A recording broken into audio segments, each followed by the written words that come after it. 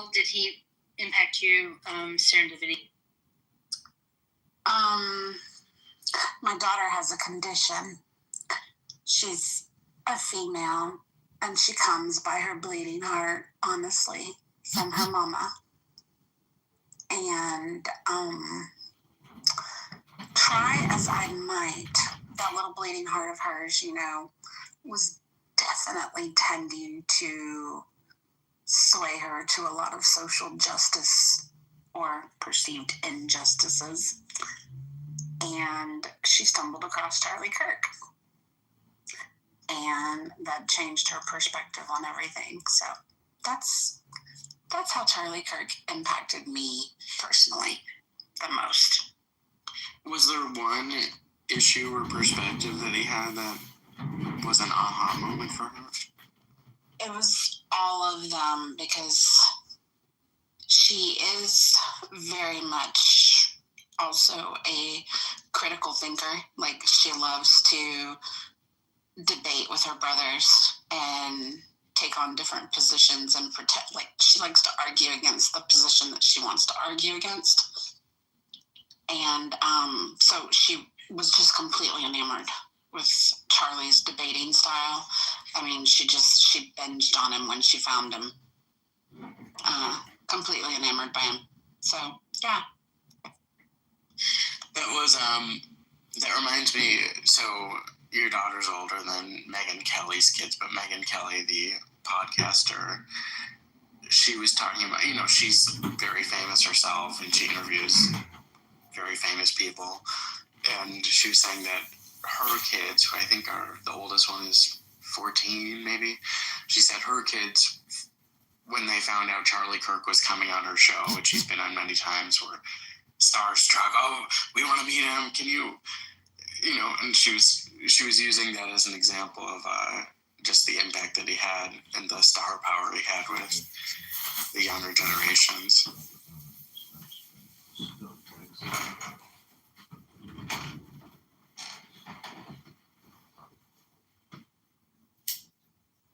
Yeah. And, she was absolutely one of those that, when he was shot, like, I begged her not to go online and look at the videos. I'd already made the mistake of seeing them, but yeah, she truly grieved over him,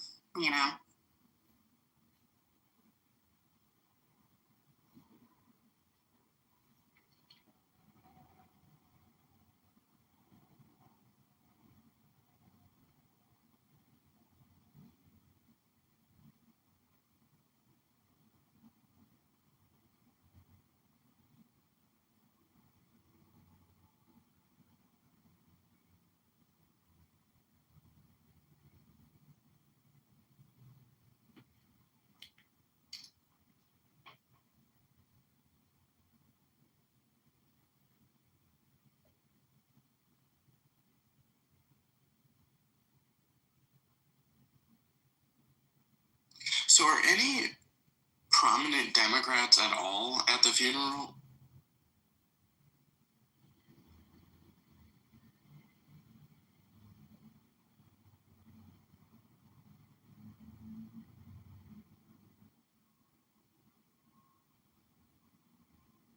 Hello, my name is George Dean here, and welcome to Politics on the Prairie. We have a great guest today, congressional candidate John Kitover. How are you doing today, John? George, I'm doing great. How are you doing today? I'm doing real good, too. I see you got the whole campaign and headquarters going there. I do. I've got a lot of phones set up. I've got a lot of YouTubes going, Instagrams, X accounts, Clubhouse. I try to do a lot of mass communication for the campaign at home.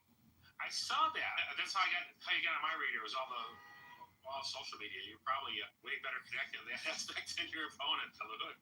Why don't you tell us a little bit about yourself? Sure. I live in Chicago, 42 years old, and I'm a graduate of the Citadel. So I have 6 grandchildren, and when they were all born, so each one of them got a big journal when they were all born. And I write probably 3 or 4 times a year in each of their journals. And I just said, tell them, like how old they are, what they look like, what they, are interested in, or anything that's going on. So I'm writing in Avery's journal right now. She's 10 years old.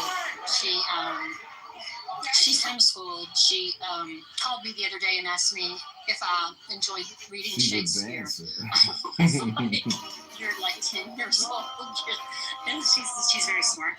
But I'm writing to her, and I'm telling her about Charlie, because I will give this to her when she's 18, and I want her to know, and she can look up, she can read about him, but she won't know now because they're very sheltered since they're homeschooled.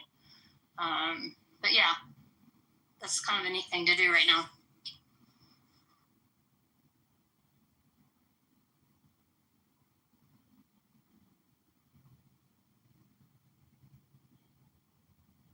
Does anyone know how long this entire service is supposed to be? Like when it's supposed to conclude? I mean, there's so many more speakers than what they said. Like, I mean, the regular speakers haven't even got up yet. I don't know how it's going to go forever, I would think. Yeah, it's probably the biggest event that I think I've ever seen.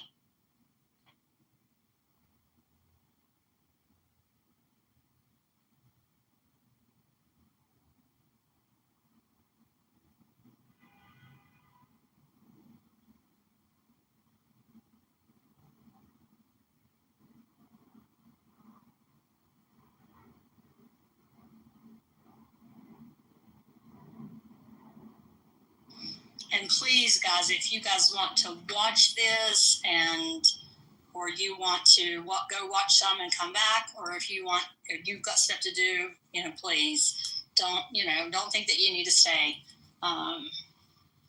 Because I know life is busy and it's Sunday.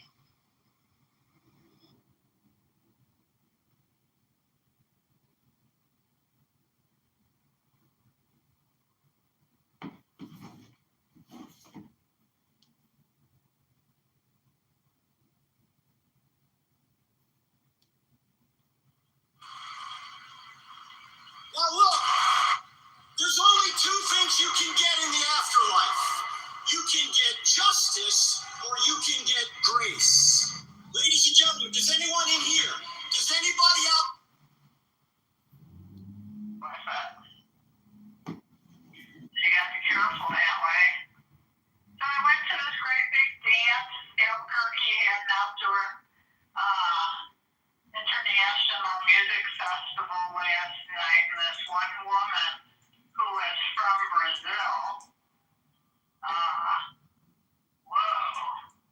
she wanted to wind up the crowd, and she said that every 23 minutes in Brazil, a Brazilian gets killed. She says she's got a pending visa. She's been waiting a year so far. She wants to get into the U.S. I'm like, I don't want you here. She was a musician? She seemed dangerous to me. She was a musician? Yeah, good one too. Very good. Good singer. She was the only there was only 3 players. One was a white drummer, so he probably came from Albuquerque and, rounded out her little trio. But she's the only one that got people up dancing. The other band didn't sing. They just played these really cool electric. It was like a great big bowl with strings. Something I'd never seen before. Anyway, it was nice. My neighbor and I went together. He's the same age as I am. One month younger. And real fit guy.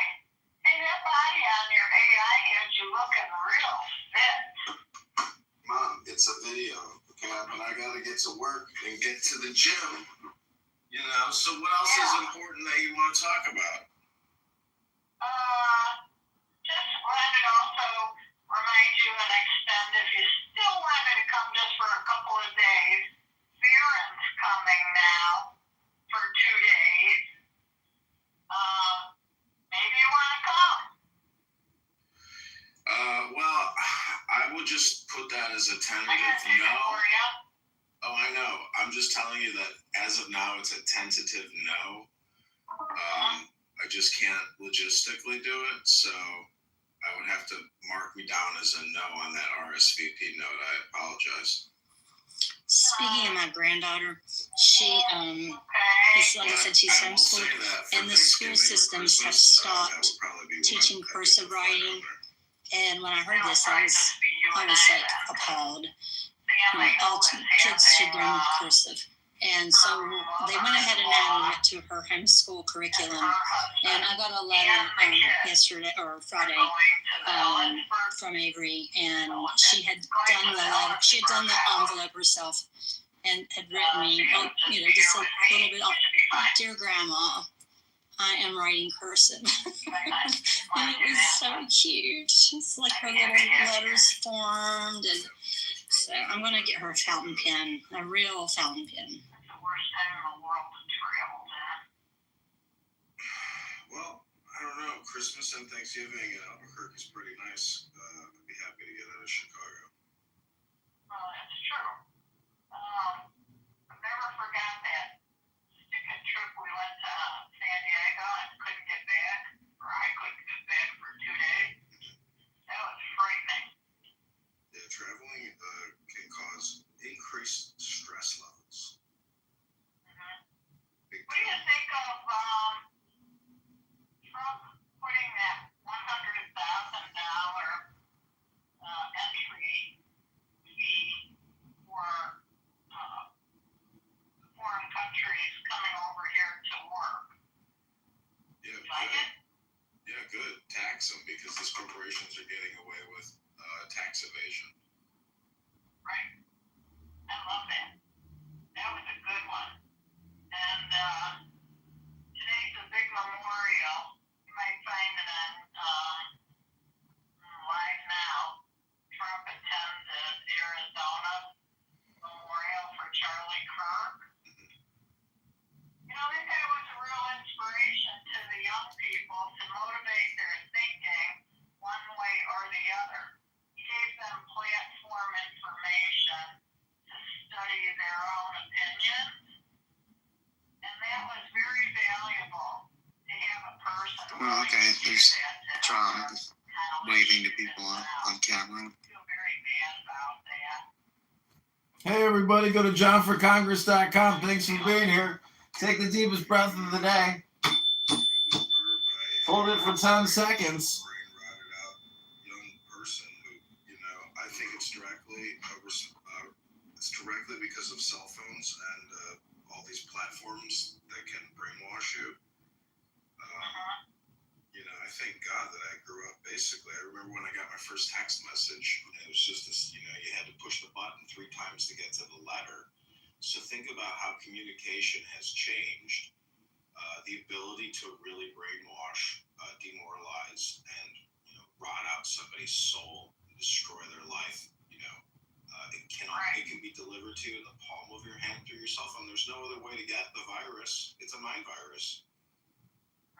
Many young men That's a try. good way of putting it. Mind virus. It is a And mind they virus. can spend useless hours researching the darkest caverns they can go. Yeah, And people. realizing a lot of these kids. The parents started them out with cell phones. Look at the age range who are committing all this. Are no longer contributors to our society. Now we get to pay to have them rot in jail. Right? I hope they give that kid the death penalty to finally awaken. Maybe it'll be a wake-up call. I'm not sure. Maybe more states will start putting the death penalty together. Well, they really need to start regulating cell phones and the information that people are consuming. on them. There's all these apps, like, you probably don't know what these companies are, but this young kid who shot Charlie Kirk was radicalized on an app called Discord. Yeah, also Telegram. So there's just a lot of extremist groups on those apps on the left and the right. And it can polarize somebody and make them extremely fearful and extremely angry and radicalize somebody to commit murder. You know, look what happened to Charlie Kirk. So. Yeah. Did you see that his weapon was an antique? Yeah. I wonder where he got his hands on that. It was his grandfather's. Probably no. It was his grandfather's. Oh, was it? Yeah, he kept writing in text messages to his gay lover boy back at home saying, I don't know how I'm going to explain this to my father. He's good. I don't know how to explain this to dad. You know, because, like, he's just a kid, you know? And, but he knew he was screwed because, you know, he lost the gun. So his dad and his grandfather would have known it was him. Well, what couldn't he, what did he want to explain to his father that he couldn't do it? No, he was going to try to keep it a secret, but he unfortunately lost the rifle. He couldn't recover it. And so his, you know, alibi would have been blown. He tried to carry it. Why couldn't he recover it? He told his boyfriend where it was. Well, you'll have to read the letter. I don't really want to discuss it with you right now, but if you take the time to listen and do some research and find the articles, you can listen to it all. I don't have it in front of me to read to. But anyways, that's my schedule. But the campaign here is going good. We are over 700 signatures now, so there's a good chance we get on the ballot in March. How many do you need? 700. Oh, you're there. Yep, we're there. Can't hurt to get a few extra, huh? Yeah, if I could get another 700, that is probably what it would take to effectively beat any challenge to the signatures. What about going to the train platform where people it works against me? Leave from every day. Yep, I've heard of these things called trains, but there's a calendar in Rockford of all their major events for September, October, so I need to review that calendar and drive up there. I'm probably going to rent a car because the last time I drove my car on the highway, it was rattling really badly. So, plus my battery died the other day at Superdog, and this car is nothing but a 24-year-old deteriorating problem. So I don't feel comfortable driving there in it and getting back safely. So I'm gonna. Well, maybe it just needs a total look over, you know? Yeah, I've had new brakes put on, I had new tires put on, and I told the guy, he's like, your tires probably aren't secure enough, you know, so I need to bring it back in. But for me, I just want to do like a 24-hour trip, so I can rent a car for 2 days, get a hotel room or an Airbnb, and myself, I can get 100 signatures, and I have to pick up the petitions from the girl that I've been paying who's been working for me. And she's going to Minnesota on Tuesday, Wednesday, so I want to get there tomorrow before she goes on her trip, because who knows, maybe I'll never see her again and I get the petitions that she's worked so hard to get. So yeah. Okay, I'll let you concentrate. Just thought you were really cute in that little campaign. That's the video. point. Cute. That's the point, to be funny, to be cute, to be nice, to be kind, you know, but to use technology for communication, because people's attention spans are 3 seconds. That's it. That's all you get. It's 3 seconds with somebody. After that. Here's where it appealed to me.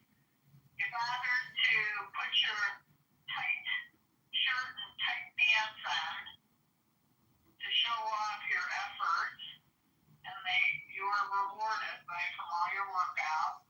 And you had a All lies, Mr. Dinehard. I think you very little for the interview. Has to get back to getting signatures on petitions. Have a good Sunday. You were a little bit light on your feet, so you must have been somewhat on your toes.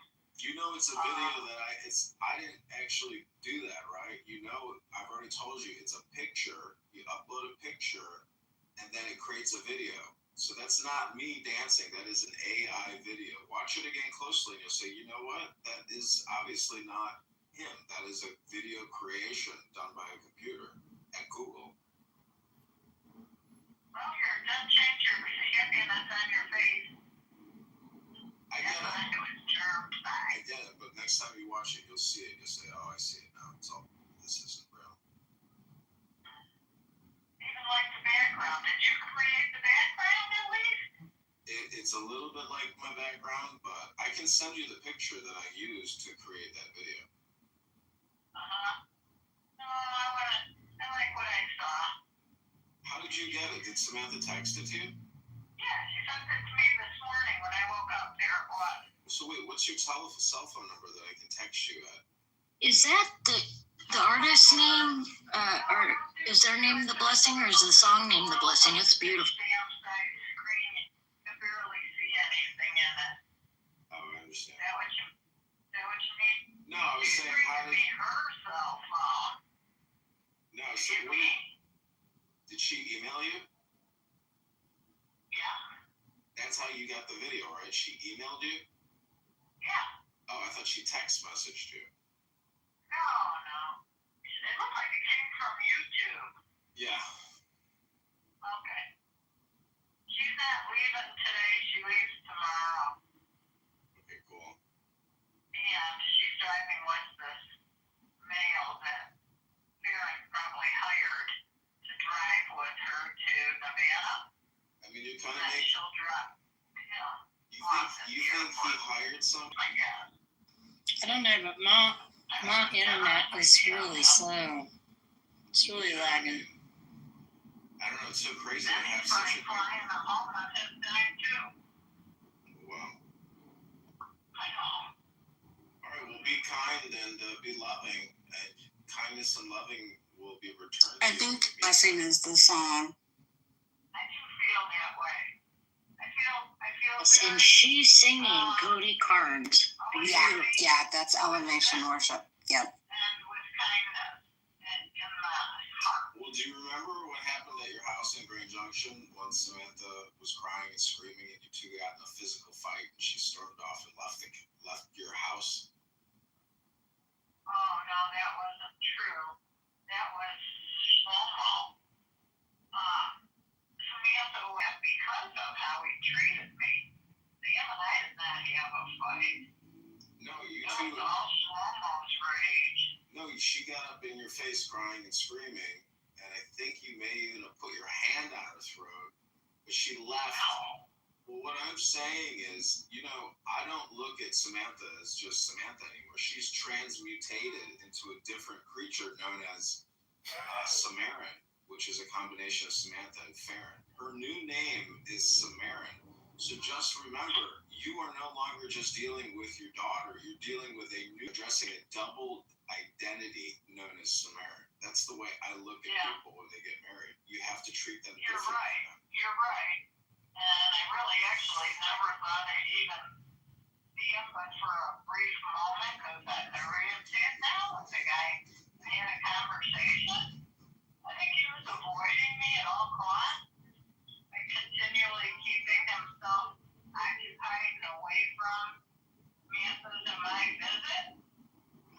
I never even talked to him. But one thing he did say is that I did a very good job raising Samantha. And I said, well, it's your job now. Please don't mess it up. Yeah, well, I mean... You kids are doing pretty good, I gotta say. Well, I'm just... that I had you. What I'm trying to tell you is, this is a big thing for Samantha. So if you have to humble yourself and eat a little dirt and zip your mouth and just be a pleasant person and just be a hostess. Like there's no need to try to crack an egg or even have a conversation. This isn't like Jeannie's hour of power here. I mean, bring them in, take them out.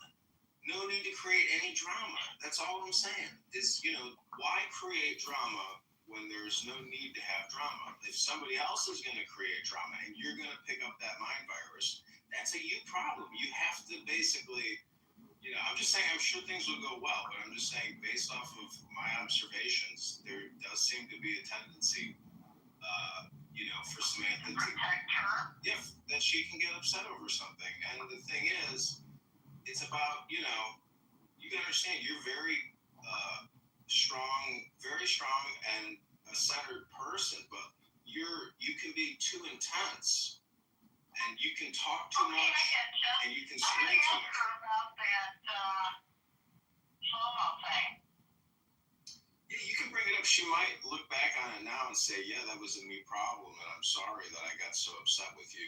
But you know, she was. I'm not looking for any apologies, but I do remember when she got back to LA, she broke up with because of that incident. Well, it's not just that incident. It was because of his control, manipulation. I'm thankful she got away from that guy. Yeah. So is she. It all works itself out. You know, I never even wanted to have an opinion because you just observe and you wait and see. And you observe and you wait and see. And then, you know, people's attitude and their character and their communication always out somebody. It's always Right. what they say and how they say it, which either makes it or breaks it. Agreed. That's very good. What do you call it? Theory or philosophy? Yeah, it's people's words matter. How they say it, when they say it, what they're saying. I mean, he was nothing but disrespectful and obnoxious every time I ever observed him around you. He was never polite or courteous or, you know, overly thankful or just pleasant. He was always, "Why the fuck did you put the non-microwavable plastic in the fucking microwave?" You know, it's like... Oh, wait a minute. Here's a better one. Everybody was seated to start passing the dishes around, and I was finally through with bringing it all into the dining table. Remember we sat on a picnic table? Just as I threw my leg over that picnic bench, and I had lowered myself, he says, "Could I get him a cup of tea?" And I said, "Sure, you can get yourself a cup of tea." I was not getting up for that motherfucker. I gave him that nice coach out, brand new carpet on the floor. His dogs ate the rolls. Remember the rolls? I think Glenda had put the rolls in that mud room. Remember when you came in, you'd have to go pass through that mud room before you came in the kitchen? Yeah. Linda put the rolls out there, and his dogs were out there, and they ate the crown off of every single roll.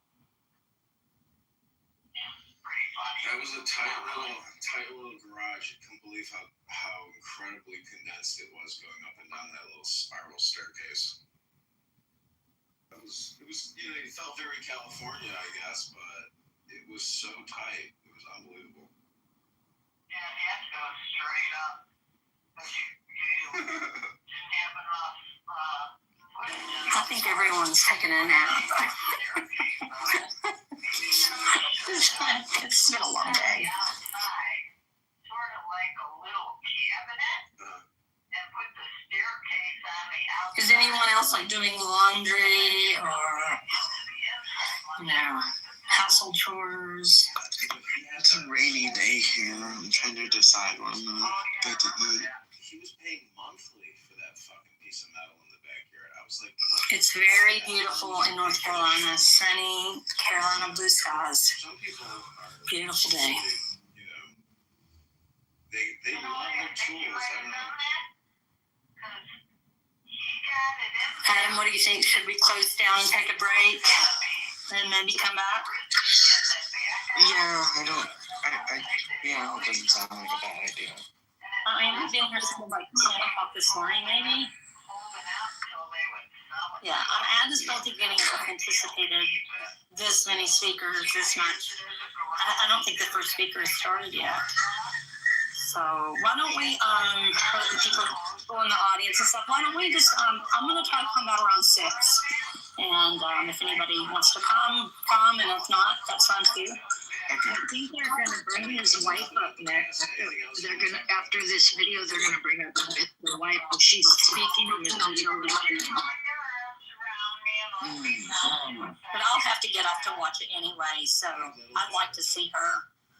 So I think I'm going to get off and watch that, and then maybe try to take a little bit of a rest and come back around 6. And if you guys watch it, and have any thoughts or impressions, come back and let's talk about it. Talk about how we're doing. How's that sound? Yeah. Innocent, come back at 6, honey. All right, guys. We'll see you guys at 6 then. Okay. Thank you guys. Thanks for coming. It's a cup. But it's like a beefy.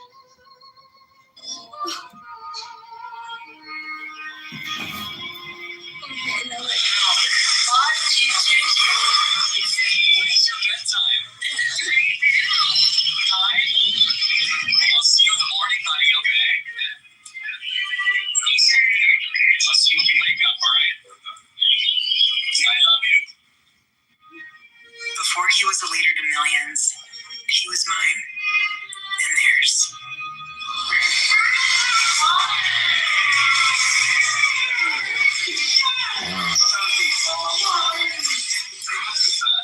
I have to say this without getting emotional, but I'm very proud of my husband, and I know many of you are too. I've never met anyone quite like her. I remember I called Tyler, and I said he's gonna have to find talent somewhere else. And Tyler was trying to coach me down because he said that she was way out of my league. He's still right, by the way. I mean, my wife is the best person ever, and she's a patriot, she's a believer. We don't want to have to be accountable to God when this life passes. And he asks, why did you not trust in me and not fight evil? For young people out there, if you want to find meaning, find something worth taking responsibility for. Yeah, it's been a fun journey, fun ride. It's just getting started. Yeah, grateful for you. Thanks for joining the Charlie Kirk Show. You're welcome. We should do this more often.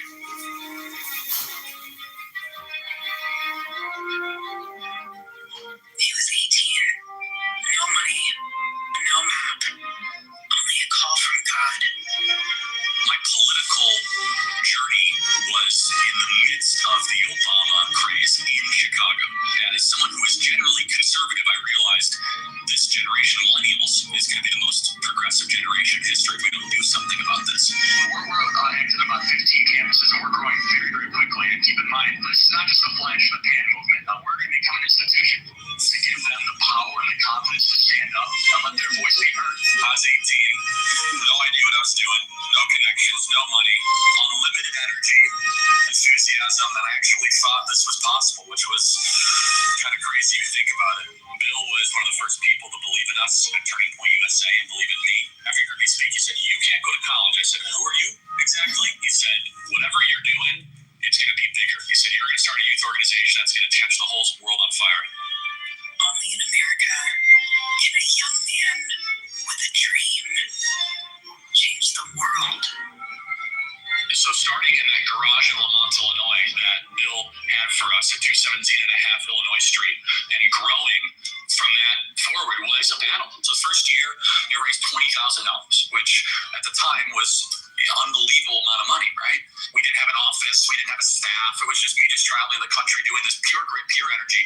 And I was driven by core ideas and core principles that we should be thankful, not angry to live in this country. Would you agree? We should be thankful. We should be just in the ground and say we're the luckiest human beings ever to exist, that we're able to live in this country. At this time, America is the greatest country ever to exist, period, bar none. It's the greatest country ever to exist, right? He loved to be, because he loved the truth and the people on the other side of the table, because they all were made in God's image. So I go to college campuses and there's a lot of error. We're all sinners. We all live in error. We as Christians are called to go into the public arena to correct error with truth. I'm far more interested in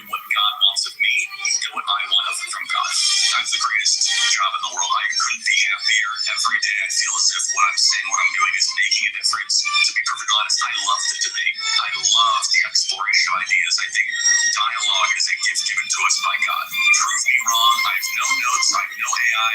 I have nothing. Tell me why you're correct. For 3 hours, I will sit there and everyone will watch. It's a gladiatorial marriage for the best ideas of the West. And their needs changed him, and he changed them. You see, you're being called upon to be a leader, let's say, that's not merely political. And that's why my understanding of it. Correct. It's an enormous responsibility. Enormous. I also need to balance, as Christ would say, being as much truth, which of course I'm inclined towards, as love. What is God's plan when I go on a college campus? I just believe I will only tell truth. I will not compromise, and I'll love on the lost. He was no stranger to threats, to being hated, to being doubted. But he went out anyway, for America, for you. He carried his love, but he went out anyway, for America, for you. You want to live longer than me, that's my mission. He carried his love for the nation in his hand, and in the other, he carried us. You have worked so hard, and I know a lot of you have seen, obviously, his videos on TikTok and all the stuff he does on campus, but no one gets to see him from my angle except for myself and our children. And the sacrifices that he made this year, he's amazing. I'm very blessed. And I would not have been able to do any of it without Erica. When it comes to your child, you are tasked to protect them both physically, spiritually, and emotionally. Once you have kids, there is this primal thing that comes into you where if you think you have worked hard before, you're for our country. He loved America. He devoted himself tirelessly to making our country a better place. He was a critical part of getting Donald Trump elected as president, getting me elected as vice president. And so much of our success over the last 7 months is due to his efforts, his staffing, his support, and his friendship. The media said the Turning Point could never run a ground game they weren't experienced. They didn't know Charlie, right? You need tremendous talent to do what he's done. Building one of the most powerful youth organizations ever created, Turning Point USA. I want to thank you, really, Julie. Incredible. I want you to remember that we did not earn this. This is God's mercy on our country. What he built will endure.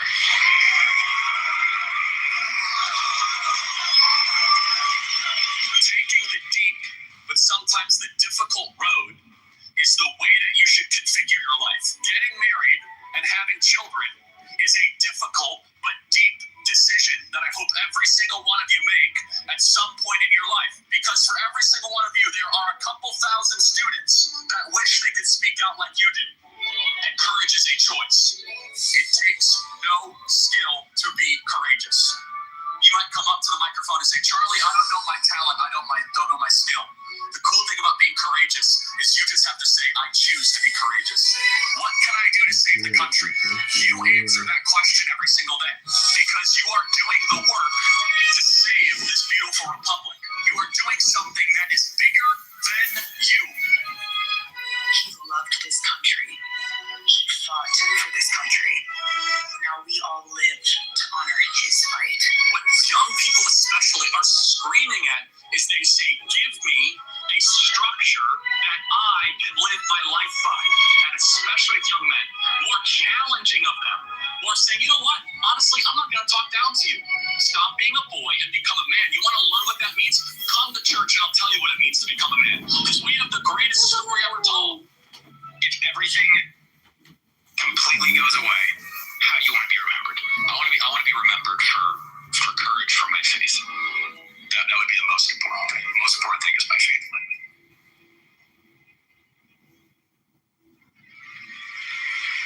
Wow, he sounds so hateful, isn't he?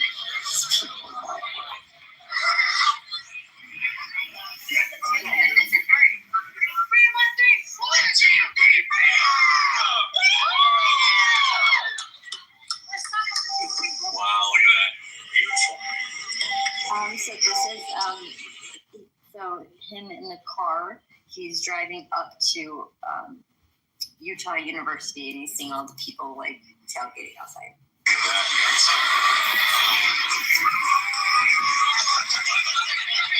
3, 2, 1, smoke. Awesome, guys. Thank you.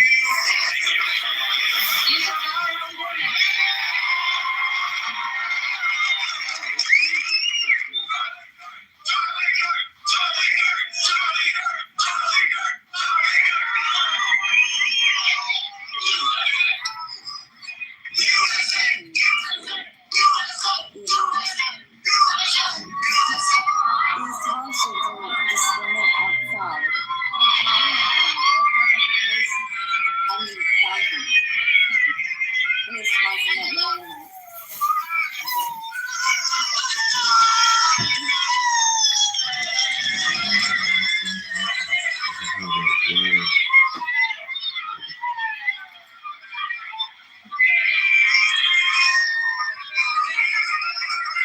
From my understanding, he only got 20 minutes into the debates, I think.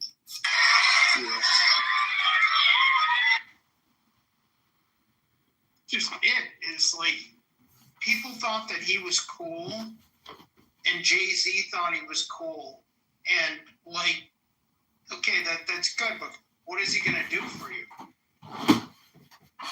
Yeah, but most people don't think like that. Like, I voted for Obama the first time. Didn't vote for him the second time, but the first time I voted for him because, I had that female mindset, man, raised by black women. So I got caught up in he's a smooth talker. He's a good-looking guy. He makes you feel good. That type of deal. And he's black. So a lot of us, man, we got a female mindset. But here's the funny thing about that whole thing with the Obama is he, like, at that time, the economy was pretty much crashed, right? And I said during that time, I said, this McCain guy doesn't have a snowball's chance in hell of winning. And my friend's like, no, you're an Obama supporter. I go, it has nothing to do with that, right? I go, when the economy's in shambles like that, just like that, that's why Trump won by the margin that he did. Because all of a sudden, when your grocery bill goes up like 50% in like 4 years, you're going to be like, okay, the guy in office ain't really doing that good of a job. But too, a lot of people realize all this shit they talked about Trump, and then he ended up getting elected, and I didn't lose any rights. He didn't rule like a fascist Nazi dictator. I was told the world was gonna burn up into a crisp, and it was all over with. And a lot of these people realize, oh well, holy shit! When Trump was in office, I had more money in my fucking pocket, man. So something ain't right. Something ain't right. So the Democrat Party didn't do themselves any favors. They didn't look long term enough to realize, holy shit, we're telling all these lies about this man, but when he's in office, people are gonna realize that none of this shit what he said was true. So that hurt him really. I also think too, like with Harris, like they put like the worst possible person, right? They should have never fucking put her as runner up. I mean, she's terrible. Like, I was talking to someone when I was in Curacao, and she's from the Netherlands, and she says, I don't like Trump, whatever. But she's like, I looked at it and I said, there's no way this lady's gonna win because all she is just a bunch of word salad. I'm like, exactly. Yeah, she's fake. You seen Don Lemon go out in the streets of D.C. trying to get interviews, and everybody was fucking calling him a moron and fucking disagreeing. Like he was going up to all these black people and shit. What do you think about Trump bringing the National Guard here and this and that? They're like, actually, we need it. The crime's fucking horrible here. He's like, we're actually looking forward to Trump doing it. And he was just shocked. He walked up to this one guy, put the microphone in his face, and he's like, hey, you got a few moments to have a conversation with him? The guy's like, he's like, who are you? And he's like, I'm Don Lemon. He's like, oh, Don Lemon. He's like, you're a moron. I called him a moron. But Don Lemon got this more, wasn't he went up to disagree with him. Man, it was just, it was pathetic. Like, to myself, I'm like, they can't come up with anyone better than this. I'm like, really?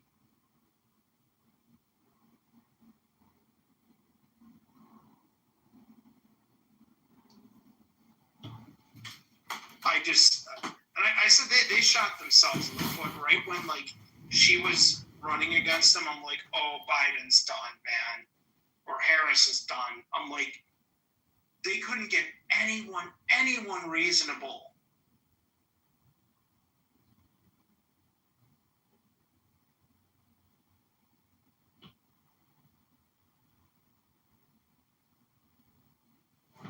I'm John.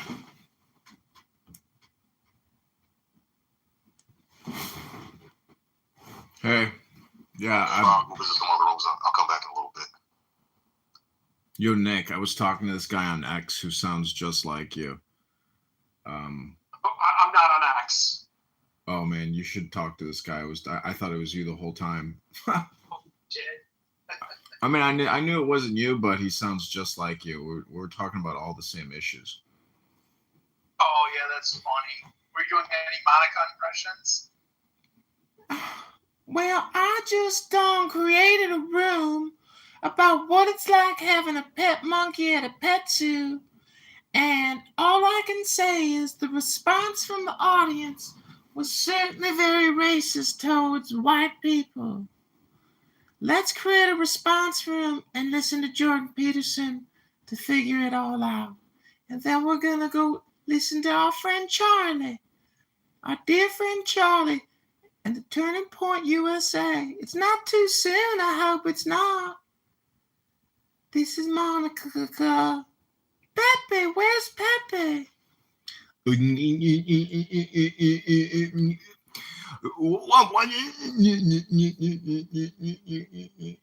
That's my Pepe impersonation. They call him Dr. Kermit the Frog. Hilarious. KF. That's hilarious.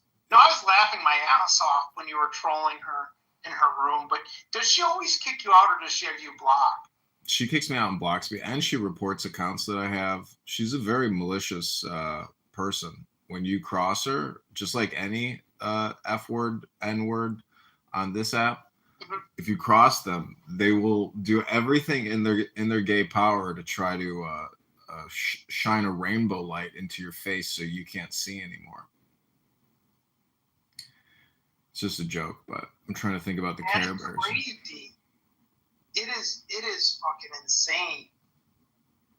Yeah, this app has extremely deranged people on it, and because I, have so much social media and I record them, they hate my presence on the internet because they know they're tied into it because I've recorded everybody for so long. Interesting. Yeah, people really, really hate my social stuff because it's so much Clubhouse. And everybody knows they're being put on YouTube by John Kitover, but there's nothing they can do to stop it right now. Right. That's hilarious. No, the trolling's been, like I said, you've taken it up a level, and it's been pretty good when you start trolling Monica in her own rooms. Yeah, they, as soon as they see that anonymous come in, they immediately think John Kitover, and the rooms just stop. It just stops the rooms dead in the track. Somebody says, "Hey, check your Telegram. Hey, check your back.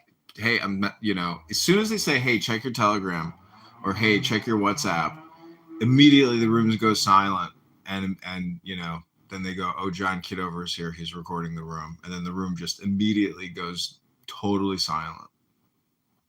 Right. So I guess it turns out that JB blocked all of us. I can't get into any of his rooms because we went into Pepe's rooms. Because I guess we're all blocked out. I know. I've texted him. He doesn't respond to my text messages anymore. Cleared him. Hey, Debate the News is gone. They just go to Chatter now. Yeah, and they're using X too. I see Nelson Apega live streaming himself on X quite a bit. Oh, Well, that's what they're doing. Well, I guess they like chatter because they can just put on the headset and put on the video camera on the. But it's like it's just more or less, like you said, just an echo chamber. Yeah, I'd rather listen to an audiobook any minute of the day than any of these people on Clubhouse. It's just some of it is very topical and prescient and newsworthy, like Charlie Kirk's funeral. I mean, it's like a national moment. So recording people, being shit stains, that's my business. I think I can make a full-time living just recording Clown World. It's possible. There's people already just doing liberal, media republishing, and I call it Docs News Incorporated. Docs News Incorporated. If you come on a social audio platform app and you are screaming out homicidal ideation or death threats, and we record you doing it, you are the basis of my business. Docs News Incorporated. Hilarious. So I was in interesting. I was in Illinois this past week for an inventory, one of our plants. But I was in southern Illinois. Mm-hmm. It is a different world out there because it's like southern Illinois that borders like Kentucky, Indiana, and parts of Missouri's right there. Everywhere you go, you see Trump flags. And all my coworkers were bitching because they're like, our taxes are so damn high because Chicago fucks everything up for us. Yeah, it's true. Chicago's the parasite in Illinois that sucks the joy out of southern living. It really is north versus south, and that's why I'm getting so many signatures in the south. Rockford and Peoria are like different worlds. One has insanely high crime, one has no crime. One, but they're both paying, their equal share in property taxes. So Cook County hasn't released the property tax bills yet. It's delayed by like 3 months now because of this Tyler Technologies. They fucked it up, and so the point is, they know that there's going to be so much political backlash. They're like panicked because it could throw the election, could throw these primaries come March. And didn't that dipshit mayor, he went on some rant or some speech in Chicago. I'm like, is this guy that fucking stupid? Because remember, like, he was kind of like doing a town hall with local citizens, right? Mm-hmm. And they were bitching about like where the money's being spent, where this is. And he's like, I don't know. And he couldn't answer any question. I mean, I'm like, is this guy that fucking stupid? He is. He is definitely mentally challenged. I really do believe that. And I just hope Trump deploys the Army National Guard in the city and takes over Michigan Avenue, the blue line, the red line. They're already saying that if they don't provide additional security on the trains, they're going to pull, national transportation funds, and it'll shut down the buses and the trains in Chicago. So if they don't comply, they are going to withhold funding. But I just hope Trump takes a bold initiative and deploys the Army National Guard throughout the city, especially, going into these primaries and even doing like a winter deployment in the city. But it's interesting, too, because I'm looking at this election map where I was there in southern Illinois. It's all red. It is all red. Like, my coworkers that are, like, because the Indiana border is like 10 miles away. It's not far. So a lot of my coworkers just live in Indiana because they don't want to pay Illinois taxes and be part of that fucking communist-run state. Even the Republicans aren't Republican enough. They have no idea how bad things are with Pam Bondi. Trump even had to tweet. He's like, everyone's telling me you suck. You better get something started here. And, everyone is screaming, will there ever even be one arrest? Are you going to arrest any of these people who tried to overthrow the government and are treasonous traitors? When will the arrests come of a high profile former administration official or political, Democrat? Who, when, where, why, how? What is Pam Bondi going to do about it? Is she sipping a daiquiri at a fucking pool right now?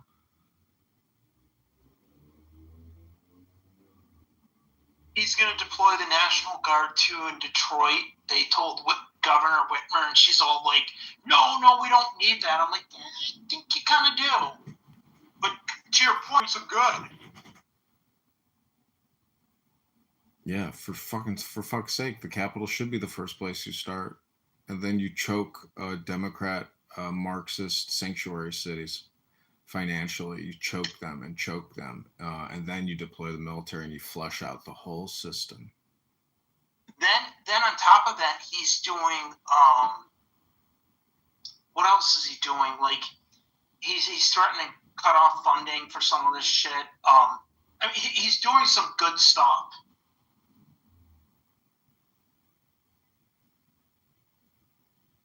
When will these? Like the problem is all these states when they got those Biden bucks, there is so much fucking construction everywhere, and they're like, oh, look at all these jobs that they're creating. I'm like, yeah, but some of these roads were already good. They're just ripping them down because Biden gave them money to work on construction projects that last like 2 fucking years.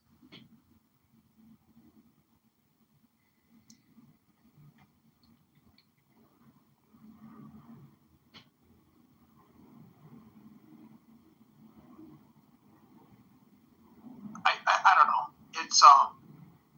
It's a big mess, but I think it'll do them some good if they definitely bring in the National Guard there to Chicago. Listen to this. List of taxes the average American is asked to pay: property taxes, sales taxes, state income tax, marriage license fees, local school tax, vehicle registration tax, business registration and permit fees, waste management tax, cigarette tax, court fees, dog license tax, driver's license fees, social security taxes, gift tax, unemployment taxes, estate tax, fishing license fees, garbage tax, gasoline tax, gun ownership fees, highway toll fees, hotel tax, hunting license fees, import taxes. Fuck Charlie Kirk. He was a racist fucking terrorist. Individual health insurance tax, inheritance tax, insect control tax, inspection fees, IRS interest and penalty charges, tax on tax, library card fees, license plate fees, liquor tax, luxury tax, Medicare tax, parking meter fees, passport fees, airport transportation tax, biodiesel fuel tax, professional license fees, recreational vehicle tax, self-employment tax, sewer and water tax, service charge taxes, sports stadium taxes, state's park entrance fees, tanning tax, 9/11 service tax, telephone, federal excise and universal service fees, tire tax, and most of all, federal income tax.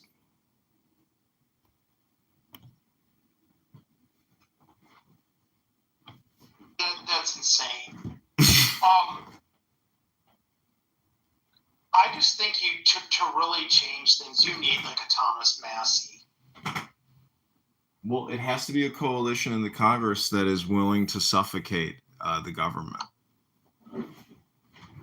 Nobody likes suffocation because, nobody wants to self-suffocate. But most people have a breathing problem to begin with. So the time to suffocate and snuff out this dragon known as borrowing, spending, and taxing. Stop borrowing, stop spending, stop taxing.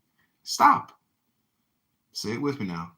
It's spelled S-T-O-P. It's a 4-letter word. Stop borrowing, stop spending, stop taxing. They go hand in hand, all three of them.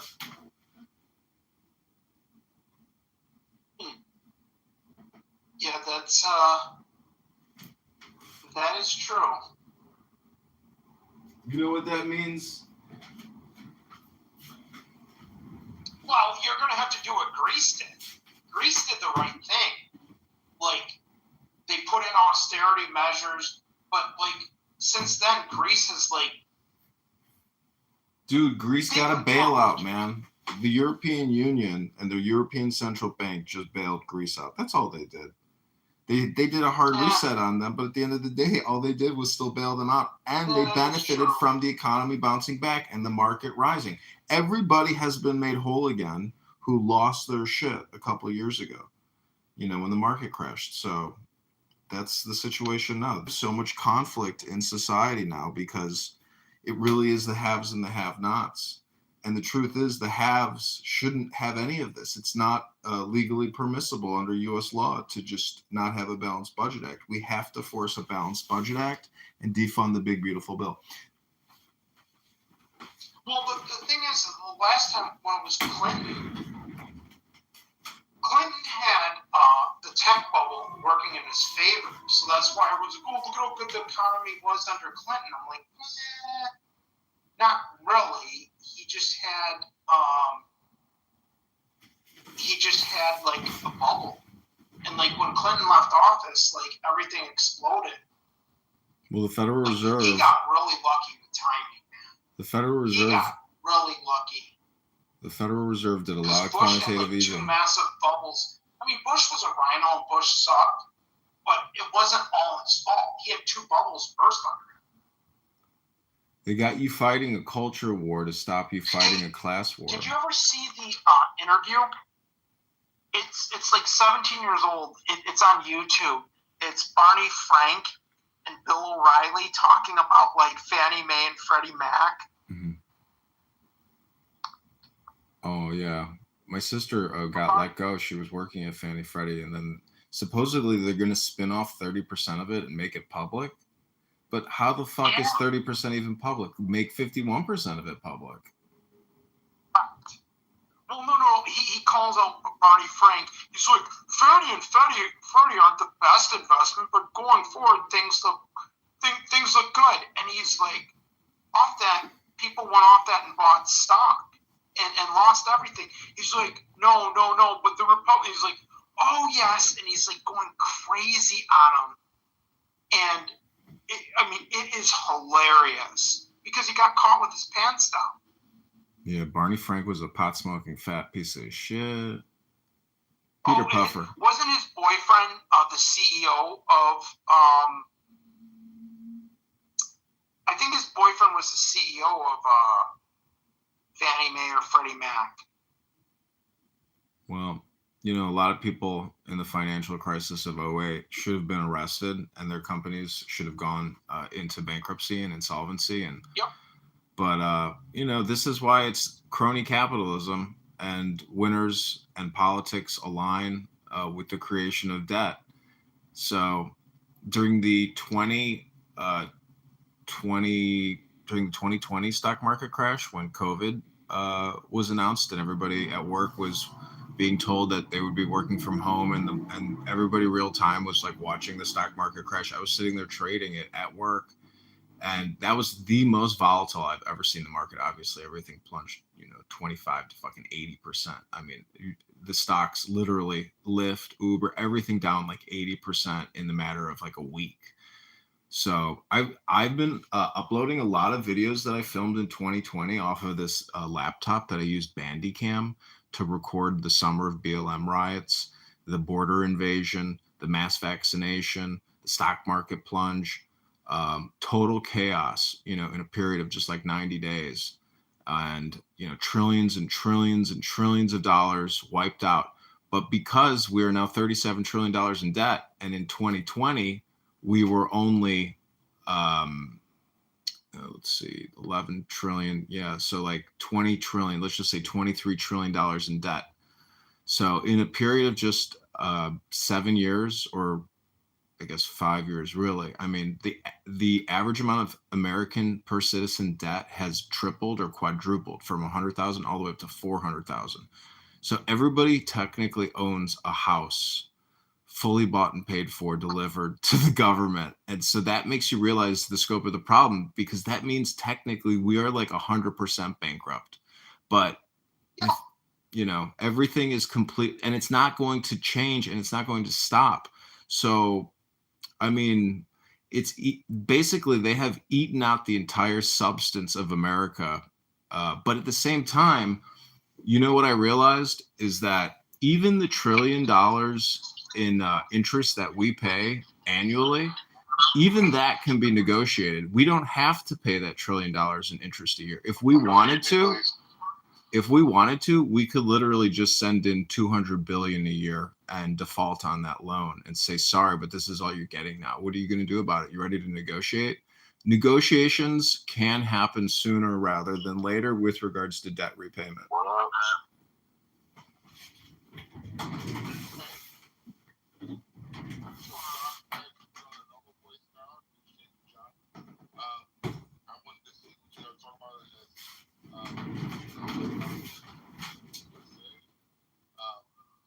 Were you guys speaking about this topic, or are you guys on something else? On something else. Can I say though, I'm not buying this fucking dude. They're saying that they found the bullet just underneath his neck, like underneath his skin. Like, dude, a 30-06 bullet is fucking traveling 2,500 feet per second. When it hits somebody, it's hitting you at 3,000 foot-pounds of Mountain, force. you're sure he's dead though, right? You're sure he's dead. Let's just confirm that. You confirm he's dead, right? I know he's dead. Oh, okay, great. Well, then moving on to the next conversation. Hate to tell you, dog, but dead is dead. There's no more conversation when you're gone, brother. That's it. You're bringing up something which is just like a ghost in your fucking brain, dude. No, dude, because we're not just going to gloss over the something fishy here, bro. Well, you white men like to kill other white men. And you black men like to kill other black men, so shut the fuck up. Right now, though. So yeah, white men like to kill other white men. Who the fuck cares about all that, bro? We're not going to talk about race. Only you dumb racist assholes like to talk about race. Why don't white violence? Go ahead. Okay. I don't want to talk about a racial fucking factor. Gentlemen, are you gentlemen? Gentlemen, are you gentlemen? Can you confirm my question? Yes or no? Are you gentlemen? Yes. Yeah. Okay, well then, gentlemen, let's speak like gentlemen and not waste our time here because I'm live streaming this on YouTube. Let's talk about the white violence, right? Okay, give you 60 seconds. Raised by a conservative family, murdered a conservative white man who was asking for debates on the college campus, right? Why? That's what I want to get out. Okay, gentlemen.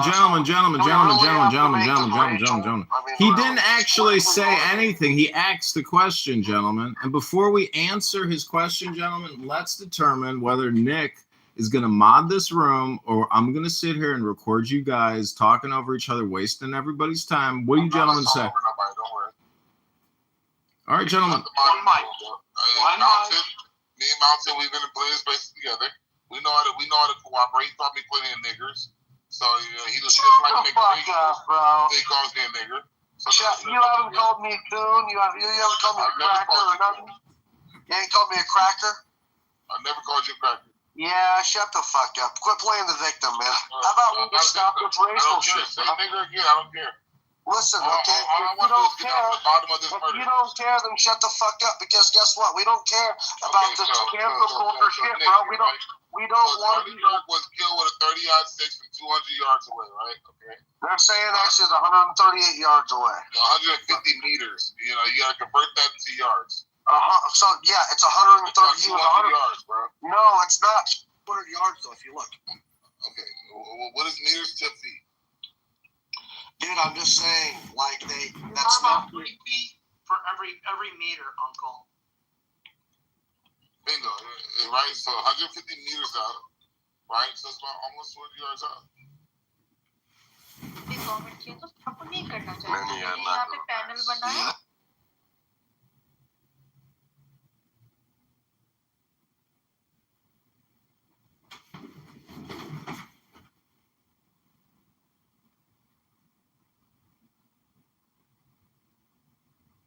I don't know, man. I mean, 100 yards, like that's good. Wow. Thank you. Oh, so yours is the head nap. It doesn't have to be live totally, and if you want to, take a break and go do what you need to do, and then we can just play it. See, I need to watch it live though, so I'll watch it and then we can play it. Okay. Or where's Beaver? Beaver, can you stream it? I just have to do dishes really quick. Beaver, please. You're Matt's BFF. Do something. I'll try something. One second. Maybe Moose wants to stream Frost, do you think? Or Jarl? Oh, if he was a sniper or just some.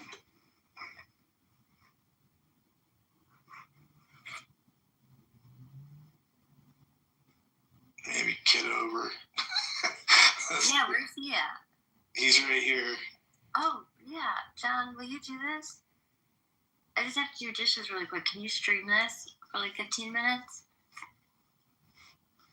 Anything happen? He might be at one of those other phones. Can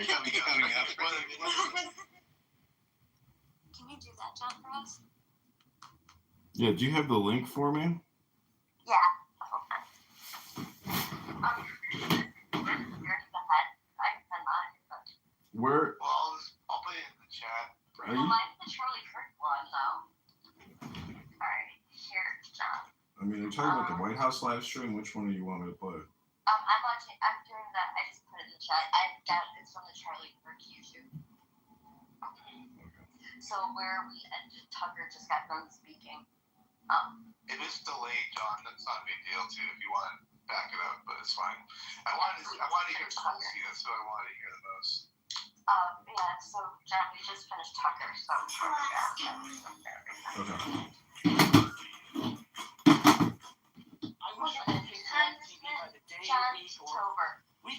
Yeah, I'm going to. You came to me very Okay, you want to go back? every single day because you are doing the work to save this beautiful republic. That's fine. Not delayed. Well, Marco is going now. If you believe Charlie Kirk, Why don't you just tell me how far you want me to go back? Right now it's at 6 hours and like 50 minutes. from overseas, I'm in South Korea. I have many concerns I want to share with you. The port organization of the country has been. I'm on Charlie Kirk's YouTube. It's live. Let's just go to the live. Fuck it. You want to do the live? Alright, let's get it live. It's fine. I'll watch the other part later. It was also bold. So we got done with It is so easy. And listen, I've been guilty of it. I think many of us have been guilty of this. You hide behind the walls and you surround yourself with people that agree with you. We do it as a society all the time. Increasingly, people are moving into neighborhoods with other people that agree with them politically and isolate themselves from people that do not agree with them. But Charlie Kirk was bold. He actively sought out to engage peacefully, respectfully, those who he disagreed with. As recently as 2 days ago, we learned of one of the hosts on CNN who said that one of the messages he had gotten just a few days before Charlie's passing was from him, inviting him to dialogue. And he did this on campuses, he did this on podcasts, he did this on radio shows, he did this on television shows. Time and again, he sought to engage those he disagreed with because he understood that we were not created to isolate ourselves from one another, but to engage. The irony in all this is that what our nation needs, one of the many things it needs, is the ability to discuss our differences openly, honestly, peacefully, respectfully. And Charlie Kirk did that more than anyone alive in America today is doing.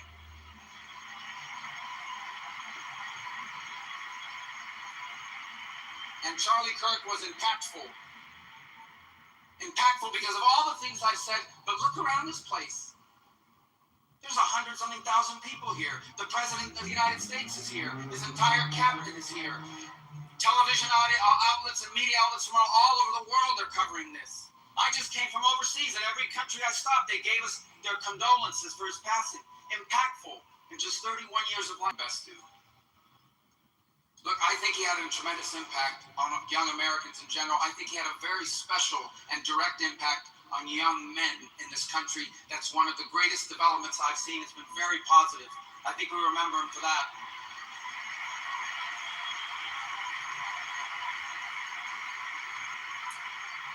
I think we remember him for constantly saying, you want to live a productive life, get married, start a family, love your country. These are powerful messages.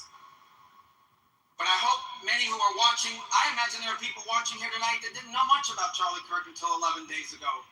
Maybe they were disengaged from politics. Maybe they were partially engaged. I hope one of the things they take from this is that the movement Charlie Kirk led and started and gave fuel to was about politics, but not only about politics. It was deeper. It was broader. And I would say that taking the liberty, but I'm confident he would agree, one of the things he wants us to take away from this, from all of this, is the following. His deep belief that we were all created, every single one. These boots are made from a single piece of premium American leather. Don't forget to get your new boots, America. Winter's right around the corner. Eternity.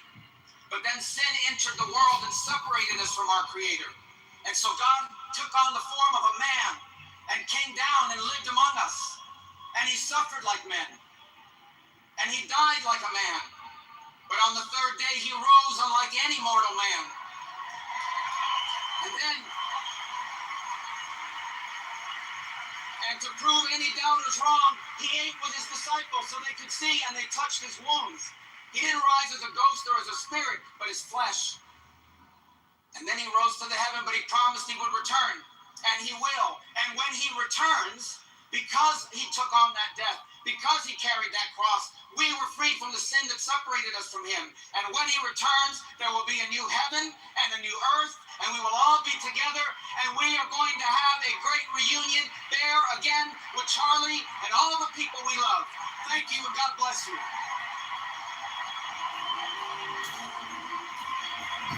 All right, ladies and gentlemen, you just heard little Marco. Little Marco just told us all that one day we're all going to go to a picnic again, a big old barbecue, and we're going to be in a heavenly Christian retirement center in the sky. Everybody's going to have a 6-house, 2-car garage. Everything's going to be great. There'll be no more poverty, no more disease to worry about. We'll be immortal, and we'll all get to enjoy the party. Won't that be nice? But in the meantime, we're going to take you back to the live stream. We are Charlie Kirk. Thank you, ladies and gentlemen of Clown House, for being here. Matt and Ann, God bless you both. I hope you're having a fun Sunday.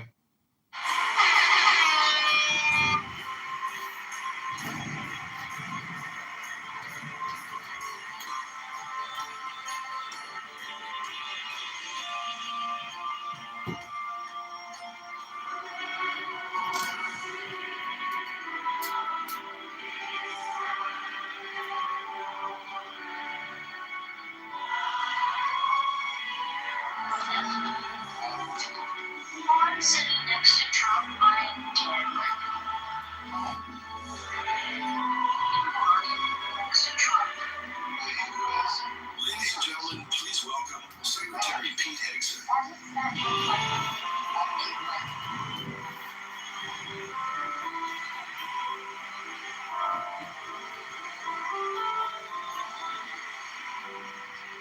Room attention! Charlie Kirk, a patriot, a conservative, a leader, a builder, an advocate, an author, a lover of freedom, a husband, a father, a Christian, and a warrior. You see, Charlie Kirk was a true believer for the cause of freedom, for the power of young people, belief in our republic and our founding principles, in America first and make America great again. But more importantly, he was a true believer. Only Christ is King, our Lord and Savior.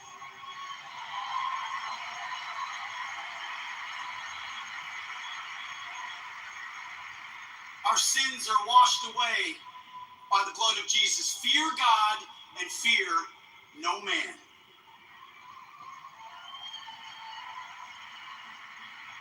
That was Charlie Kirk.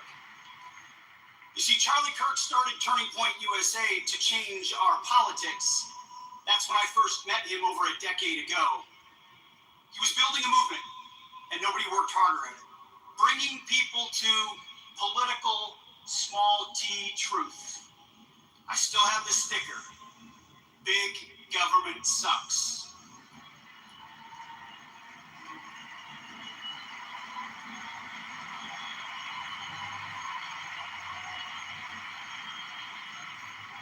And he pursued that truth with more vigor than anyone I've ever met.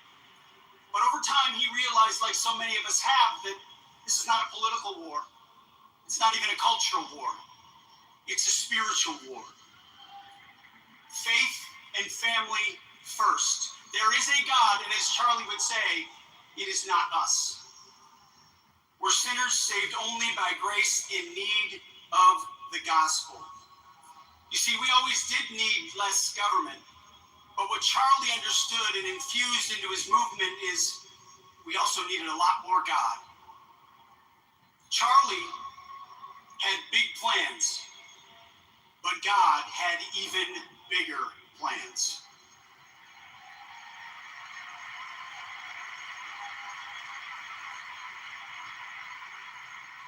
You know, Marco mentioned this arena and the millions watching.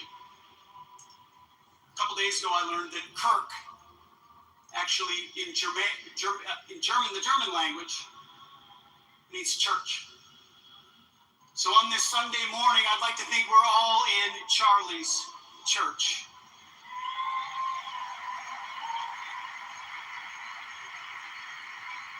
Charlie started a political movement, but unleashed a spiritual revival. My pastor texted me the day after that horrific event and said, Pete, the devil overplayed his hand. Charlie started with liberty, but ended up lighting our country on fire for Christ. He started Turning Point USA, but this moment is the turning point for the USA. Right now.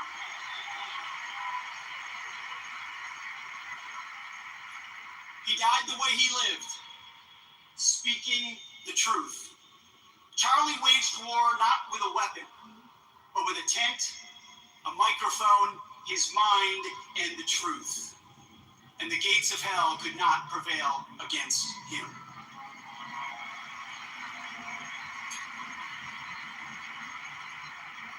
He went into the darkest of places, like Paul in the book of Acts. He went into college campuses where they said we couldn't go. And he was the light. He was bold. He was brave. He was a hero. You know, at the War Department, we know a little bit about heroism. I've seen it personally on the battlefield from Americans wearing camouflage, and I'm surrounded by men and women today who have the chance to witness the same. Most people don't know this, but Charlie Kirk wanted to go to West Point. It never happened, obviously. His personal loss at that moment was our nation's great gain.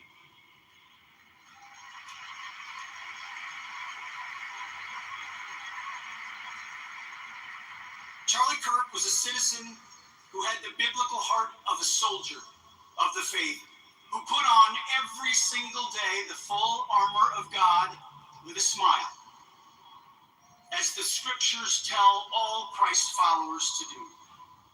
Charlie Kirk, a warrior for country, a warrior for Christ. He ran the race. He finished the fight. Now it's our turn. My charge to all of you, live worthy of Charlie Kirk's sacrifice and put Christ at the center of your life as he advocated for, giving his.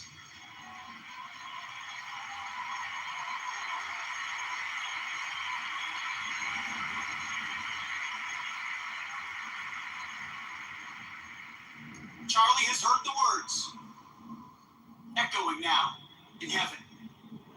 Well done, good and faithful servant. Charlie will take it from here. God bless.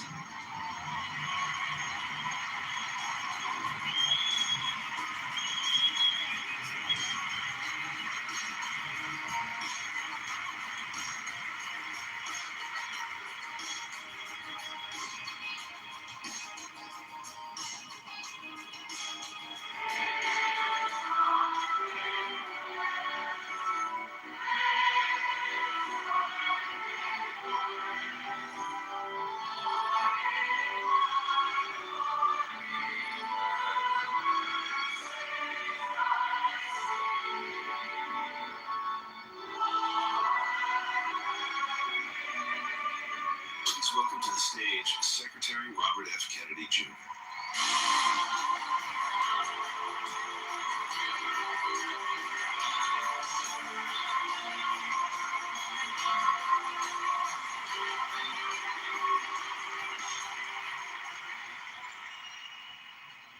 Charlie's overarching passion was his Christianity and his devotion to his God. He believed what St. Francis taught us almost 1,000 years ago, that we should strive to live our lives in perfect imitation of Christ. That we should turn every day and every moment and every interaction into a prayer. And Charlie understood the great paradox that it's only by surrender to God that God's power can flow into our lives and make us effective human beings.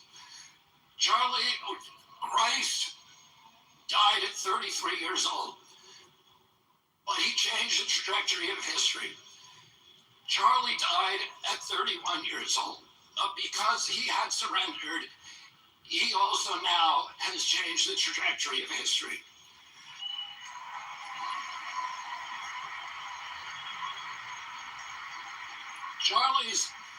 Charlie's other passion was free speech. He understood that the free flow of information was the soil, the water, the sunlight for democracy. He understood democracy's great advantage was that our policies were formed by ideas that had triumphed in a marketplace of debate and conversation. He thought that conversation was the only way to heal our country. And this was important, particularly important during a technological age when we are all hooked into social rhythms, social algorithms that are hacked into the reptilian cores of our brain and amplify our impulses for tribalism and for division. He felt that the only way to overcome that biological impulse was with a spiritual fire and with developing community, and the only way to develop community was through conversation. And so he always gave the biggest microphone to the people who were most passionately aligned against him, because he believed that we need to talk to each other, and that we needed to be able to say what we mean without saying it mean. A few years ago, my brother David died, and I asked my mother, does the hole that they leave in you when they die, does it ever get any smaller? And she said to me, it never gets any smaller. But our job is to grow ourselves bigger around the hole. And we do that by taking the best qualities, the best, most admirable character traits of the person that died and integrate them with restraint, with discipline, with practice into our own character. And in doing that, we make ourselves larger and the whole gets proportionally smaller. But we also give a kind of immortality to the person who left us because their work continues through us. A couple of days ago, my niece, or my granddaughter, left for college in Europe. Her mother noticed that she packed a Bible. When her mother asked her why she made that choice, she said, I want to live more like Charlie. And it's...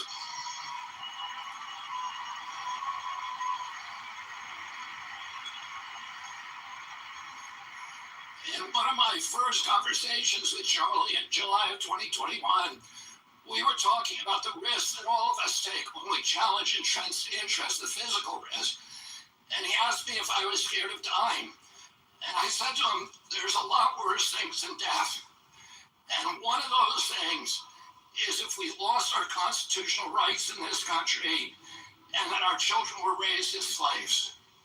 And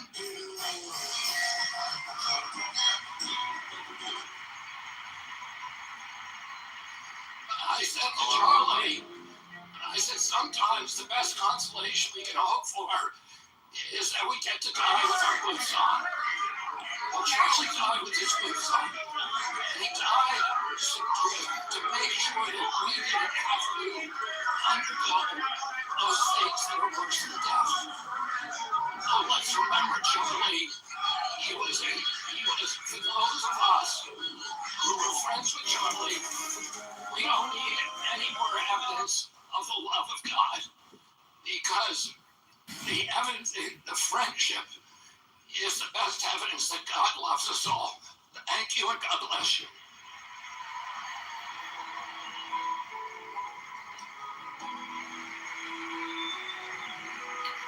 This message brought to you by Pfizer. Don't forget to get your updated fall booster for your COVID-19 vaccine delusions.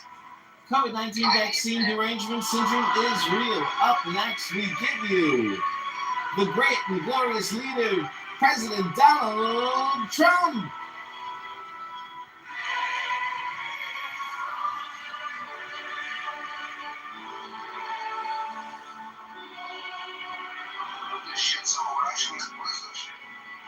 This is the Charlie Kirk YouTube live stream. Ladies and gentlemen, please welcome Donald Trump Jr.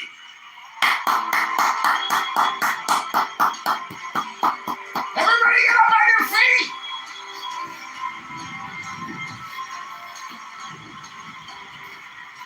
Welcome, everyone. I'm not widely known for being a sentimental guy. Anyone who's seen me on social media knows I'm far more likely to crack a joke or get myself in trouble for posting some grossly inappropriate memes than I am to shed a tear. I know this because I've even gotten the call from that guy a couple times. You know, Don, you're getting a little aggressive on social media, Don. Relax.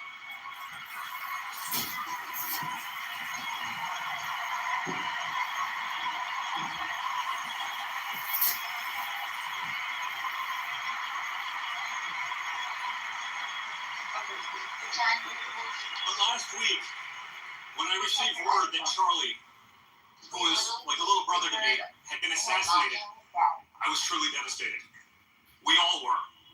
And we're here today to celebrate the way he lived his life and to remember the way he changed so many of ours. So I want to start where I know Charlie would want me to, with what was most important to him, and that was his relationship with Christ.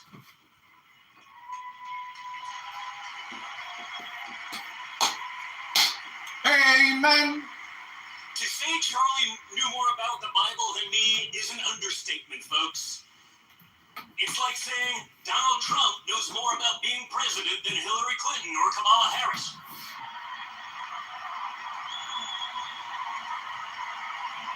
No kidding.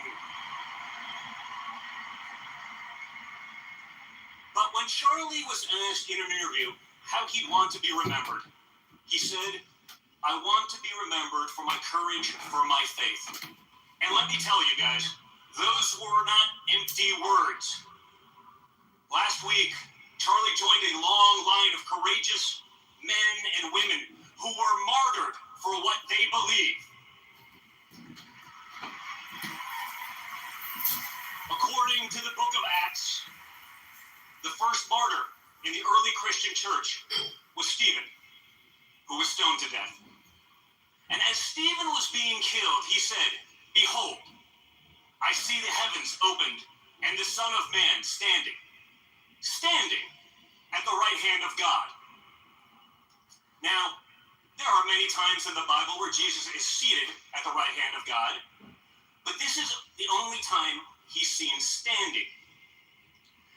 And while the Bible isn't explicit about this, I like to think Jesus was standing to welcome Stephen, the courageous martyr, into heaven.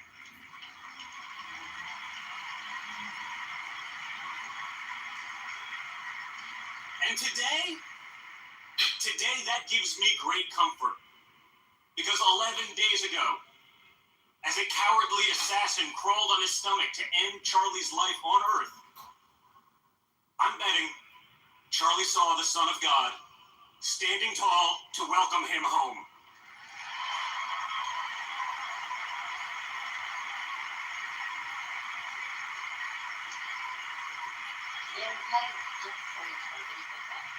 I'd be remiss if I didn't mention the greatest treasures of Charlie's heart: his beautiful wife, Erica, and his two precious children. To watch Charlie with his family, the joy on his face, the devotion in his eyes, was to see the gospel lived out. And for me, it was inspiring. And now, in the face of unthinkable loss, Erica has shown extraordinary courage, not only as a mother, but in stepping forward to carry on Charlie's mission as the CEO of Turning Point USA.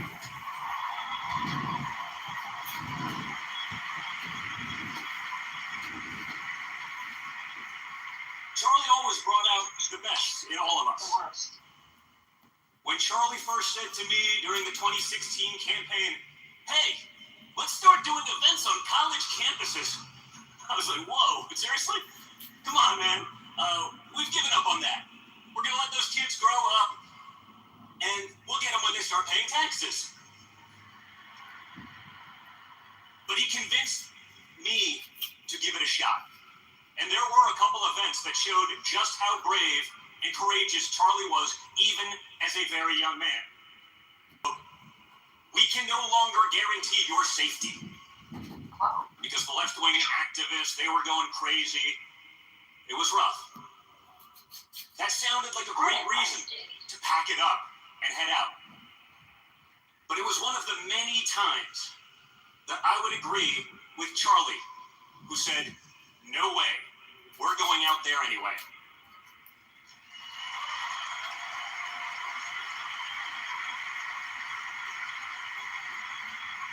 At one of the last events of the 2024 campaign at Arizona State, some lunatic called it a threat to try to keep us from going on the stage. Again, we went out there anyway, without fear. Charlie led the way. His message was clear then, and his message is clear now. We won't back down. We won't be intimidated.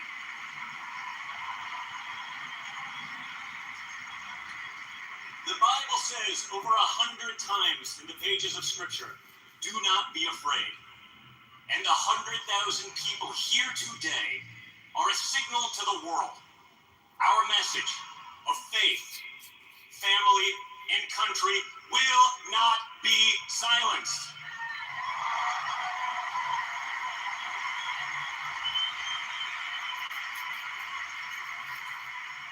It always amazes me how Charlie chose to use his platform. He had one of the largest microphones in the entire conservative movement. And what did he do with it? Day after day, week after week, he handed it to the very people who opposed him most. The media tried to smear him. When people disagree with us, we don't silence them. We don't destroy them, and we certainly don't sink to violence.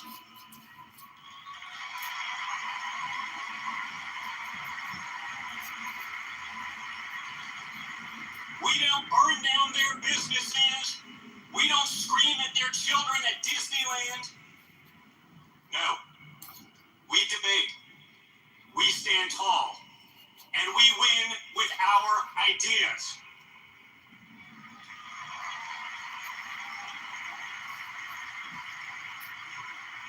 The true extremists are those who would justify and celebrate taking an innocent life over nothing more than disagreement. Yeah, speaking to you, chat warriors. That is the real radicalism, and we reject it completely.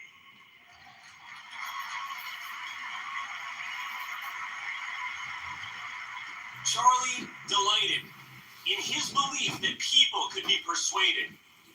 He believed the way to win hearts was with truth, with courage, and with conversation. He would always be the first to say, "You are welcome here." And that's what I want. Going into the store and seeing that you have to spend like $20 every time you want to get replacement heads, or if you need a new wand entirely to attach them to, it's like $30, which is wild. I found these ones here on TikTok Shop. It comes with the Don't forget that TikTok. That when they took his life, 1 million more Charlies stepped up to fill the void.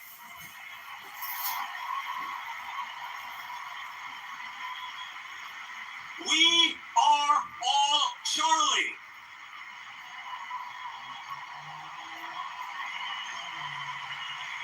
So let's send a message here today, guys. I want to make sure the world hears us loud and clear. Will you surrender? Will you back down? Will you give up in fear? Good. If you're among the millions of people watching today, please see this and know you are not alone.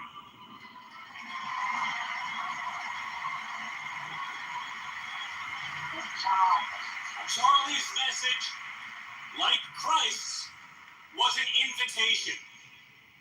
If this resonates with you and you believe American values are worth defending, welcome. If you believe in faith, family, and freedom, then you are with us.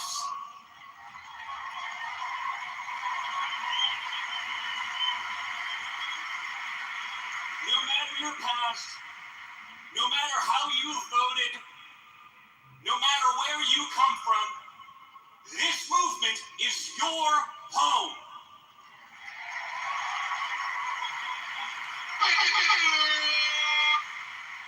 If you're not already seated at this table, we have a seat prepared for you. If you believe in God and family and country, you are one of us. If you believe our government should put the interests of our citizens first, welcome. If you believe American workers deserve dignity and American families should be able to afford a good life on one salary, welcome.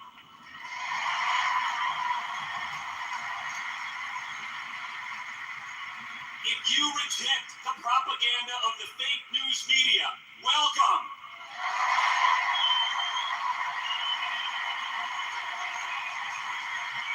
If you want to eradicate the criminal cartels and get drugs out of our communities, welcome.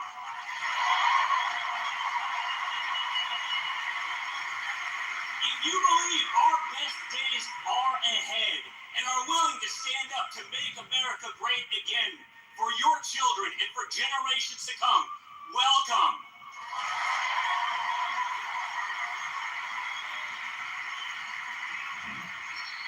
Charlie loved this country, its people, and the work of persuading others to believe in something greater than themselves. And if we live with that same courage, our legacy, like Charlie's, will live forever.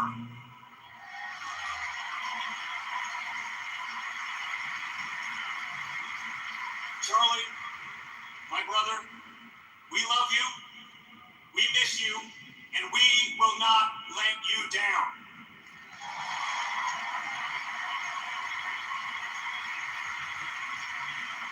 And as the scripture promises, well done, good and faithful servant. Enter into the joy of your Lord. God bless. Thank you so much.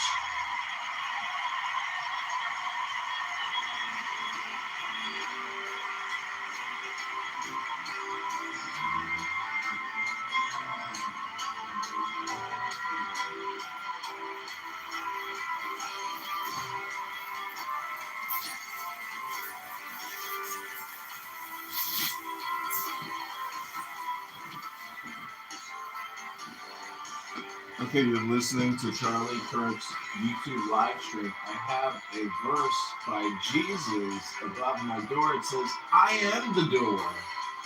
By me, if any man enter in, he shall be saved. I think it's John 10:9. Okay, I take you back to Charlie Kirk's YouTube memorial. The live stream is explosive. It's one sentence every millisecond. There's non-stop parts. And they're filming Trump right now with his big, huge, red tie.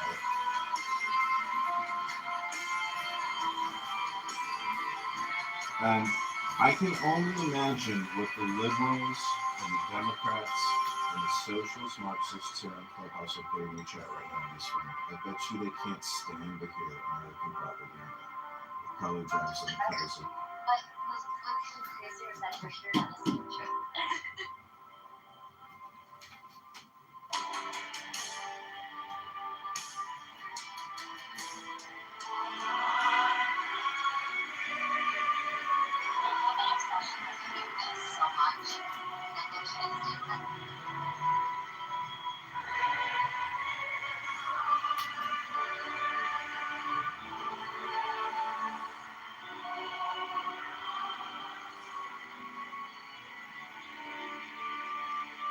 Ladies and gentlemen, the Vice President of the United States of America, J.D. Vance.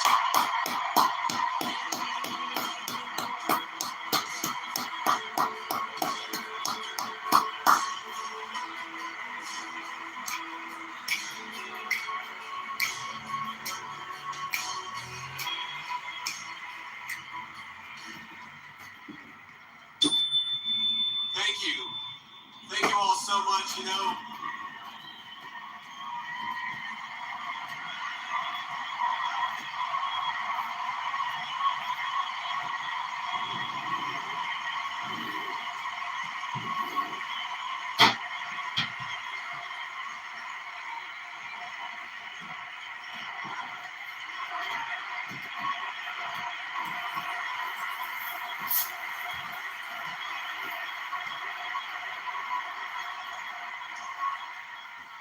I can't help but think that they tried to silence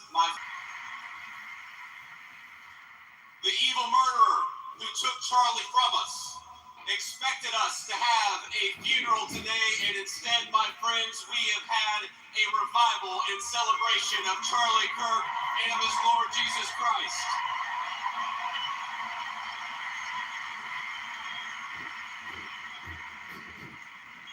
We gather here in this stadium in the hot Arizona sun, shielded in a great shining city our fathers raised out of the desert. And from this desert, Charlie Kirk built a movement. He transformed the face of conservatism in our own time, and in doing so, he changed the course of American history. To rising generations across this country, Charlie exemplified kindness, courage, and a commitment to open debate. And he was a great debater, and we loved him for it. But Charlie loved debate not because he excelled at it, but because it was the vehicle for bringing the light of truth to dark places. And Charlie Kirk brought many truths in his life.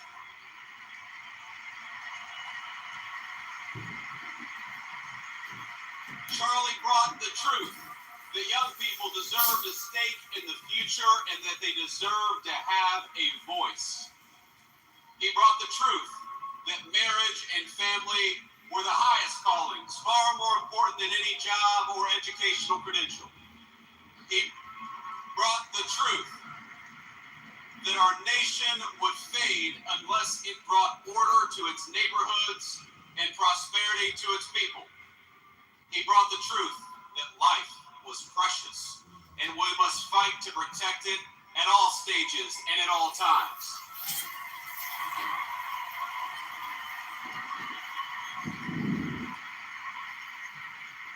But most of all, Charlie brought the truth that Jesus Christ was the King of Kings and that all truth flowed from this first and most important one.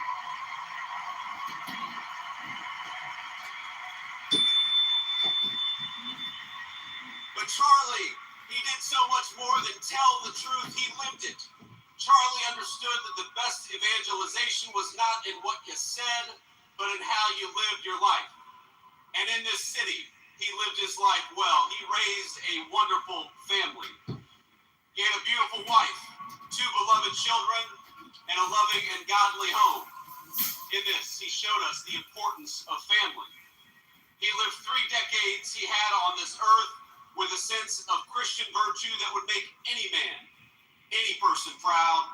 And in this, he showed the importance of following God. He was a kind-hearted man, a hard any parent would be proud to have him as a son. In this, he showed the virtue of industriousness. He was present and loving as any child would hope of his or her father, and in this, he showed the importance of strong Christian fatherhood.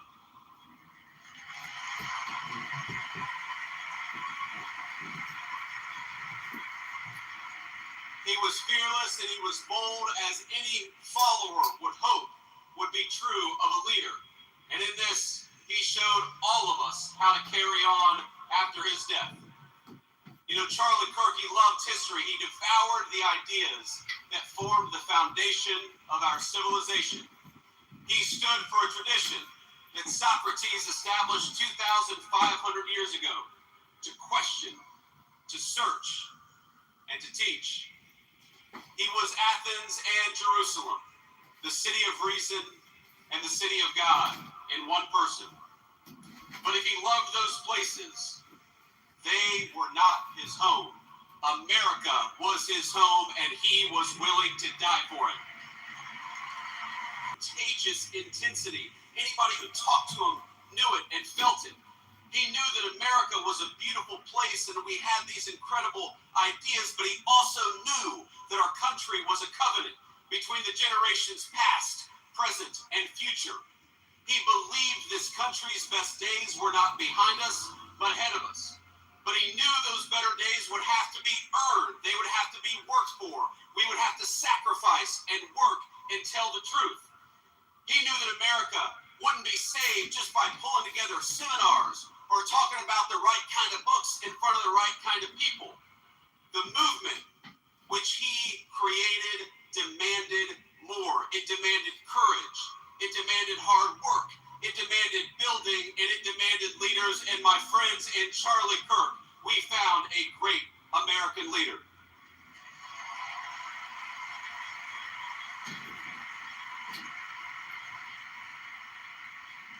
Now, our whole administration is here, but not just because we love Charlie as a friend, even though we did, but because we know we wouldn't be here without him.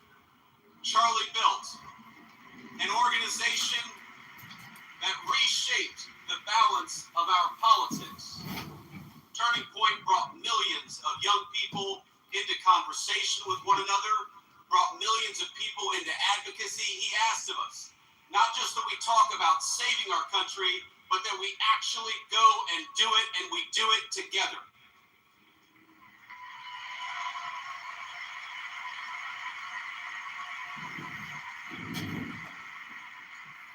But even as Charlie built on a grand scale, his greatness was never only in his ambition. It was measured in the everyday moments as well, in the way that he treated ordinary people each and every single day. You know, you learn a lot about someone by how they treat others when the cameras aren't on. Charlie treated staffers as well as he treated the President of the United States. When I was just a guy polling at nothing in my Senate race back in 2021, Charlie helped me. Not because I was a future vice president, but because I was a dear friend. I saw just a couple of months ago when a White House staffer struggled with the weight of his job and the responsibilities of new fatherhood. Charlie stopped what he was doing in the hallways of the West Wing and said a prayer for that staffer. Because Charlie believed that we were all children of God, he treated everyone with grace. And that is perhaps the enduring legacy of Charlie Kirk. You know, I was telling somebody backstage that I always felt a little uncomfortable talking about my faith in public as much as I loved the Lord and as much as it was an important part of my life. I have talked more about Jesus Christ in the past 2 weeks than I have my entire time in public life.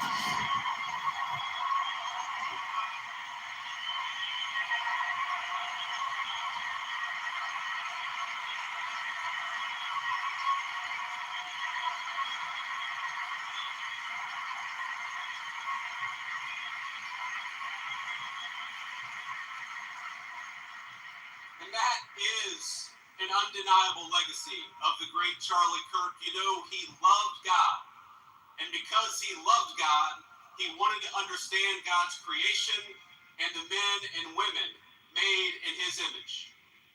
Now, much has been said over the last week about Charlie's ability to approach any topic, any person in good faith, an achievement that was only possible because Charlie knew that we were all children of God. He knew deep down the truth of Scripture. And from that confidence, everything else flowed. That unshakable belief in the gospel led him to see differences in opinion, not as battlefields to conquer, but as way stations in the pursuit of truth.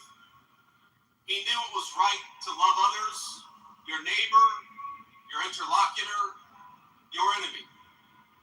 But he also understood his duty to say what is right and what is wrong, to distinguish what is false from what is true.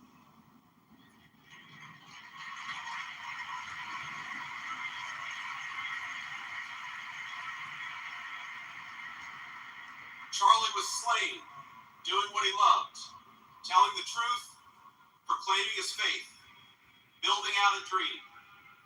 And now he's gone, and our hearts feel so empty because he's been taken from us. He's been taken from his parents and from his sister. He's been taken from our darling Erica and their beautiful children. And Erica, I know I speak for this entire auditorium when I say that we love you and we will never stop standing by your side, just as Charlie did.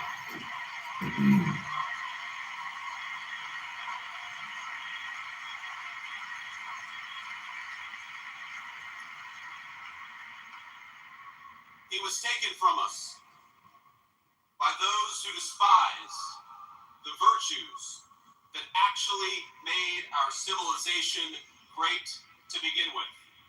Dialogue, truth-seeking, family, and faith. In the wake of his death, we have seen some of the very worst parts of humanity.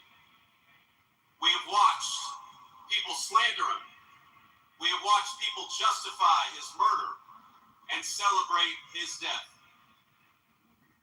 I know that this makes you angry just as it has made me angry. But it is easy in these moments to see only the worst of our fellow man. I found myself wishing that I could pick up the phone and talk to my friend and ask him for his advice and his counsel. To ask him how to respond to such hate and the souls from which that hate springs. But I can't call my friend because he was murdered for speaking the truth. I can only guess at what he might say and what he would encourage me to do. And here's what I think. I think he would encourage me to be honest that evil still walks among us. Not to ignore it for the sake of a fake kumbaya moment, but to address it head on and honestly as the sickness that it is.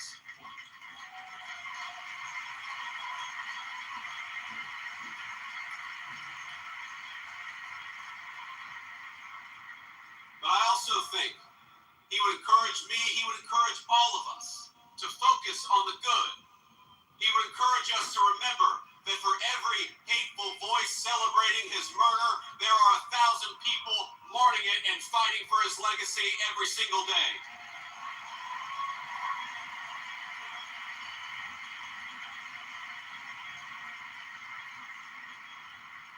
He would tell me to pray. I'm certain of it. He would tell me to pray for my friends, but also for my enemies. He would tell me to put on the full armor of God and get back to work.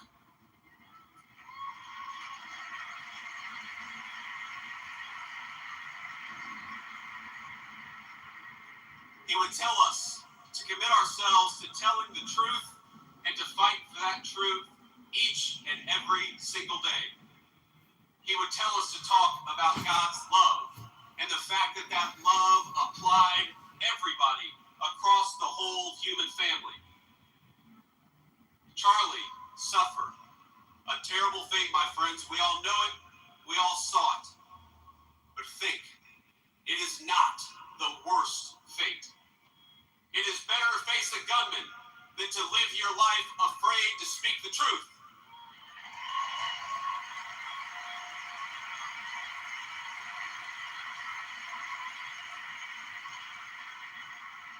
It is better to be persecuted for your faith than to deny the kingship of Christ.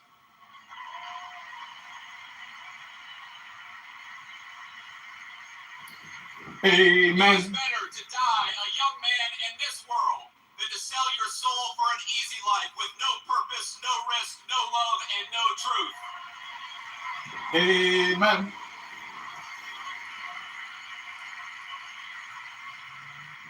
Christ told us in the Gospel of John, I have said these things to you, that in me you may have peace.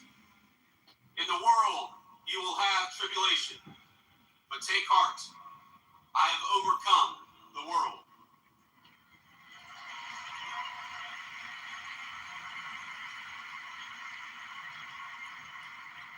Charlie took heart, and now we must do the same. I've seen so many of you say, so many on social media talk about for Charlie. We must do this for Charlie. For Charlie, we will speak the truth every single day.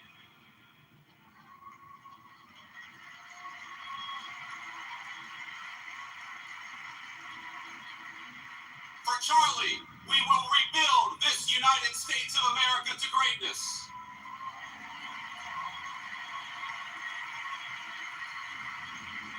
For Charlie, we will never shrink, we will never cower, and we will never falter, even when staring down the barrel of a gun.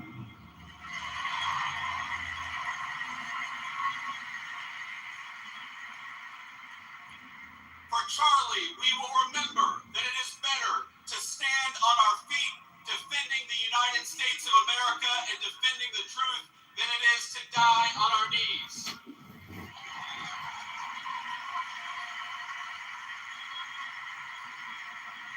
My friends, for Charlie, we must remember that he is a hero to the United States of America and he is a martyr for the Christian faith.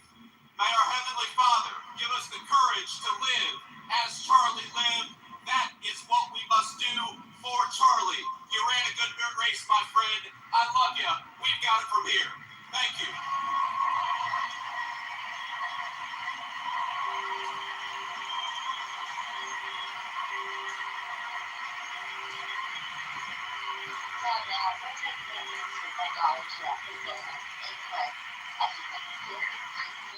Let's get fiscal. You hear that, Ludwig? Christ is king, you Islamic jihadist, racist, low IQ, bigoted piece of trash.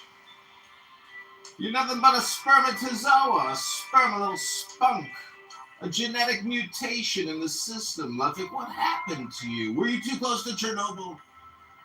Were you born too close within the radioactive field of Chernobyl? Up next, ladies and gentlemen, we give you Donald Trump, your glorious orange MAGA supreme leader and destroyer of the Democrat Terrorist Party. That's right, the FBI is officially declaring the Democrat Party a terrorist organization. He's deploying the Army National Guard to sanctuary cities like Chicago and Seattle and other libtard clown world cities in America. Donald Trump is actively fighting to liberate America from clown world. 60 brainwashed, TikTok, brain-rotted individuals who think that the Democrats have their best interests at heart, but all they want to do is just keep borrowing, spending, and taxing you. That's not a solution, ladies and gentlemen. Maybe Ludwig, the spermatozoon outside of Chernobyl's radioactive belt, can help us answer this question. Go ahead, Ludwig. Tell us the solutions. What are your priorities, Ludwig? Getting a little iodine in your system, maybe, to stay alive from the radioactive waste you were exposed to clearly? I'm just saying you resemble sperm. You look like spunk. You look spunky. Your jokes are decomposing like your jokes. Like Charlie Kirk is more decomposing than your jokes. Like, I don't know. Sorry, that's blasphemy. You're a Christian. No, I'm saying, oh my God, just like when you said You can't say it. You're speaking God's name in vain. You're a Christian. I was just making fun of you, Ludwig, because you know, You look like you came out of a radioactive radiator or something out of Chernobyl. Don't go into any sunlight, Ludwig. You might disappear. You could literally burst into combustion or go transparent. When you hold your hand up to the light, can you see through it? Or completely? What's inside of you, Ludwig? Ludwig, you're just an angry young, person who can't satisfy himself because you're too stupid. Your IQ is that of, a rodent or something that you might find at the bottom of an ocean. I'm just saying, if you were so intelligent, Ludwig, I've got so many recordings of Ludwig promoting terrorism, sponsoring terrorism, formulating terrorist plans. The Department of Homeland Security and the FBI have already been alerted to you, Ludwig. There's many recordings of you on YouTube. Thank you for all the years of terrorism promotion. Stupid idiot didn't know he was being surveilled and recorded by patriotic Americans. What a low IQ moron. That's why, ladies and gentlemen, I say he resembles sperm, because that's an undeveloped brain, a zygote. His IQ is that of a turd that comes out of like an elephant or something. There's Ludwig. Hey, a donkey just dropped his shit. What do you want to call the turd? Let's call it Ludwig. We are here live, ladies and gentlemen, at Charlie Kirk's Memorial, live streaming his YouTube. His wife is now the president of a multi-$100 million, probably $1 billion nonprofit think tank now. Thank God we've got another think tank to put all these low IQ stupid people in it. We can put them all together like Ludwigs. And together their IQ might be big enough to figure out that they smell like turds. Why would anybody take advice from Ludwig? He's nothing but a turd. A translucent spermatozoon. We bring you back to Charlie Kirk's YouTube live stream.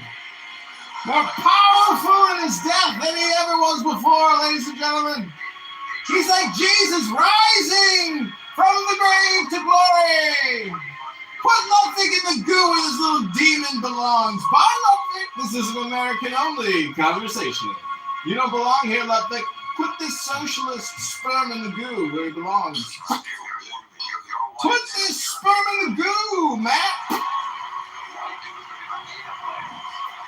He's a white dude living on native lands. Oh, hey, this man thinks I'm a colonial colonist fighting the Native Americans. Get with the times, Ludwig. It's 2025. Update your brain sometime. Read a book, stupid. Go to the gym. Ooh, Charlie Kirk's wife is coming out.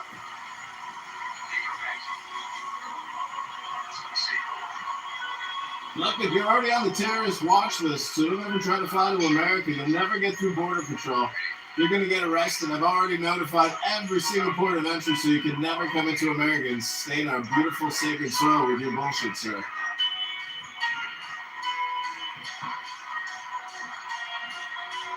Charlie Kirk's wife's about to speak. She's got a little sign up that says Ludwig is a turd. Flush and put this piece of shit in the goo. She looks beautiful. Ludwig is so disgusting. It looks like he came out of the radioactive radiator inside of Chernobyl, turned into a pile of slime goo. Ludwig. You don't like my jokes, Ludwig? Go to a different theater. You paid $10 to hear this. You didn't know you were coming to your roast at Charlie Kirk's funeral? Welcome to America, Ludwig. Are you still trying to process October 7th? All right, mute up. His wife is speaking, scumbags. Shut up, sperm. Slime, bitch. Put this goo in the goo. Charlie Kirk's wife's about to talk over you, Ludwig. I'm muting up. I'm listening to Charlie Kirk's beautiful wife over-talk your disgusting, slimy sperm. Fucking... What are you again? You're Albanian? I can't remember what kind of piece of shit you are. Armenian, maybe.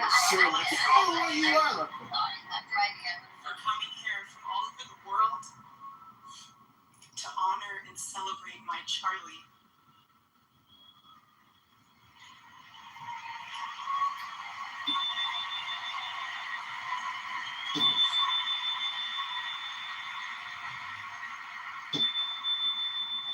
Just a few miles from here, 2 years ago, at America Fest 2023, Charlie delivered a speech on stage for our TPUSA Faith event. Charlie loved speaking off the cuff. He was very good at that. Without a script. So I personally didn't know what he was going to say. And what he chose to speak about that day was his submission. Here I am, Lord. Send me. After Charlie finished, I met him backstage, and I spoke to him, and I'll never forget this. I said, Charlie, baby, please talk to me next time before you say that statement. Because when you say something like that, there is so much power in that verse. When you say, here I am, Lord, use me, God will take you up on that. And he did with Charlie.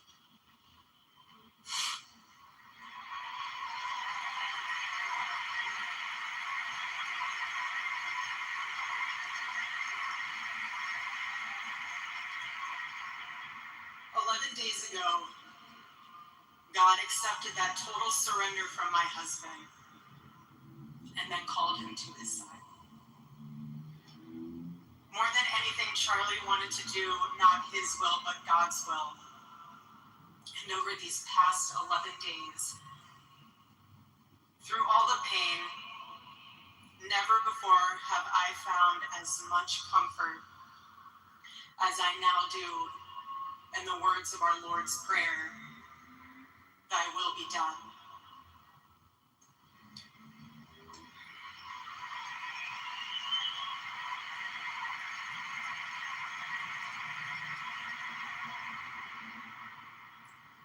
God's love was revealed to me on the very day my husband was murdered. On the afternoon of September 10th, I arrived at a Utah hospital to do the unthinkable, to look directly at my husband's murdered body. I saw the wound that ended his life. I felt everything you would expect to feel. I felt shock. I felt horror. And a level of heartache that I didn't even know existed. But there was something else too. Even in death, I could see the man that I love. I saw the one single gray hair on the side of his head, which I never told him about. Now he knows. Sorry, baby, I'm telling you now, but never told him. Didn't want to. I also saw this.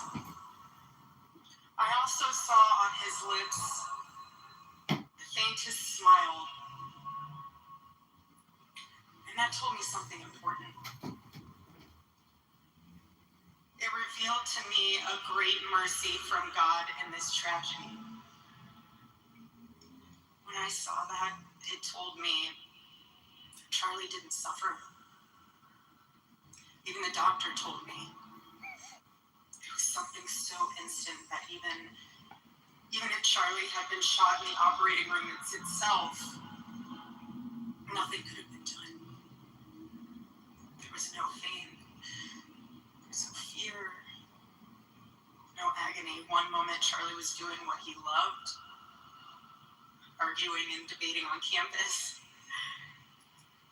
fighting for the gospel and truth in front of a big crowd. And then he blinked. He blinked and saw his Savior in paradise.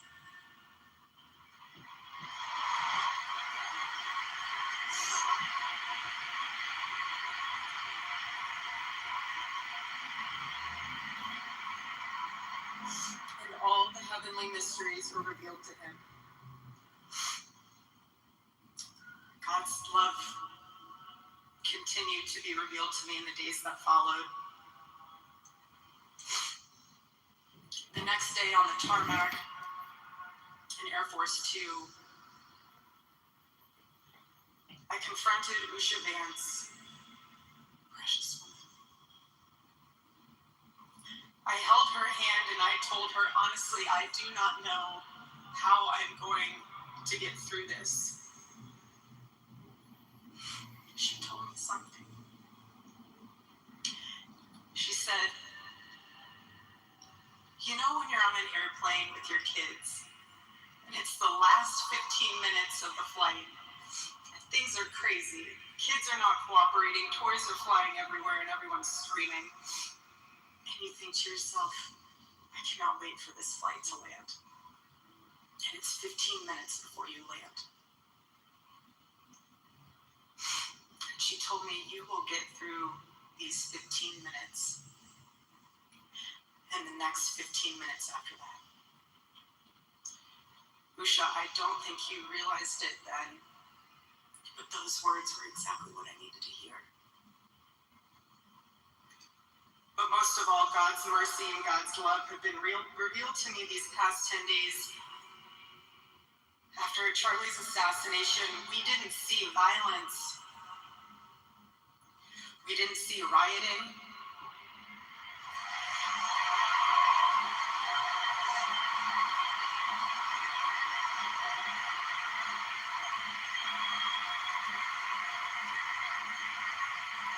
We didn't see revolution. Instead, we saw what my husband always prayed he would see in this country. We saw revival.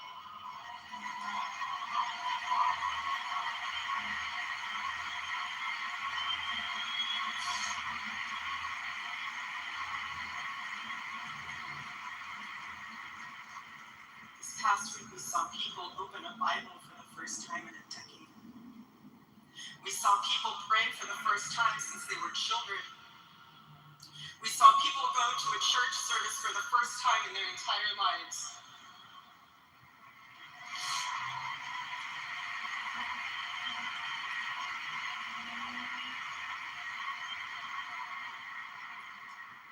Charlie liked to journal.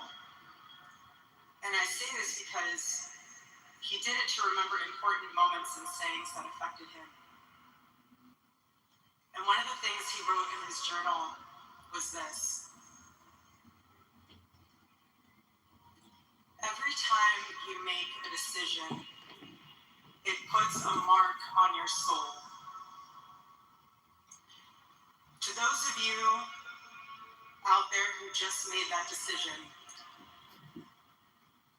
and took the first step toward a spiritual life, I say thank you and welcome.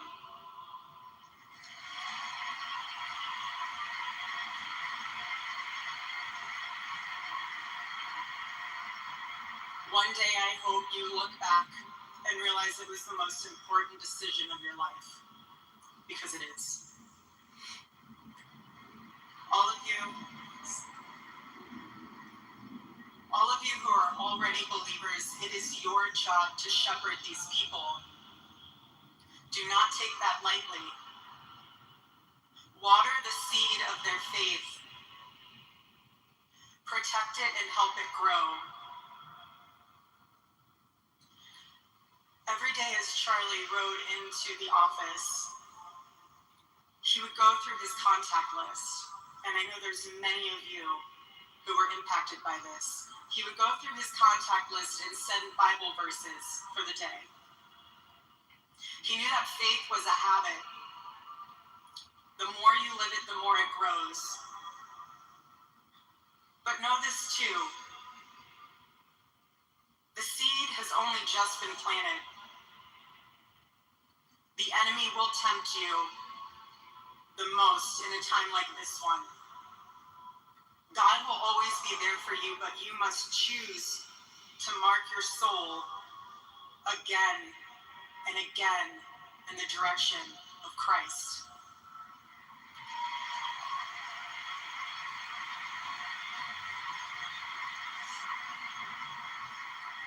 Pray again. Read the Bible again. Go to church next Sunday and the Sunday after that and break free from the temptations and shackles of this world.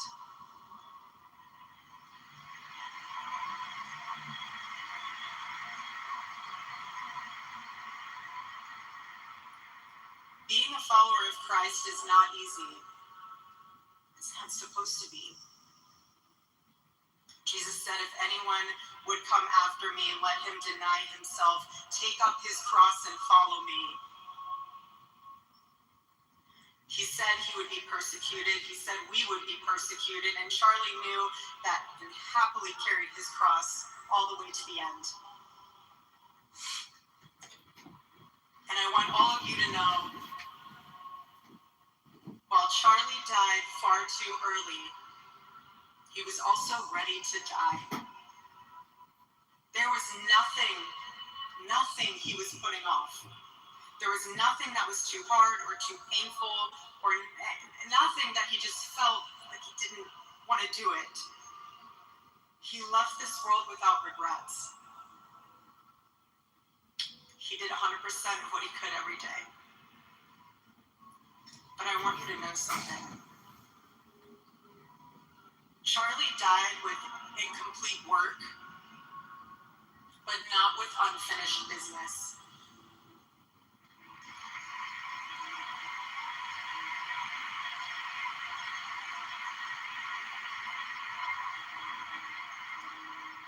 I will miss him. I will miss him so much because our marriage and our family were beautiful. They still are.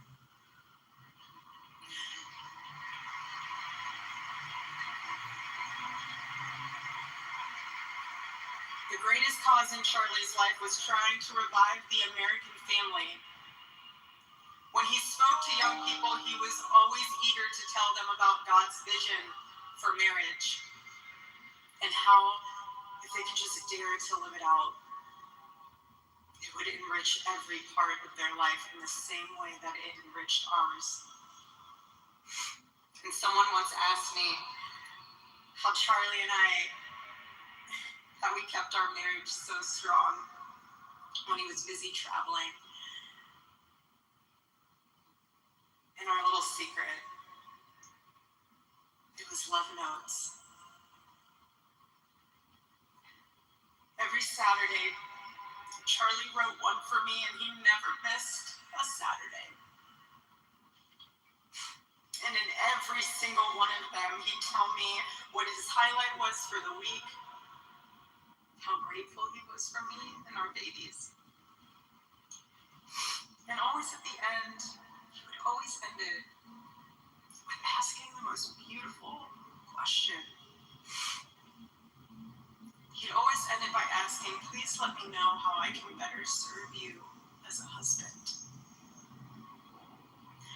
Charlie perfectly understood God's role for a Christian husband. A man who leads so that they can serve.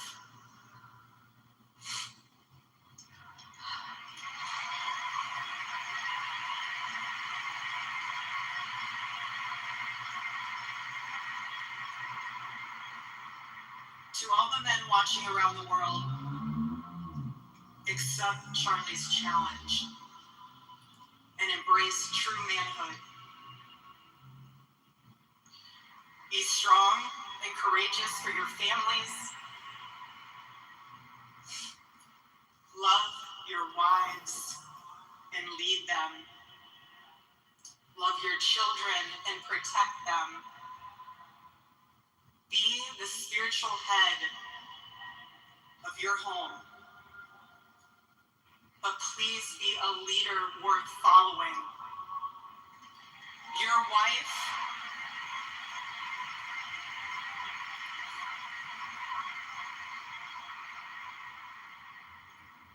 is not your servant. Your wife is not your employee. Your wife is not your slave. She is your helper. You are not rivals.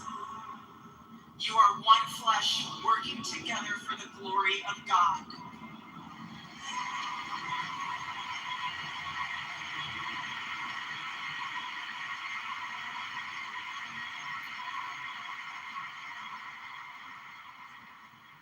I was Charlie's confidant. I was his bolt. His closest and most trusted advisor, his best friend. I poured into him and loved him so deeply, empowered him, because his love for me drove me to be a better wife. Every day he honored me, and I prayed that I could be the wife that God needed me to be for my husband. Women, I have a challenge for you too. Be virtuous. Our strength is found in God's design for our role. We are the guardians. We are the encouragers. We are the preservers. Guard your heart. Everything you do flows from it. And if you're a mother, please recognize that is the single most important ministry you have.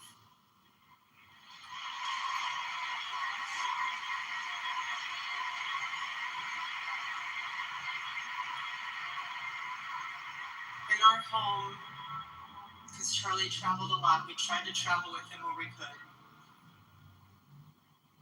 But I made sure that when Charlie returned from work, it was his sacred landing place, away from the worries of the world.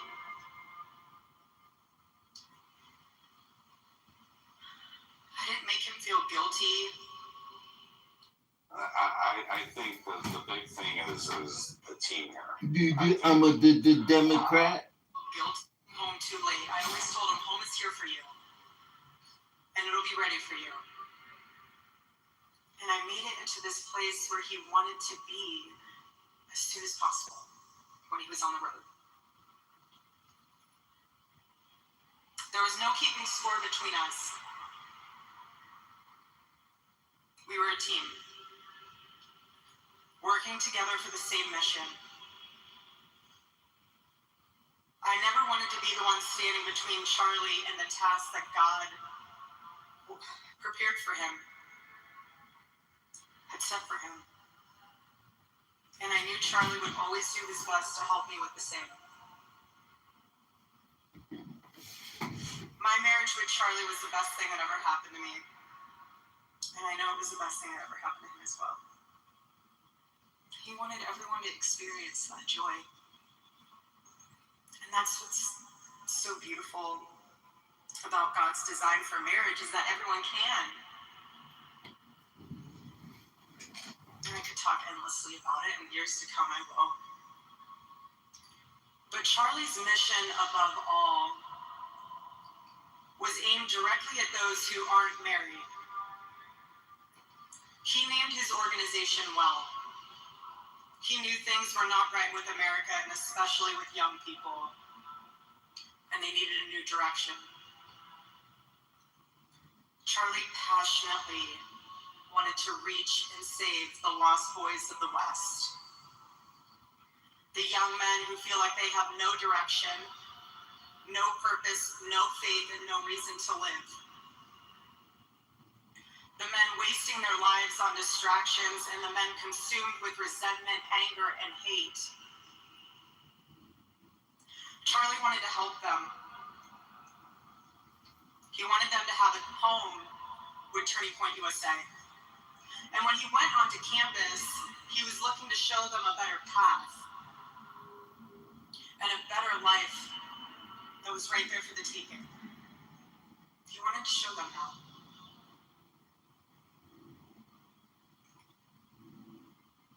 And just like the one who took his life,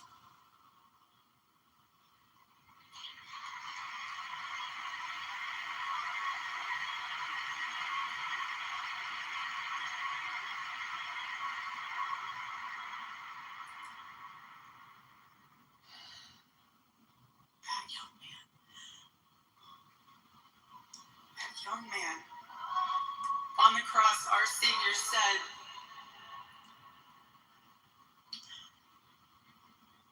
Father, forgive them, for they not know what they do. That young man, I forgive him.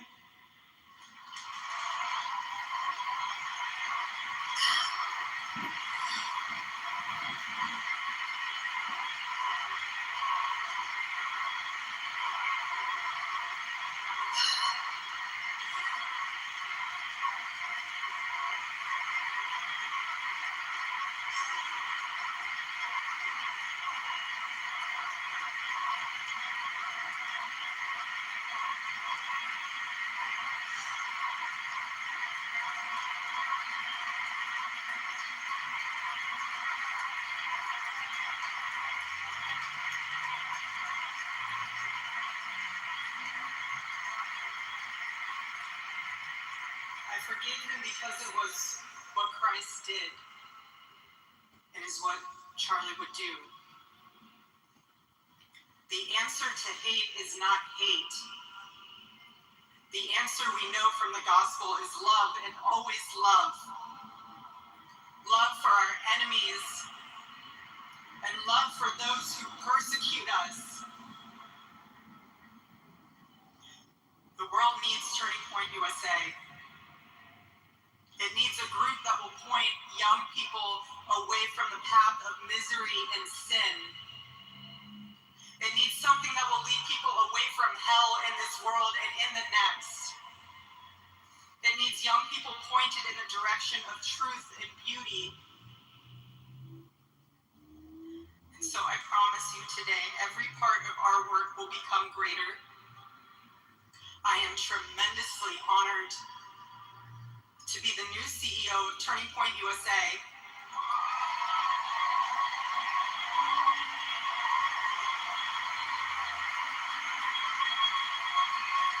For justice and transparency.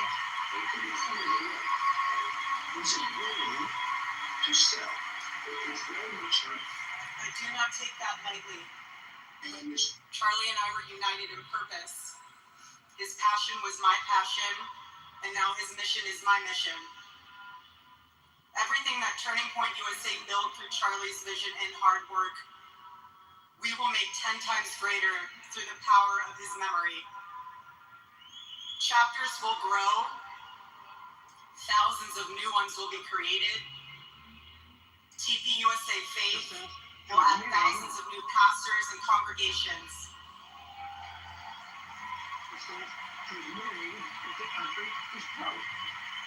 This has made compromise. And yes, campus events will continue. And we will continue to hold debates and dialogue.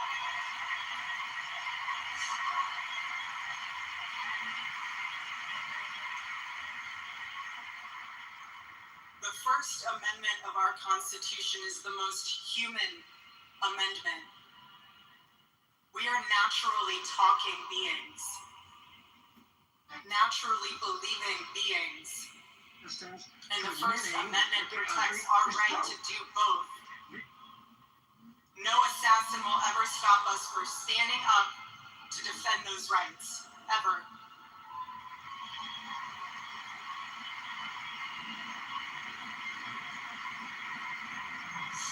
Because when you stop the conversation, when you stop the dialogue, this is what happens. When we lose the ability and the willingness to communicate, we get violence. And as I stand here now and look at this beautiful photo of my husband in front of me hanging in the studio, I think of my husband 13 years ago. I hadn't met him yet. He was 18 years old. A man barely out of high school. Running around the halls of the RNC without $1 in his pocket and a single contact in his phone. people who saw us said that he didn't know what he was doing. But he did. He did know what he was doing. He knew exactly what he was doing. He was going to change the world, and he did. Charlie's life was a turning point for this country. It was a miracle. Let that miracle that was Charlie's life be your turning point as well. Choose prayer. Choose courage. Choose beauty. Choose adventure. Choose family. Choose a life of faith. Most importantly, choose Christ.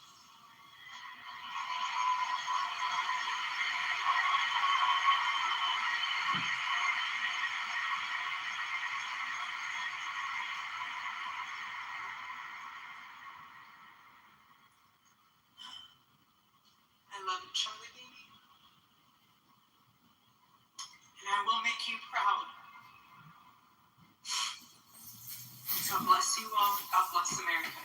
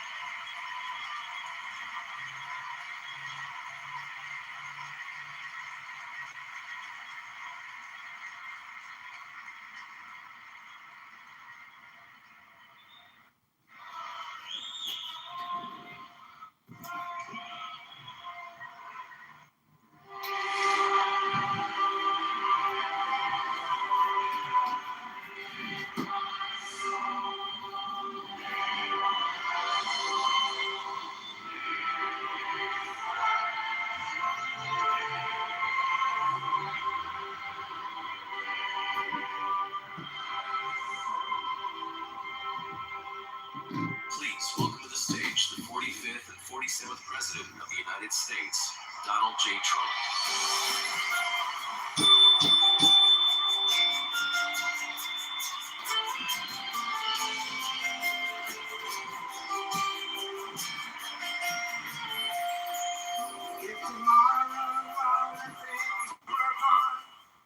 Okay, I'm going to turn that down because I don't want to get a copyright strike. Thank you all for being here. We're about to listen to Donald Trump. He's walking out onto the stage right now.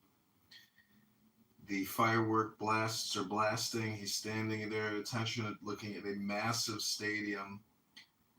And Charlie Kirk's wife just gave a God Bless America and God Bless Everybody Here speech. There's a tremendous amount of fireworks going off as Trump is walking across this red carpet about to give a speech to America. It'll be a very interesting speech. I'm sure many people here will be interested to hear what he has to say and what type of presidential executive orders he'll be issuing as a result of this attack on freedom of speech and a political assassination here in the United States of America.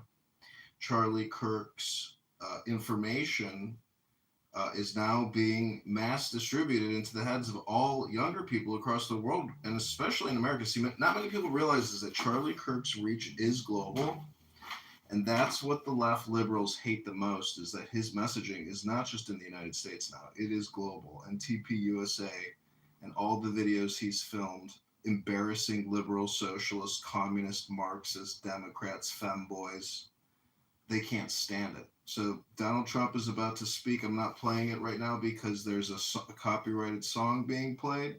Trump is standing there listening to the singer. The singer is gloriously singing, but you can't hear it but take this moment in this Charlie Kirk live stream room brought to you by Matt and Ann to take the deepest breath of your day, ladies and gentlemen.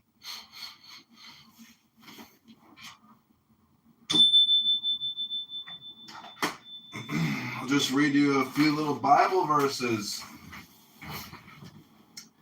Guard your heart above all else, for it determines the course of your life. You will keep in perfect peace all who trust in you, all whose thoughts are fixed on you. Light is shed upon the righteous and joy on the upright in heart. Well done, good and faithful servant. You have been faithful over a few things. I will make you ruler over many things. Here's what I want you to do. Take your everyday, ordinary life, your sleeping, eating, going to work, and walking around life, and place it before God as an offering. Embracing what God does for you is the best thing you can do for him. Humble yourselves in the sight of the Lord, and he will lift you up.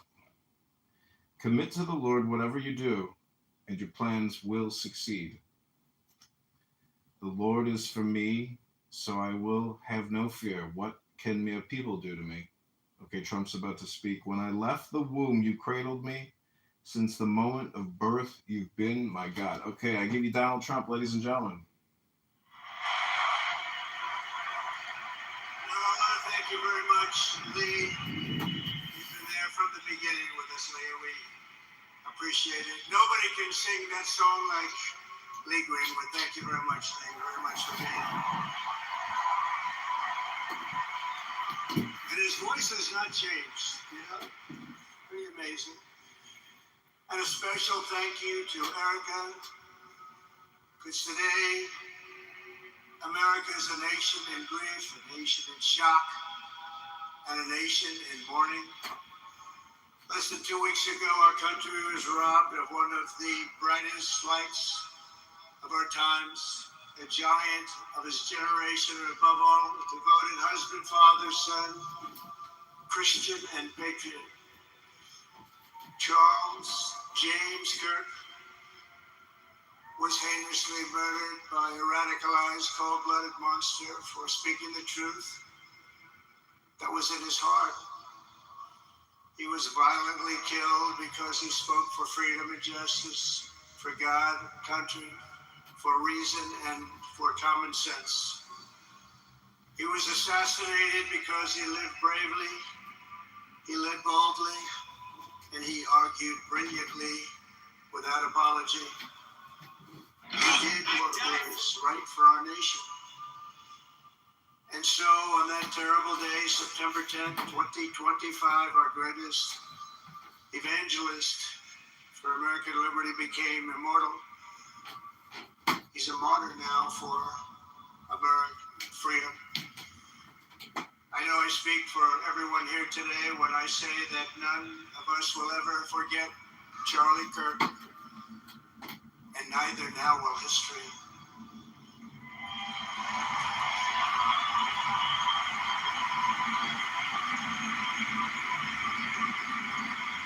Because while Charlie has been reunited with his Creator in heaven, his voice on earth will echo through the generations, and his name will live forever in the eternal chronicle of America's greatest patriots. He will live forever. To Charlie's incredible and beautiful widow, Erica, we know the weight of this monumental loss is almost unbearable. But even in the midst of heartache, pain too great to even fathom, you have somehow found the strength and deep faith to be a comfort to millions and millions of people. And thank you very much, Erica. Thank you very much.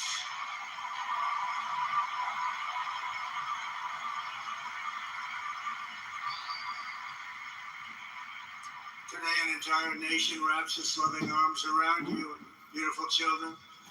We share in your immense and overwhelming sorrow, and we vow that we will do everything we can to ensure that your children grow up in a land where their father is honored and revered as a great American hero. That's what he is.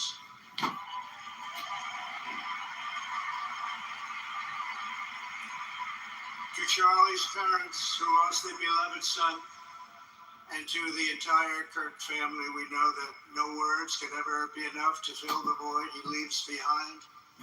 That's a void that just can't be filled. But I hope the extraordinary outpouring of emotion over these past 11 days has comforted you with the knowledge that your son brought more good and love into this world in his 31 short years than most people, even very, very successful people, can bring in a lifetime.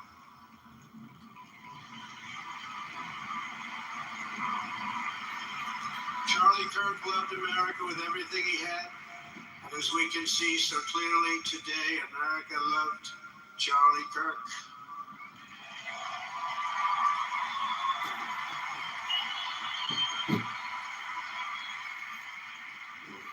And he could always draw a big crowd. Look at this today. Look at what's gone on. This is a big crowd.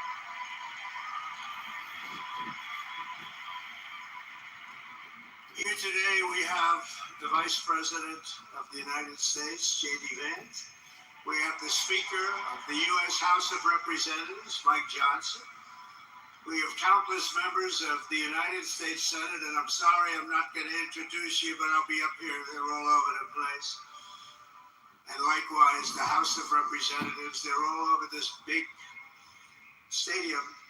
This is not an arena, this is a stadium. Our great cabinet, and of course the strength.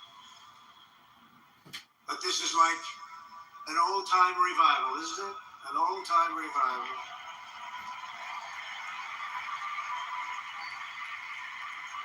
For millions of Americans, especially young people, it is agonizing and unthinkable to say goodbye to a patriot whose heart still had so much to give.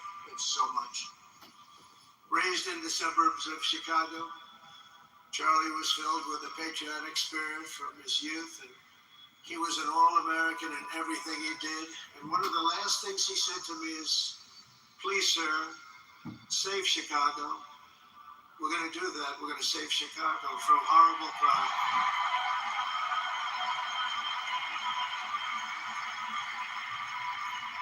In high school, he was the quarterback of the football team and the captain of the basketball team. He was a good athlete. A lot of people don't know that about Charlie. He was an Eagle Scout who spent his school lunch breaks listening to another champion for liberty, somebody that he greatly admired, Rush Limbaugh.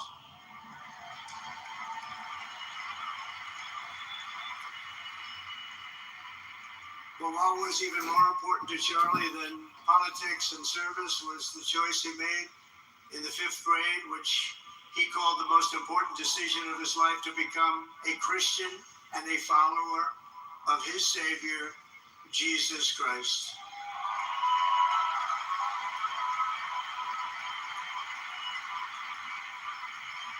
Inspired by faith and his love of freedom, Charlie did something remarkable when he was just 18 years old.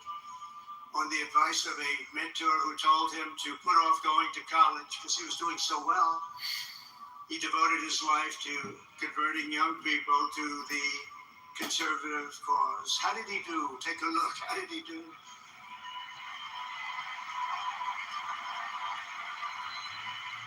In 2012, 2 days after graduating high school, and with just $1,800 in his pocket, the young man from Illinois, who no one had ever heard of, started an organization whose grand ambitions were captured in its name, Turning Point USA.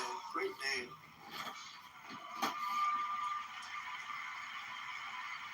And I have a feeling it's going to be bigger and better than ever before. Does that make sense? It's going to be bigger and better than ever before. Look at what's happening. 12 years ago, Charlie walked onto his first college campus, the very liberal University of Wisconsin in Madison. He set up a card table and put up a sign with 3 words: big government sucks. Can You believe it? That's Charlie. That day, Charlie talked to every student who approached him, most of whom were probably quite a bit older than he was. Finally, after many hours, he found the first ever Turning Point chapter leader. His first year out of high school, Charlie traveled 300 days raising money and taking his message to campuses all over the country. He lived out of his parents' basement, and they actually liked having him there. They loved Charlie. Everybody loved Charlie. And on the couches of friends and support. All right, everybody, grab your soda. Robert Kennedy's removed the chemicals. But first, another ad from HBO. Couches or take a paycheck, but day after day he worked from 5 a.m. in the morning till 11 p.m. in the evening, always. His staff remembers that he wore Walmart jeans and t-shirts from the Goodwill store. Remember the Goodwill store? It wasn't easy, but Charlie wasn't in it for money at all. Never has been. Money was never his thing. He was always in it for the mission. As he liked to say even back then, we have a country to save. Just what he did. He'd call me all the time, sir, we have a country to save. I said, Charlie, thanks very much for telling me that. I appreciate it.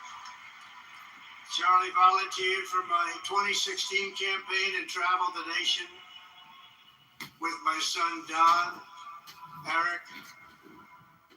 I got to know him very well and saw immediately that Charlie was actually a master builder of people. It was Charlie who first started organizing young black conservatives hungry for support and leadership. It was Charlie who stood up for persecuted Christians and Jews on college campuses. It was Charlie who helped bring online censorship, free speech, and cancel culture to the fore of our political debate. He was right up there with me. It was Charlie who helped unite MAGA, and you know what MAHA is? That's right, make America healthy again. And tomorrow we're going to have one of the biggest announcements, really medically, I think, in the history of our country. We're going to be doing it with Bobby, Oz, all of the professionals. I think you're going to find it to be amazing. I think we found an answer to autism. How about that? Autism tomorrow.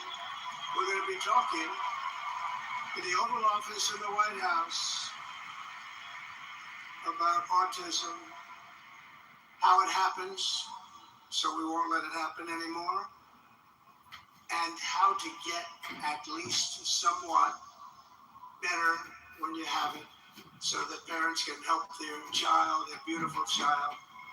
That's a big one. I've been bugging everybody over there, get the answer to that.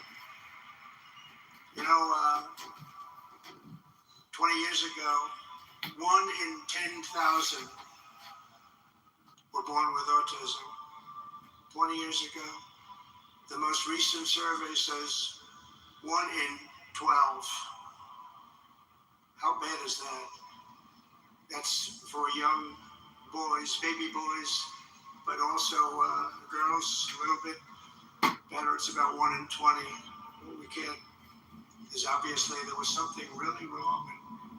We think we know what that is. It's going to be, I think it's going to be one of the most important news. It's called the vaccines, Mr. President. It's called the vaccines, Mr. President. It's called the 72 injections by 18 months, Mr. President. Charlie, he would have been front row center, believe me. We'll be missing him tomorrow. It was such a big deal for him, too. He brought together Donald Trump, Bobby Kennedy, right here in the great state of Arizona 1 year ago. Remember that? What a night, what a day that was. And it was Charlie who was among the first to speak to me about a man from Ohio by the name of J.D. Vance. Have you ever heard of him? He's doing a good job.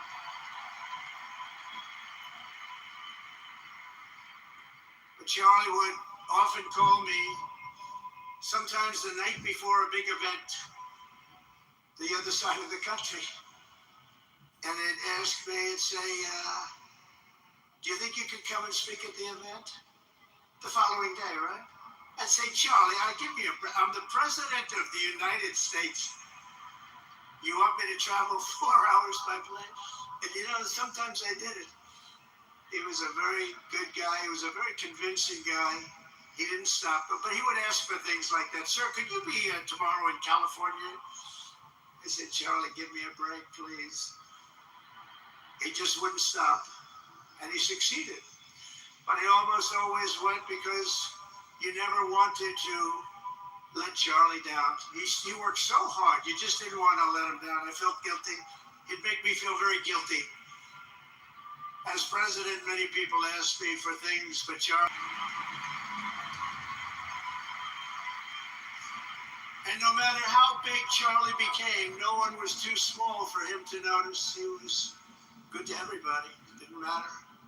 Several years ago, a 4th grader asked Charlie to appear on his podcast, which he agreed, and the boy asked for advice. Charlie replied, the left, I call it the radical left. I call it sometimes the radical left lunatics. But Charlie didn't say that. He called it the left. He was probably right, but I can't help it.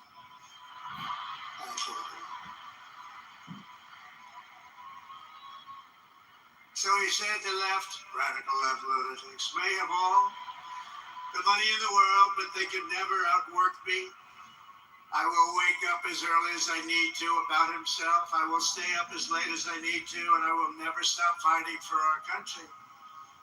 And he did this until his dying breath. That's what he was doing. That's what he was doing. Think of it. Wow.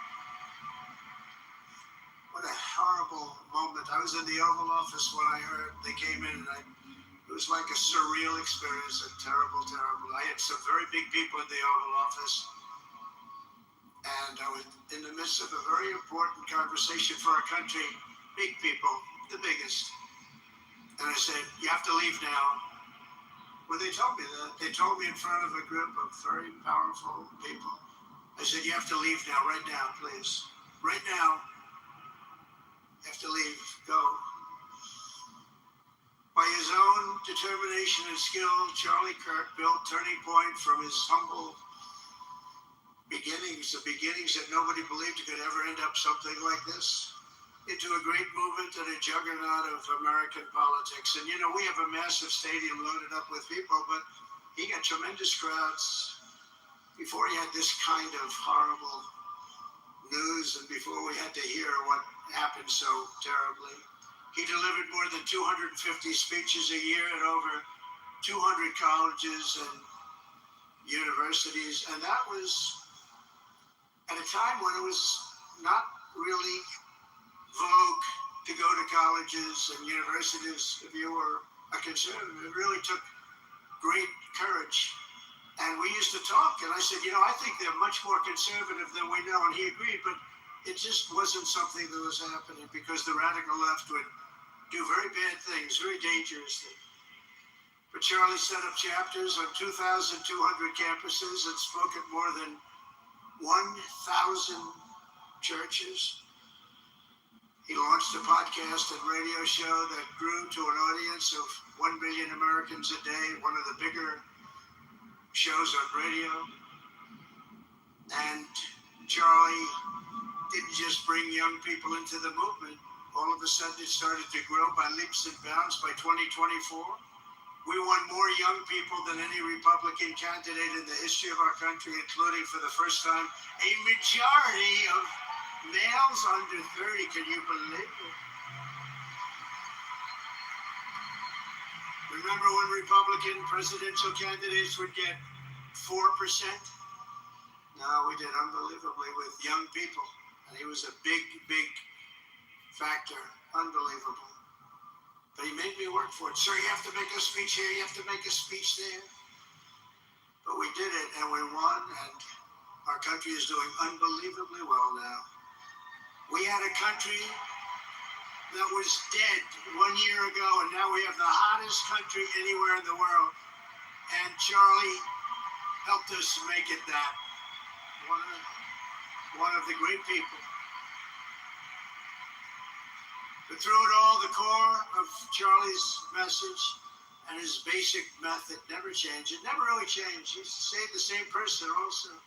At every campus event, Charlie asked the people who disagreed with him to come forward, and instead of silencing them, he handed them a microphone and let them speak. And he convinced so many of them. It was a pretty amazing thing to watch, actually. Shortly before Charlie arrived on campus, the day he was assassinated, a staff member texted him that there were many critics and students who were opposed to his views, and rather strenuously in the crowd. And that actually made him feel good, because he wanted to convince them. He understood. He really did. He understood what was right, and he was right about that. A lot of it was based on common sense, by the way. Charlie wrote back to the staff member saying, I'm not here to fight them. I want to know them and love them, and I want to reach them and try and lead them into a great way of life in our country. In that private moment on his dying day, we find everything we need to know about who Charlie Kirk truly was. He was a missionary with a noble spirit and a great, great purpose. He did not hate his opponents. He wanted the best for them. That's where I disagreed with Charlie.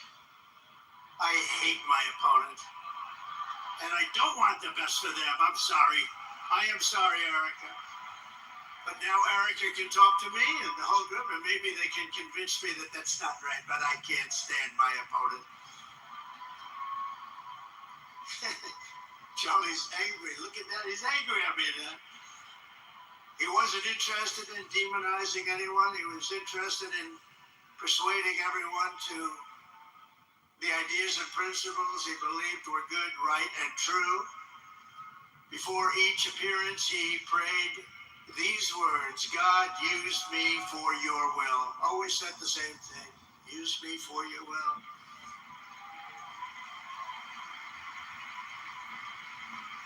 And that is exactly what God did. What you think?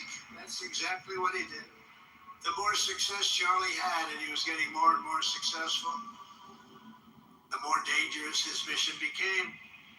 On campuses all over the country, his quest for open dialogue was met with menacing hate. There were bomb threats, pulled fire alarms, and countless rage-filled radicals who tried to shout him down. It was nasty. I used to say, Charlie, this is nasty stuff you're doing. At one event, police had to build barricades to protect students from an angry mob of thugs. Many of these people, by the way, are paid a lot of money to do this. They're agitators. They're paid agitators. Remember that. When you see they all have the same beautifully printed sign, every sign is identical, comes out of a top-level print shop. That's not the signs that are made in somebody's basement. Those are paid for by very bad people, and hopefully we're going to be finding out through the DOJ who those people are.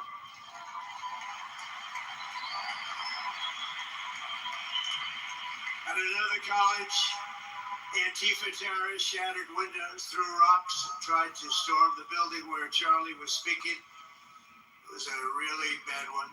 Often dozens of police officers were needed to prevent left-wing violence. And the violence comes largely from the left. You don't hear that from too many people, do you? And virtually every day for years before he was murdered, Charlie received these horrible death threats. People don't know. I used to talk to him about it. He said, I got some threats. He always felt that when they actually made the threat, they were not the ones to worry about. The ones to worry about were the ones that don't make the threats. I think you know what I mean. He knew the risk, but he and I shared a certain motto: never back down and never ever surrender. Just don't surrender, never back down. He believed in it so strongly. So strongly. And he's right. He's totally right. The radicals and their allies in the media, sometimes referred to, as my son said, the fake news media, tried to silence Charlie for a simple reason, because he was winning, and he was winning big. He was taking over college campuses, colleges that had, they're the opposite of progressive if you think about it, but they were really nasty, and he would go into these colleges. All of a sudden, within 2 years, 3 years, they turned into bastions of conservatism. It was really quite amazing to see. They lied about him because they did not want you to listen to him or to learn from him, because what he was talking about and even preaching made so much sense. Everywhere he went, he won the debates, he won the hearts, he won the minds, and yes, he won the elections for people. He helped us, he helped other people. We won the biggest election in the history of our country, I believe.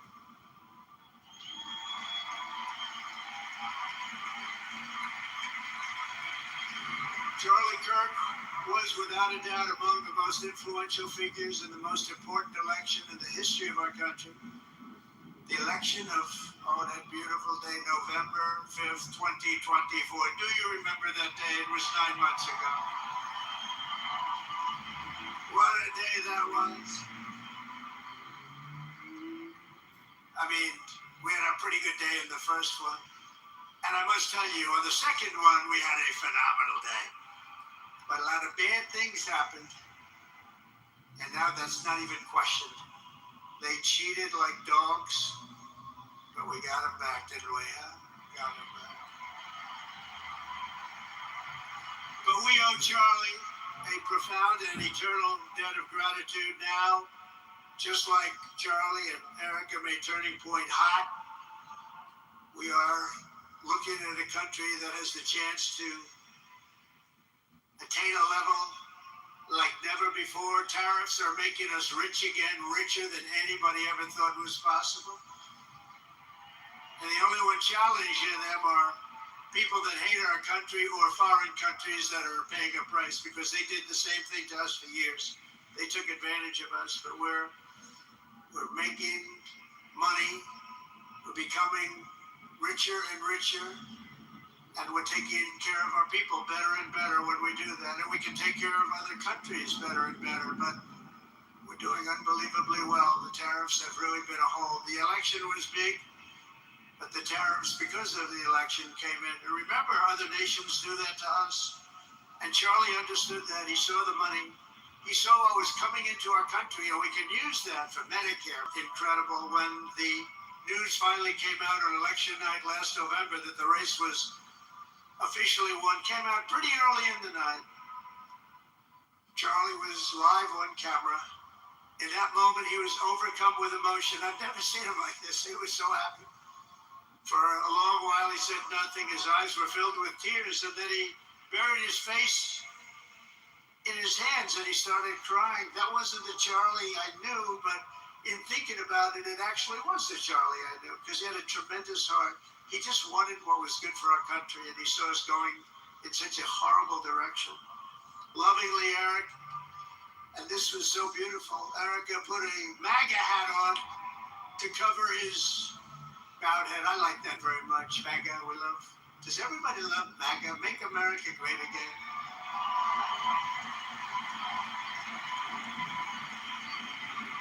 When Joe Biden used to get up, remember the speeches? We will stop MAGA. We will stop MAGA. You know, he could barely get the words out. We will stop. I said, can somebody inform him that MAGA means make America great again? How do you say you're going to stop it? And Charlie understood that. When Charlie finally looked up and spoke, he smiled through the watery eyes and simply said, I am humbled by God's grace. That was his statement that night. I was watching him. I was very impressed, actually. It showed he had a big heart. Every single American should take a long, hard look at the twisted soul and dark spirit of anyone who would want to kill a young man as good as Charlie. To kill anybody, but to kill a man like this, he didn't deserve this. He didn't deserve this. Our country didn't deserve this. And anyone who would make excuses for it are just out of their mind.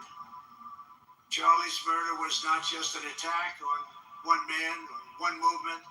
It was an attack on our entire nation. That was a horrible attack on the United States of America. It was an assault on our most sacred liberties and God-given rights. The gun was pointed at him, but the bullet was aimed at all of us. That bullet was aimed at every one of us. Indeed, Charlie was killed for expressing the very ideas that virtually everyone in this arena and most other places throughout our country deeply believed in. But the assassin failed in his quest because Charlie's message has not been silenced. It now is bigger and better and stronger than ever before, and it's not even close. And it's rare that such a thing happens, but Charlie is bigger today than he was. Think about it. Just 2 weeks ago, he's bigger today than he was 2 weeks ago. Now, that may not help his friends and loved ones, of which there are so many. It may not help Erica and those beautiful children who have to suffer so horribly through this moment, but they know it's true. He's bigger now than ever before, and he's eternal. He's eternal. And I just want to say we love him. And he's looking down at us right now, and he's saying, wow, that's a great crowd. He's saying, that's a great crowd.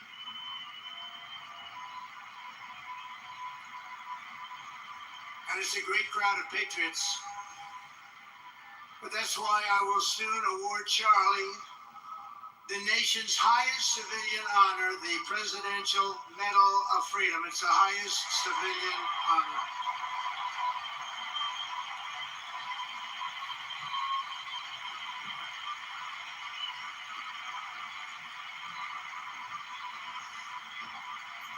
And we will do the ceremony at our beautiful White House in a very safe Washington, D.C., a place that Charlie truly revered.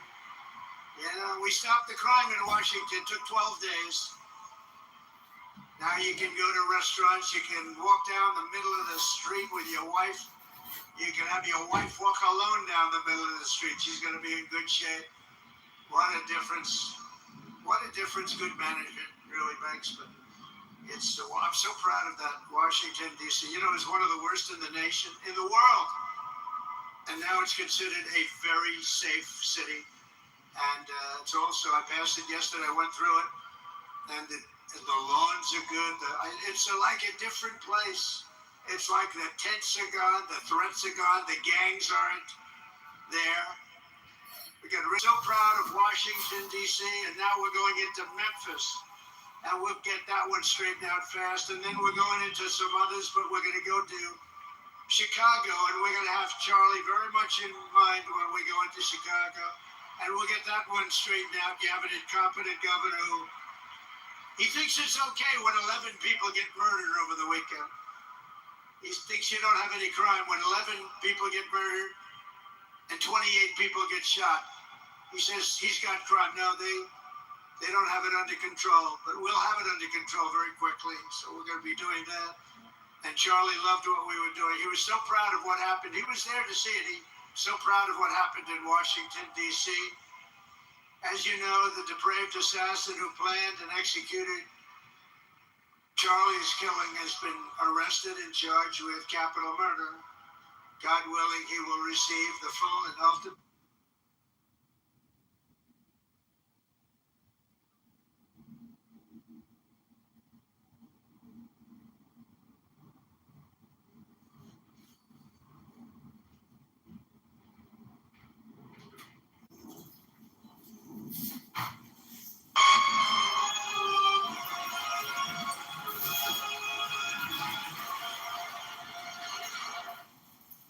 He will receive, who many of them are.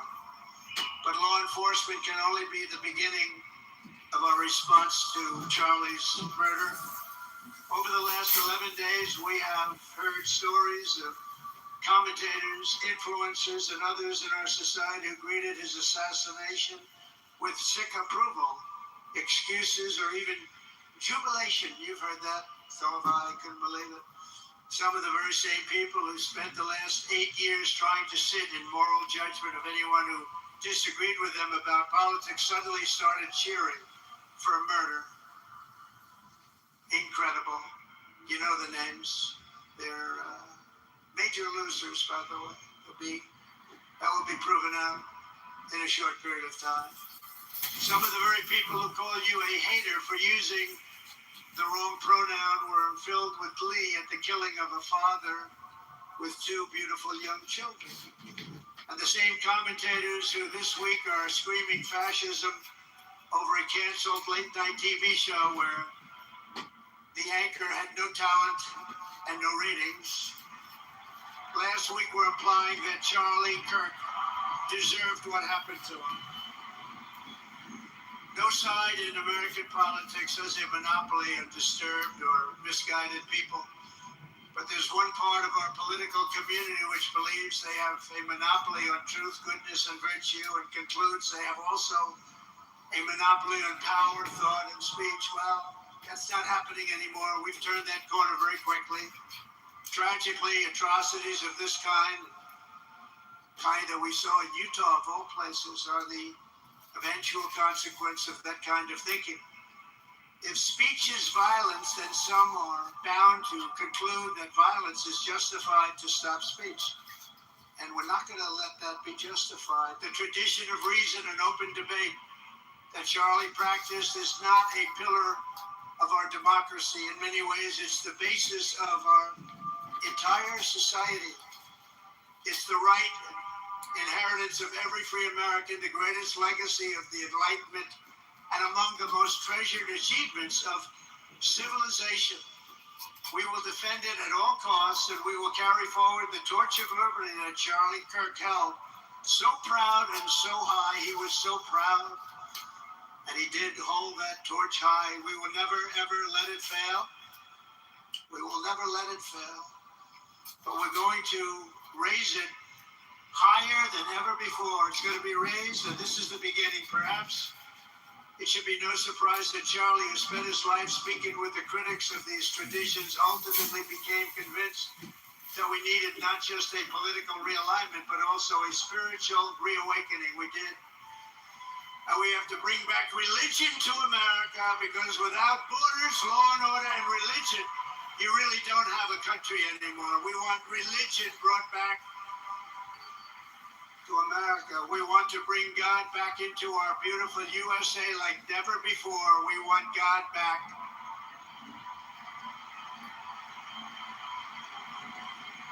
Charlie would have been so pleased to hear his friends and colleagues today giving testimony and giving glory to God. Within minutes of the gunshot in Utah, millions of Americans, young and old, heard the news and dropped to their knees and started praying. Even many who rarely prayed asked God for a miracle. Please, God, save Charlie. But although Charlie's time with us on earth is ended, those prayers for a miracle have already been answered. Look at what's happening. Look at what's happening. In the days since Charlie's death, we have seen how his legacy has touched so many millions around the world. In Calgary, Canada, thousands gathered at City Hall to sing the American national anthem and raise up posters with the name Charlie Kirk. In Seoul, South Korea, crowds gathered to wave American flags and shout, "We are for Charlie Kirk." His memory has been honored in the streets of Berlin, Warsaw, Vienna, Sydney, Madrid, London, Tel Aviv, and all over the world. So beautiful to watch. A man as far away as rural Australia texted a pastor, "I'm going to come to church tomorrow for the first time ever." The pastor asked, "Why is that?" The man replied, "Because of Charlie Kirk." Can you imagine? The lesson of Charlie's life is that you should never underestimate what one person can do with a good heart, a righteous cause, a cheerful spirit, and the will to fight. Have to fight. We're saving our country. And Charlie's a big factor, such a big factor. Charlie Kirk started with only an idea to change minds on college campuses, and instead he ended up with a far greater achievement, changing history. Changed history. Today, Charlie Kirk rests in glory in heaven for all eternity. He has gone from speaking on campuses in Wisconsin to kneeling at the throne of God, where he is right now.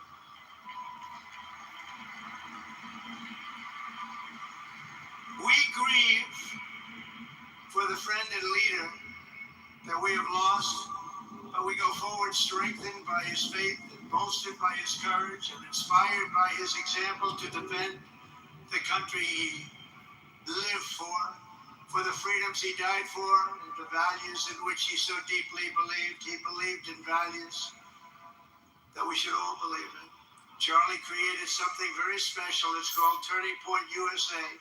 And under the leadership and love of Erica, it will become bigger and better and stronger than ever before.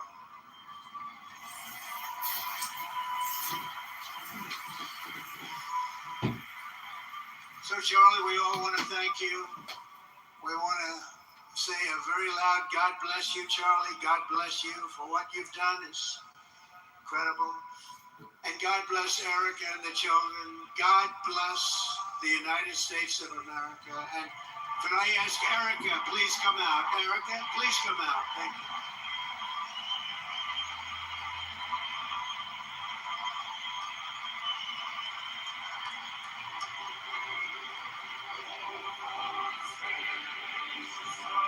Yo, man, after this is all over, bro, can we talk about developing, this whole thing? Yeah, I'm fine.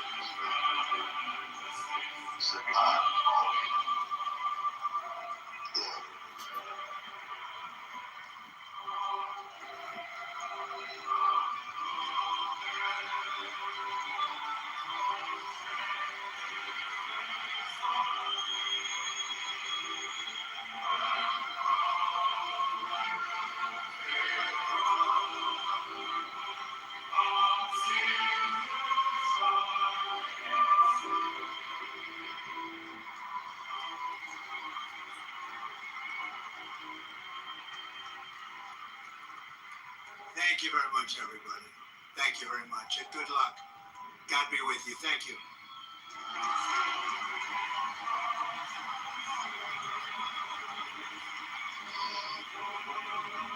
That's it.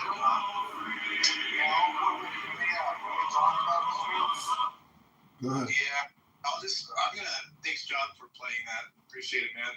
Cool. Let me restart. Give me like 10 or 15 minutes because I need to go grab something to drink. But then, let's restart the room. We can talk about it. Yeah, absolutely, man. Just some new developments. We should talk about this for sure. So, all right, I'm gonna close it down for now. But appreciate it. Thanks. See you in like 10 or 15 minutes.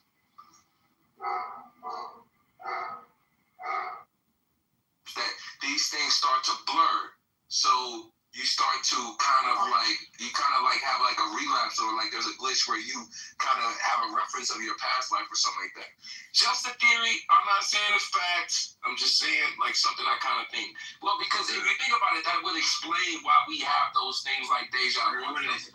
But toss your bone for that, just in general. A better theory that I did here is more so like, if quote unquote take the path of reincarnation, you can get the amnesia because death is so fucking like traumatic. He's saying all this stuff. This is like, the truth coming out, right? What's going on? What you mean?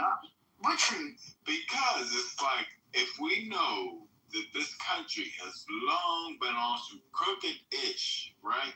And whoever is at the helm, meaning whoever's in the seat, right?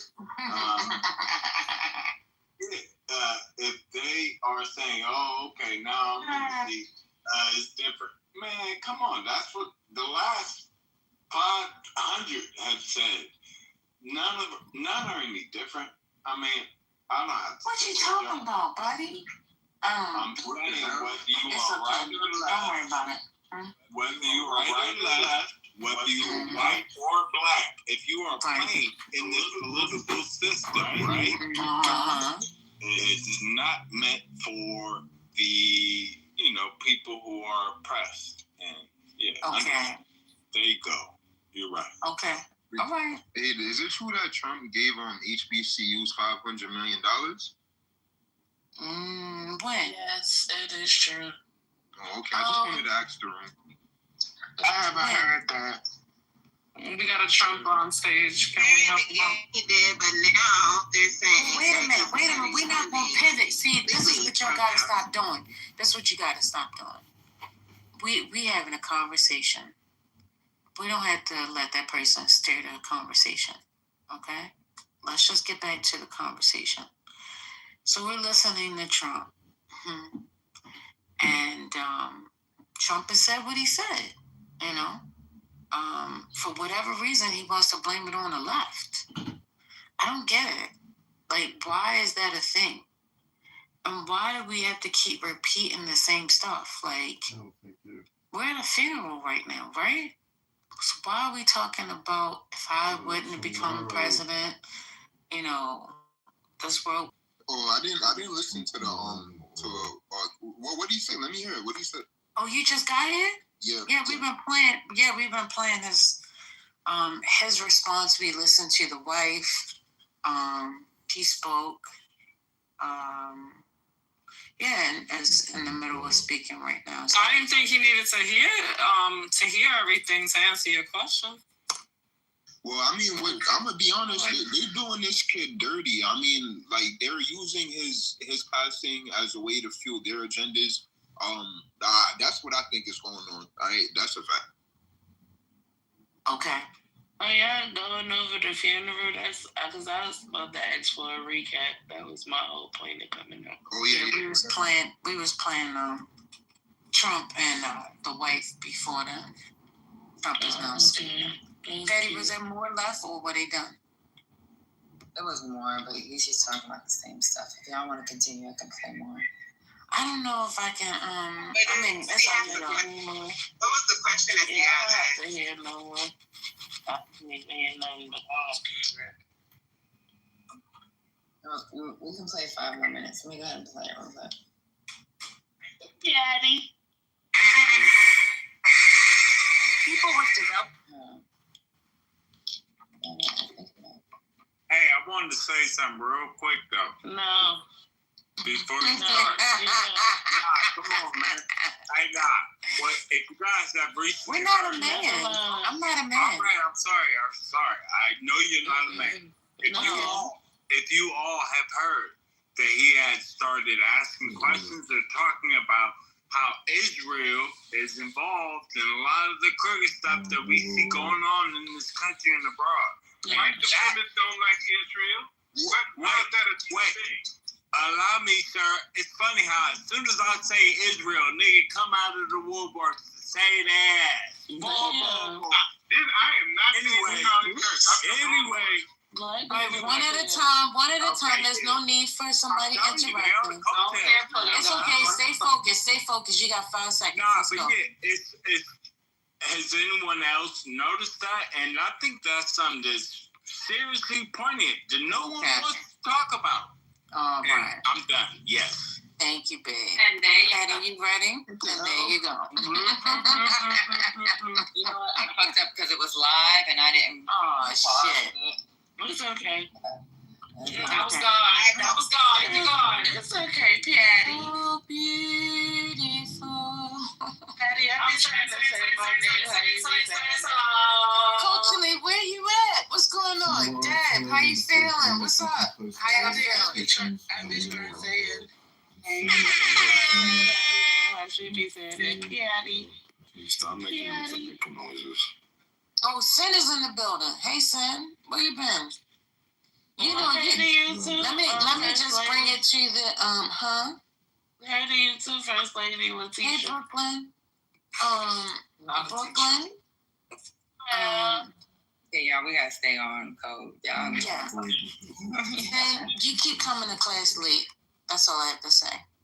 class earlier, bitch. I was talking about stuff that I didn't give. Oh, not you, Brooklyn. I was talking to Son. I know you can't miss all. You know these people don't like transitions, so don't transition nowhere. Transition. I like transitions.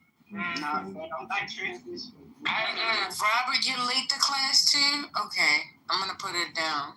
I'm gonna mark it. I think everybody in here has ADHD. Something's going on. No, wait, are you playing more, Patty? No, I said that I lost the live, and I was trying to see if I could find the video to get back to where we were at, but they haven't published it yet. Oh. Right, so all you was just wanting to talk. So you're not going to talk about what's going on currently? So how did y'all feel about the funeral? Y'all watched it? Nobody watched it. We tried to play. I thought y'all was playing excerpts from it. Y'all was playing excerpts from it. No, we just heard the wife and Trump speaking. Oh, okay. What y'all felt about that? It was real ashy. I think they wrote both of their speeches for them when they got on stage. So the wife made some good points, and then one thing that Ace said that I totally agree with Ace is what she should have done. She could have reunited the country. That was her chance to unite the country since she's on this Christian thing, right? She should have freaking united the country. She's got everybody's ears and eyes, and she's talking about forgiveness. But in the beginning, it wasn't about forgiveness. It was about going after certain. How was she going to unite the country? I mean, like, she could have said something. She didn't have to say what she didn't have to, like, she could have said something. I'm not saying it would have united, but he obviously, he's influenced a lot of people because they're there for his funeral. I think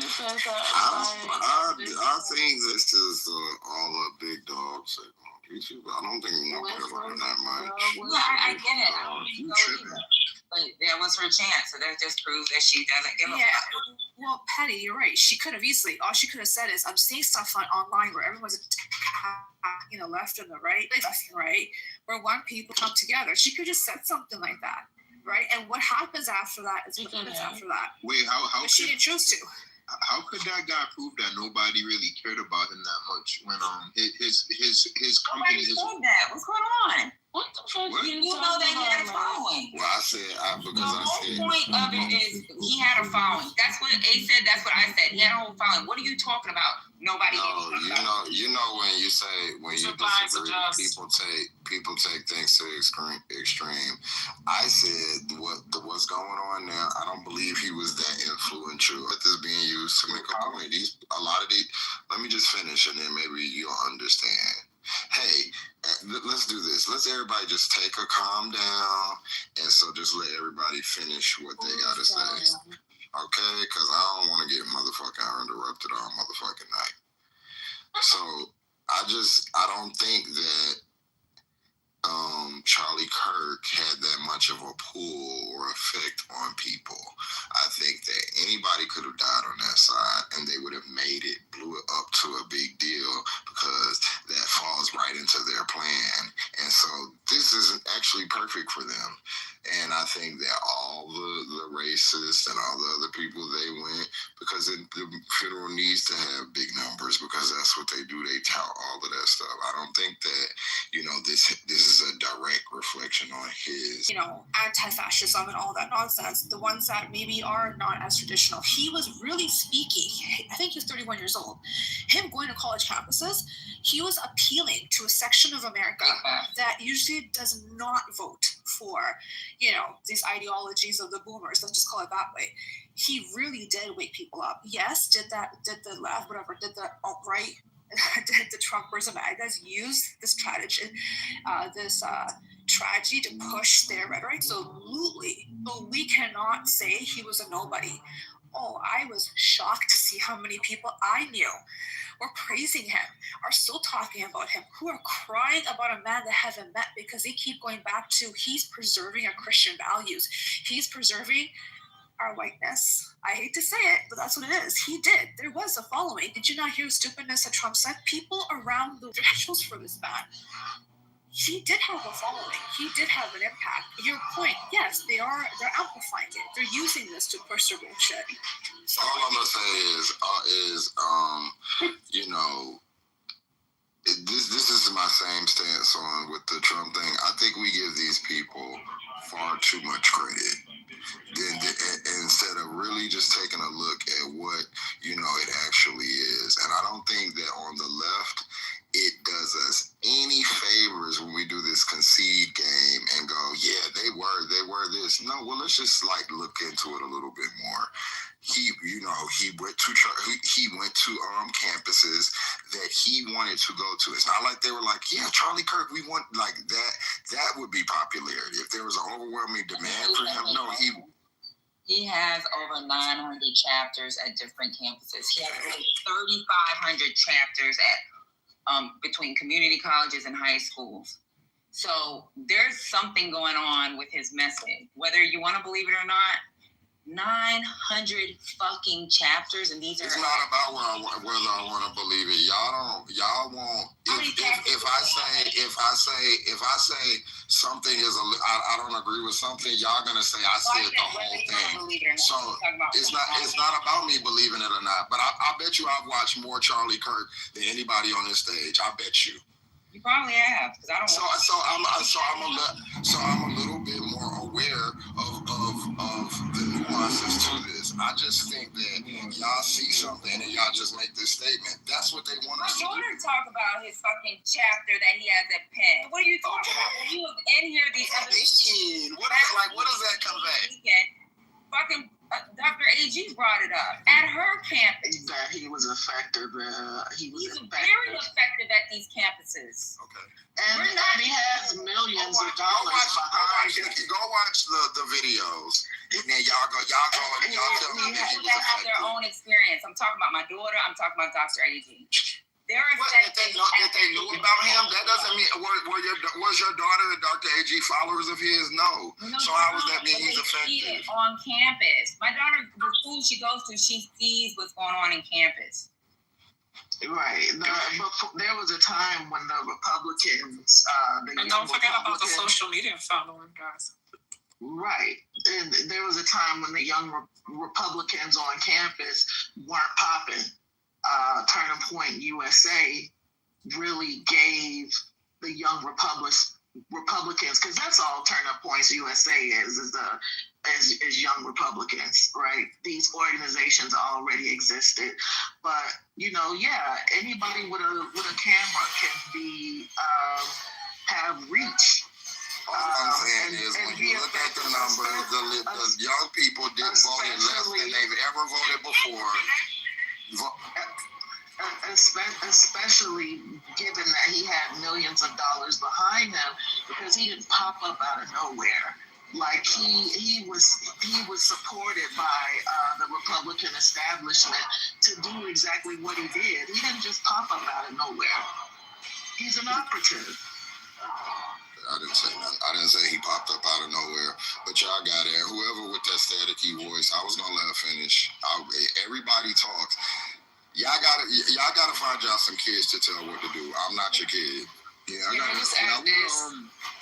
fault. And I wanted to say this though, because with Charlie Kirk, Bill Montgomery, he's the co-founder of Turning Point. Why nobody talk about Bill Montgomery? Yeah, why we don't talk about him? What's to say? Oh yeah, but I'm saying that's the network, right? That's so white man. That's right. Go ahead. That's the money. Yeah, that's the money behind the magic. Exactly. So why are we making it behind the scenes? Yeah, but what I'm saying is, let's stop acting like this is just some kid with nothing going on. They had like. No, go ahead. Big him up. No. Gas him. Be emotional. You see what I'm saying? Like gas him. Yeah, you can be easily impressed. Yeah, you got it. So, you in the moment. It just seems Stop it. We're just having a fucking conversation. If it's too much, then maybe people need to leave. Like, we can have the conversation. Like, go ahead.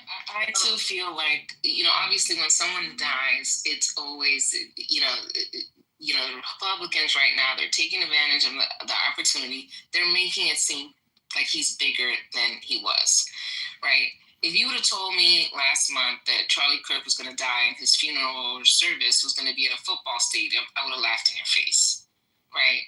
I think the Republicans, I've seen the Republican societies in schools, it's always just a group of losers. Yes, they have a presence, but like these are people that like no one really checks for and nobody wants to date, so they join these organizations, but they can have 1,000 of these, but they're literally full of losers and rejects that nobody wants to fuck with. So I don't know. I think that they took advantage of the opportunity to distract from the Epstein files, and they're making this whole big deal out of Charlie Kirk. I'm not saying he's not influential. I'm not saying that he's not big. But for people to start saying, oh, he was going to run for president and he was going to do all these things and he was J.D. Vance's best friend, like, I don't know about all that. Like, that just sounds weird to me. Like, I never heard of this until he died. But y'all correct me if I'm wrong. Yeah, it seems like they both definitely blowing it out of proportion. But you got to take into consideration, like, nowadays, it doesn't take long for people to become popular or have a following because everybody's so susceptible to following behind other people. So, like, I agree with Jess. Like, he's really not that fucking important. And he probably does have a following, but the following that he has is just like, this is just some new age shit with people just following behind anything that they see. They had a Charlie Kirk character on South Park. Finished, but then they're depicting this guy in cartoons, like they made a Charlie Kirk character on South Park. Like he's you just gotta give credit where credit is due. What's the credit? The credit is that he was effective. Did before Charlie Kirk died, did any of these political rooms, did we ever have Charlie Kirk as a conversation? It has to. We didn't. He wasn't talking to us. He was talking to those people. It doesn't matter. What I'm saying is, to me, we're caught up in the wheel. They say it and we believe it. They say, like, when you step back and pan out, if we started doing that and presenting doubt and stop being like, yeah, he was so influential. He had a presence. Like, look at the words y'all are using. He had a presence. All right, so he had something set up on that does not make him popular. That does not make him this heavy, influential person that y'all are saying he is. And they do this with every figure that they have. They come, and now that this person passed, y'all can really, I'm not saying he was unpopular, but saying that a billionaire backed him when there's we know why they backed him. It's not because he's super popular. It's because they have a message that they want to get out. And like, because you went to some colleges, you got into it with some queer people, and a whole bunch of lame incels heckled you or whatever, and you that's drama, that's pomp and circumstance. That's not necessarily a popularity and credit that needs to be given. And I don't think y'all understand like combat and signals. I definitely know the Democrats don't, because we love doing that whole thing. No, they right. That's so stupid. Even if they are right, you never say that. That's how we always do this gullible, goofy shit and think we're like turning it. No, that's what they want us to say. He was so influential. Okay, if y'all say so. He was a nobody. No. Here's the deal. I'm speaking of knowledge. Hold on, bro. He was, listen, he had his group, he had his little space on the internet. He was influential to the degree that he was influential. But I do agree with Just. If this happened to Tucker Carlson, if this happened to Ben Shapiro, if this happened to anybody else on the right, it would have been the exact same sentiment. Ben Shapiro would have been running for president. Tucker Carlson would have been running we would have had the same rhetoric. He would have been best friends with Trump. He would have been best friends with J.D. Vance. It would have been all the same stories. We would have got the same rhetoric. So I get what y'all are saying, but at the same time, it's just like, are we not watching the same thing? They're grandstanding this guy in a position that he really wasn't in before. I watched Tucker Carlson fill a 15,000. I have personal issues with Tucker Carlson that I've dealt with face to face. He's a fucking weirdo and he's a complete racist. I've watched that motherfucker on a Tuesday night fill up a 15, 20 basketball arena in Texas on a random fucking Tuesday because people want to hear him talk. Charlie Kirk was doing campus courtyards and shit. And I get what y'all are saying. Yeah, I get what y'all are saying, but this would have happened for up on your side about if you present any doubt to that person. Look how y'all niggas reacted. Because I'm a hater, I'm a this. No, why we can't analyze what I'm saying? That's how y'all do everybody on the left that presents a narrative. But y'all go with every narrative that the left throws at you. He was influential, so y'all come back in here and repeat it and repeat it. I'm not saying he wasn't, but he wasn't no more popular than Candace or any of these other geeks that that popped up on the right. But this, he was so influential, 415. He did this. This is what he got his ass up to do. It's not because he was in such high demand and he's fucking Janet Jackson. I just think, I don't know. It just seems like we dizzy over here on this side. No. We not dizzy. Because when with the Epstein situation, right? Didn't Trump get on the phone with Charlie Kirk? You're aware of this, Culture? What does that mean? This is what I mean by easily impressed. Okay. Bro, can we walk through this real quick without? Yeah. I'm sorry. This is how I talk, bro. I'm not mad. This is how I talk. It's all good, bro. What I'm saying is, with the Epstein shit, Trump called Charlie Kirk pretty much like, "Hey, yo, bro, you making too much noise about this shit. Like, calm down your constituents because you're making it hot." I don't think Trump called him. Hold up. If he also had a direct line to the White House. Y'all gonna tell me that that's not a motherfucker with some influence somewhere? Yeah, that is true. Yeah. I don't even understand what the fuck that got to do with the price of tea in China. How the fuck we know that he got on the phone with him? And yet see, the thing is, yes, he has a targeted audience on the internet. Future reached out to Kevin Samuels, that type of shit. That fucking manosphere group of niggas that love to suck the dick of a person on the internet. Yes, And it's effective in its own way, but to make it as like he was the fucking icon is ridiculous. And that's what it sounds like. The way that y'all talking about him and agreeing with how the fucking Republicans or something. He's nobody of that importance. Like, Kai Cenat would probably should get way more treatment than he would. You see what I'm saying? Like, no, I'm serious. No, right there. I'm serious. That's Brooklyn. What about the other white boy that he was Brooklyn? He's more popular. Can't be talking over each other. What's going on? They just want to talk when I talk. Go ahead. No, I'm gonna let them talk. It's okay. Go ahead. I'll ask you a question, Brooklyn.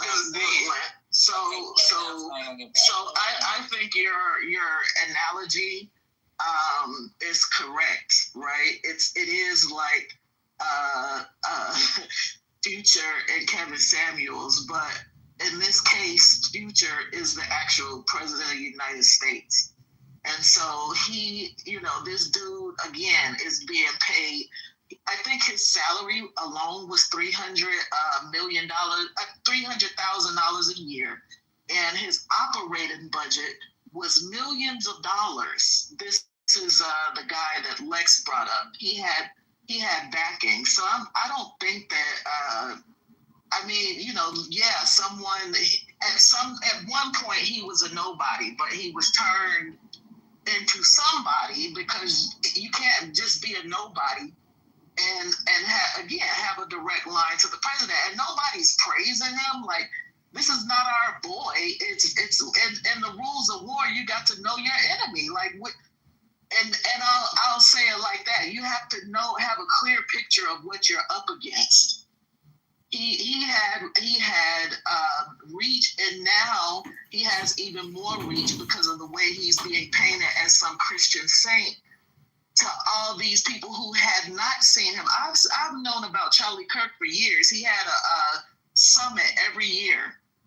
This year, I think he had 50,000 people show up at his summit. It's a 3-day event, and they were bagging him because of the Epstein situation. You know, that again, like a couple of months ago, everyone was on Epstein, everybody was on the economy and this bill and how it was fucking everybody over, right? This is the type of stuff they were talking about. I think that shit was in like May or June, right? He's been on a lot of the, so yeah, he is like a Candace Owens, but he. What are you talking about? Well, I'm talking about the numbers. Candace is right up there with him. Let me say this. Now, y'all be so easily impressed by popularity. They can just wave a little bit of me. Y'all be like, Money, like, Jesus. Culturally, money, power, and respect. Hold on, Who respects him? The reason why I made the Kevin Samuels Future analogy is to show you how one person guess I can't compare Future to the president, and I'm not trying to, but what I'm saying is that yes, these people have reached to a particular audience of people, right? And he had conversation. He was influential in his own way. Maybe not everybody in our generation may have known them, but it's a certain generation of people that he reached out to. Yes, I get that part. But what I'm saying is the only reason why y'all make it seems as though he's so fucking big is because on live TV he got shot in the fucking neck. That's what made him more popular than every fucking body. And they get the blow all of this shit up and make it seem like he was so important because these are fucking politicians, and that's what fucking politicians do. This is their opportunity to make liberals and Democrats out to be fucking demonic while making it seem like everything that they're doing is fucking perfect. And everybody really is playing into it, to be honest with you, because yes, now y'all seeing that, he's getting this fucking, he's getting memorialized. They want they get naming parts after him. They fucking giving him days and all of this, that, and the third. This is psychological warfare. They done fucking made you niggas believe. And I got proof of what I was something fucking important and he really not. I got proof of what I was saying. Honesty.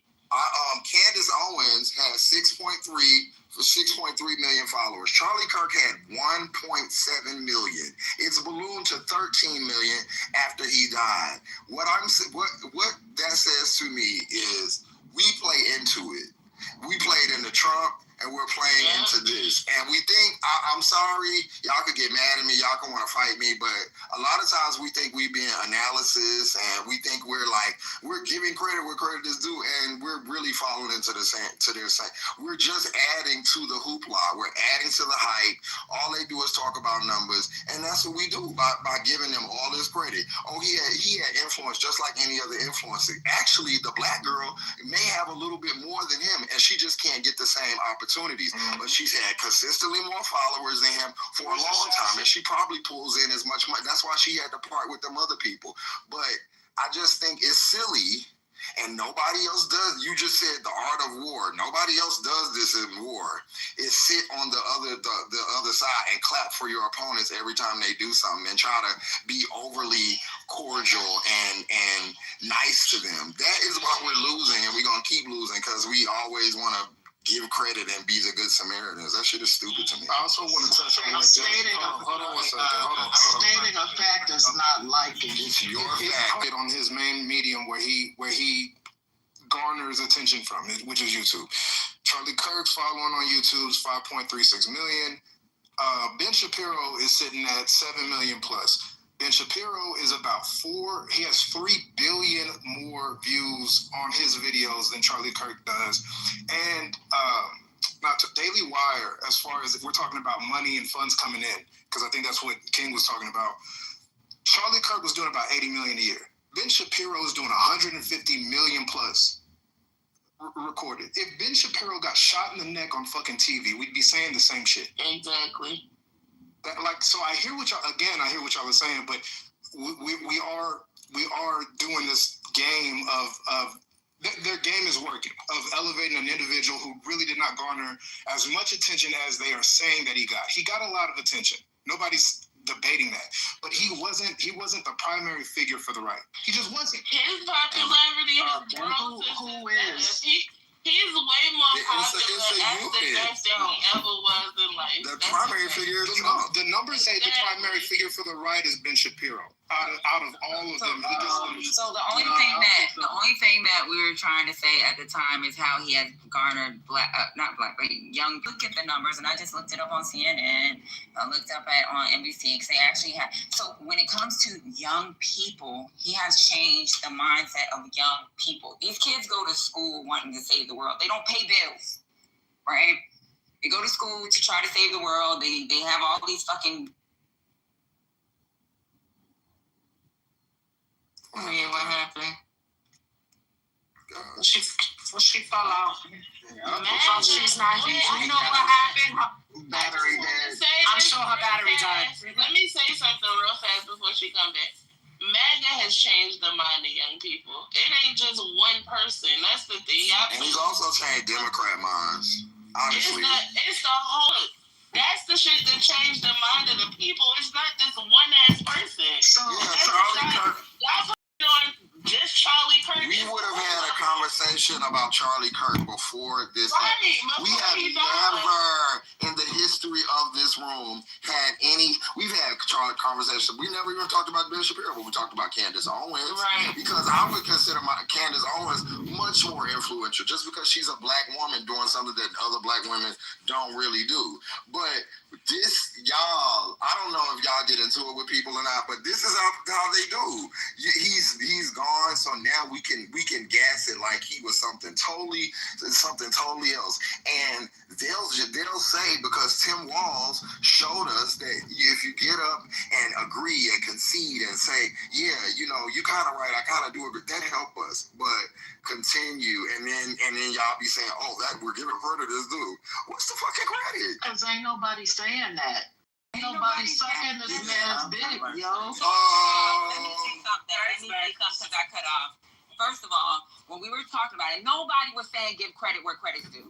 The thing is, you were only hearing what you wanted to hear. King literally said that. Let me finish what I'm about to say. You were hearing what you wanted to hear. I brought up young people. I brought up campuses. There has been a major change on how these young kids in college have been thinking. They have fucking chapters at over 900 universities. Over 3,500 chapters at high schools and community colleges. There's no fucking Ben Shapiro as showing up at Penn, showing up at Stanford, showing up at these goddamn schools with fucking chapters. There is influence. We are not saying we're not being extreme. We're just telling you the truth. It is what it is. And to even think that it was only death when there was an issue with Epstein, Charlie Kirk was in the news. We never talked about him. Fucking news. I mean, and that's your view. That's your view. That's how you view it, and I don't view it that way at all. This was the lowest. We don't. Right, but this was the lowest youth turnout ever. Just tell us that we were saying that he influenced. He just this and that. This and that. No, that's Kim not. literally said that. She said you got to give credit where credit is due. Lex said that in the chat. Hold on. So all I'm saying is, we can disagree, and I definitely disagree, because I don't think for a person to go from 1.3 million followers to 13 million in less than 2 weeks, they're pouring sauce heavily on this joint. And no, Ben Shapiro didn't show up there, because that's not what Ben Shapiro does. But if we're talking about followers and influence, that's a much heavy follower and influence count. And I still don't think either one of those people are that influential. No, I do hear what you... So Ben Shapiro is not for A-Marie or Anaya. They're not going to listen to a Ben Shapiro.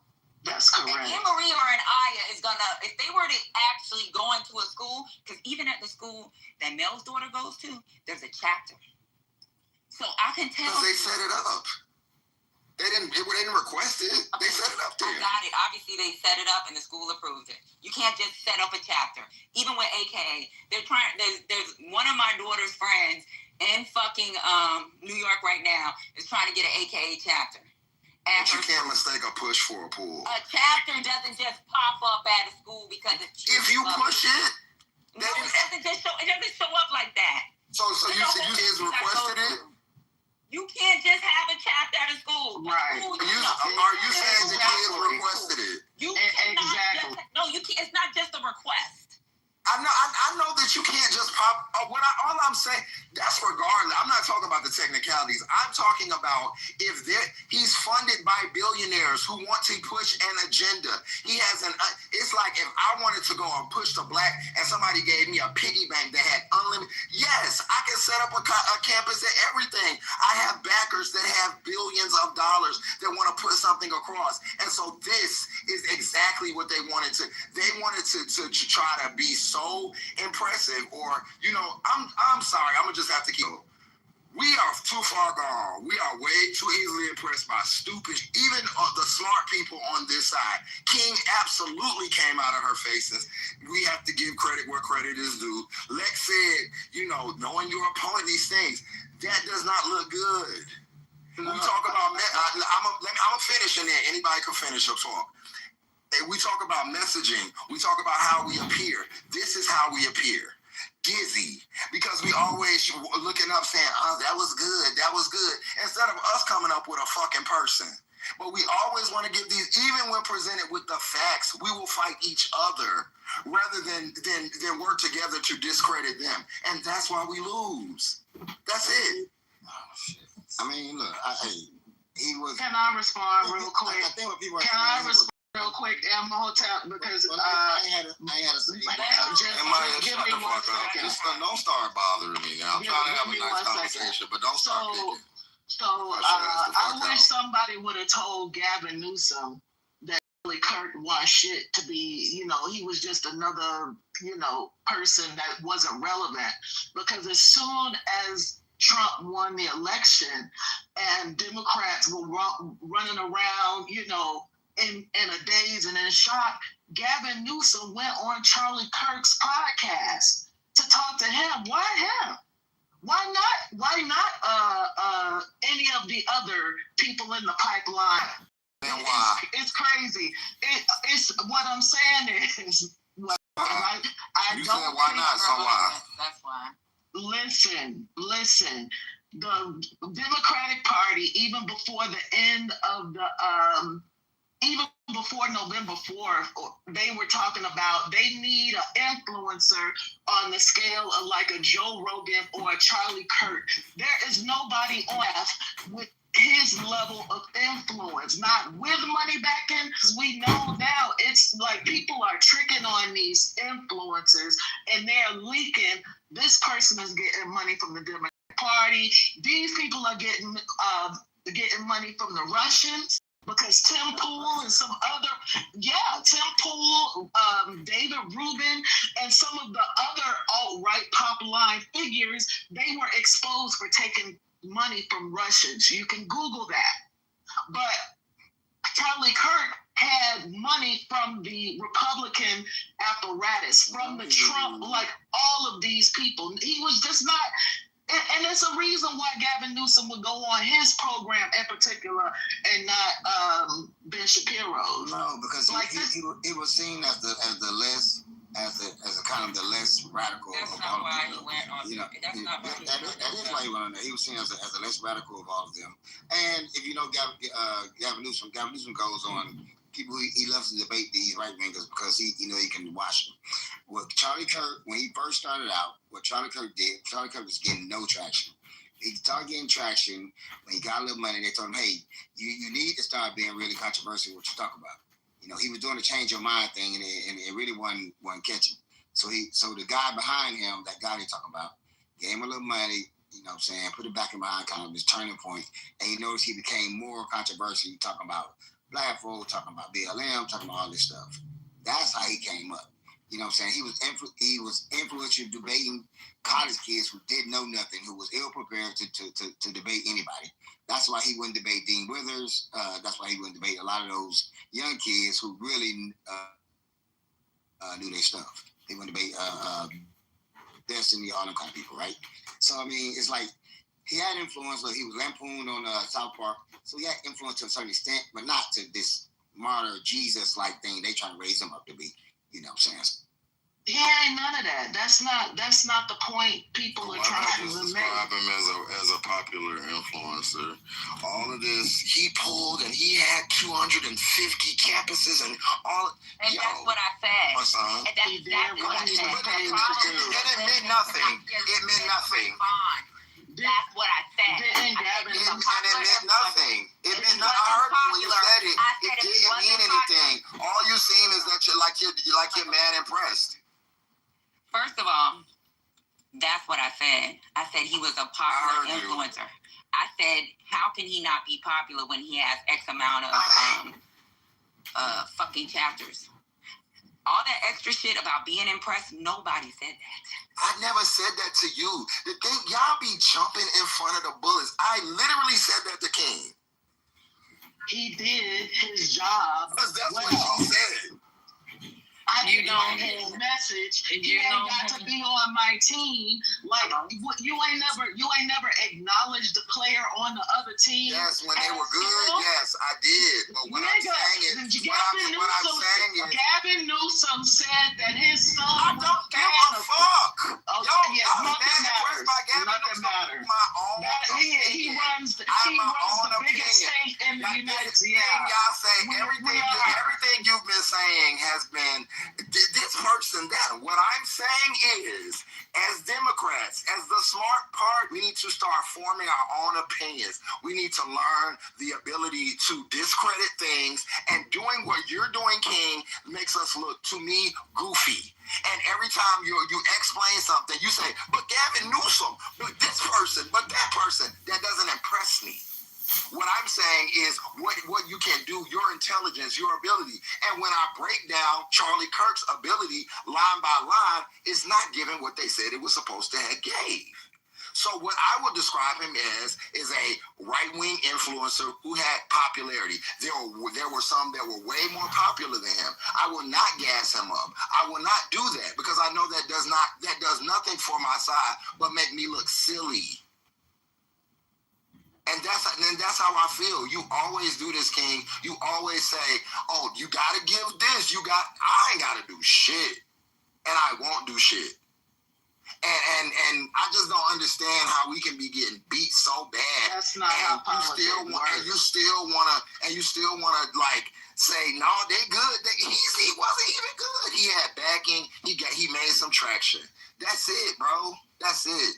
And you getting triple your followers in 2 weeks less than your death should tell you everything you need to know. But see, you want that to say everything, and I'm saying money, power, and respect. He was in proximity with the power players. He had the money backing him, and he did what he was paid to do, and he did it well. Okay. There are black children. You're right. He was amazing. How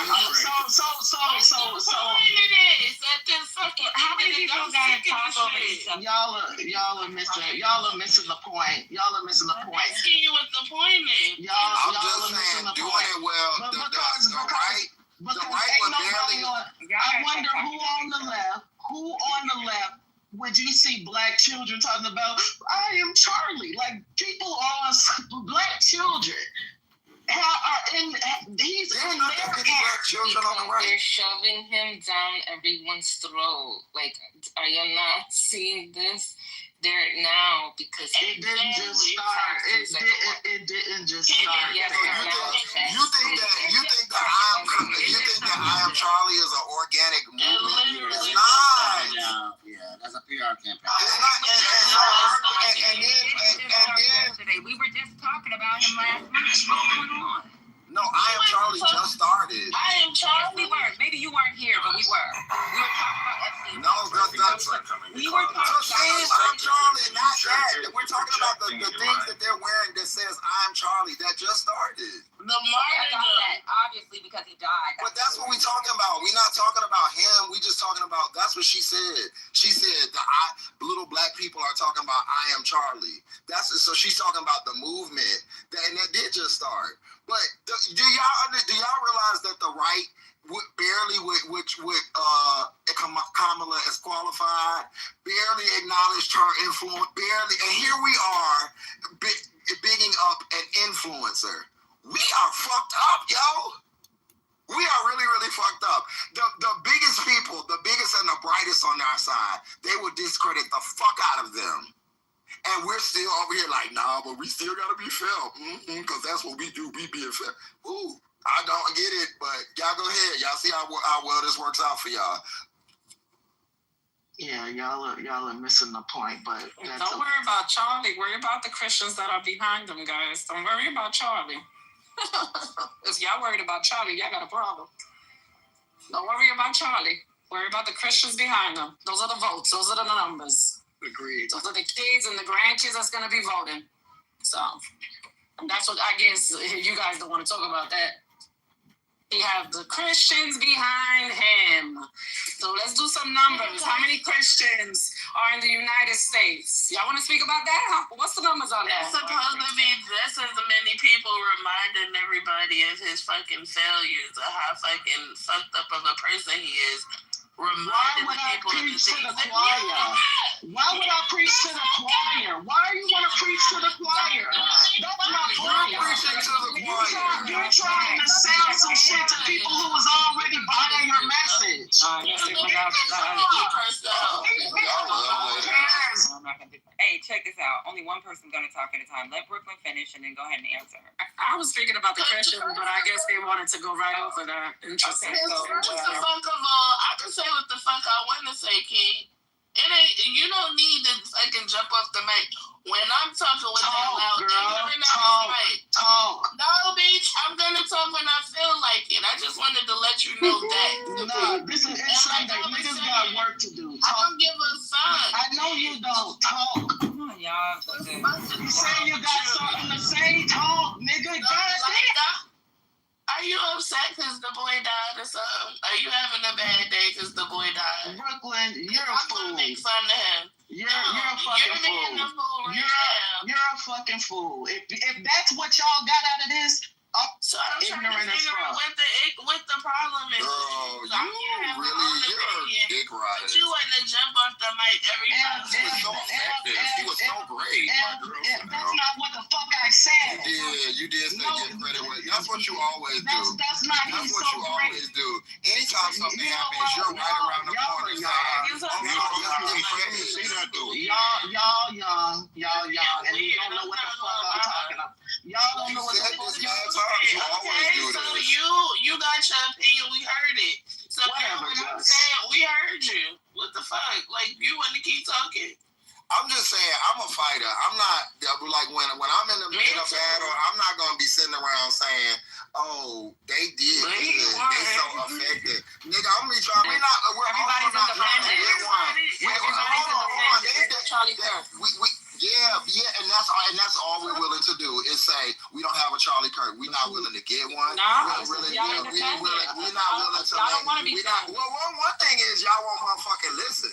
So we not. My thing is, you have been talking all this time. We won't make everybody got their nights. You have your nice mind. So you and talking all this fucking time. Every time that we don't have something, niggas want to say, "Oh, we don't have this." So get it. So figure it out. But why are we sitting around giving the other side props instead of figuring out somebody to get on our side the same way? I wasn't giving nobody props. I was speaking about the Christians, but y'all didn't want to talk about that. Y'all went right over that. That was 100% right. It's the Christians to worry about. Y'all went right over that. He had a whole bunch of young Christians that he had fucking trying to relay this message. And then y'all think Christians ain't pushing shit. Y'all gonna learn. Y'all gonna learn for 2028. Not new young kids. Christians is already here. I think they're gonna push a lot. All right, y'all see if the Dems win again in 2028. I think they're already gonna lose. So why does for young people? We took 50 minutes to discuss No, I think the importance Charlie Wilson. of Charlie. For 50 minutes. Charlie Wilson for 50 minutes. So let's get back to another part of the conversation. No, I was gonna, let me just say this. Like, I agree, like, from the looks of things, it seemed like this is the party of folders. Everybody in this motherfucker folding. People too scared to say anything.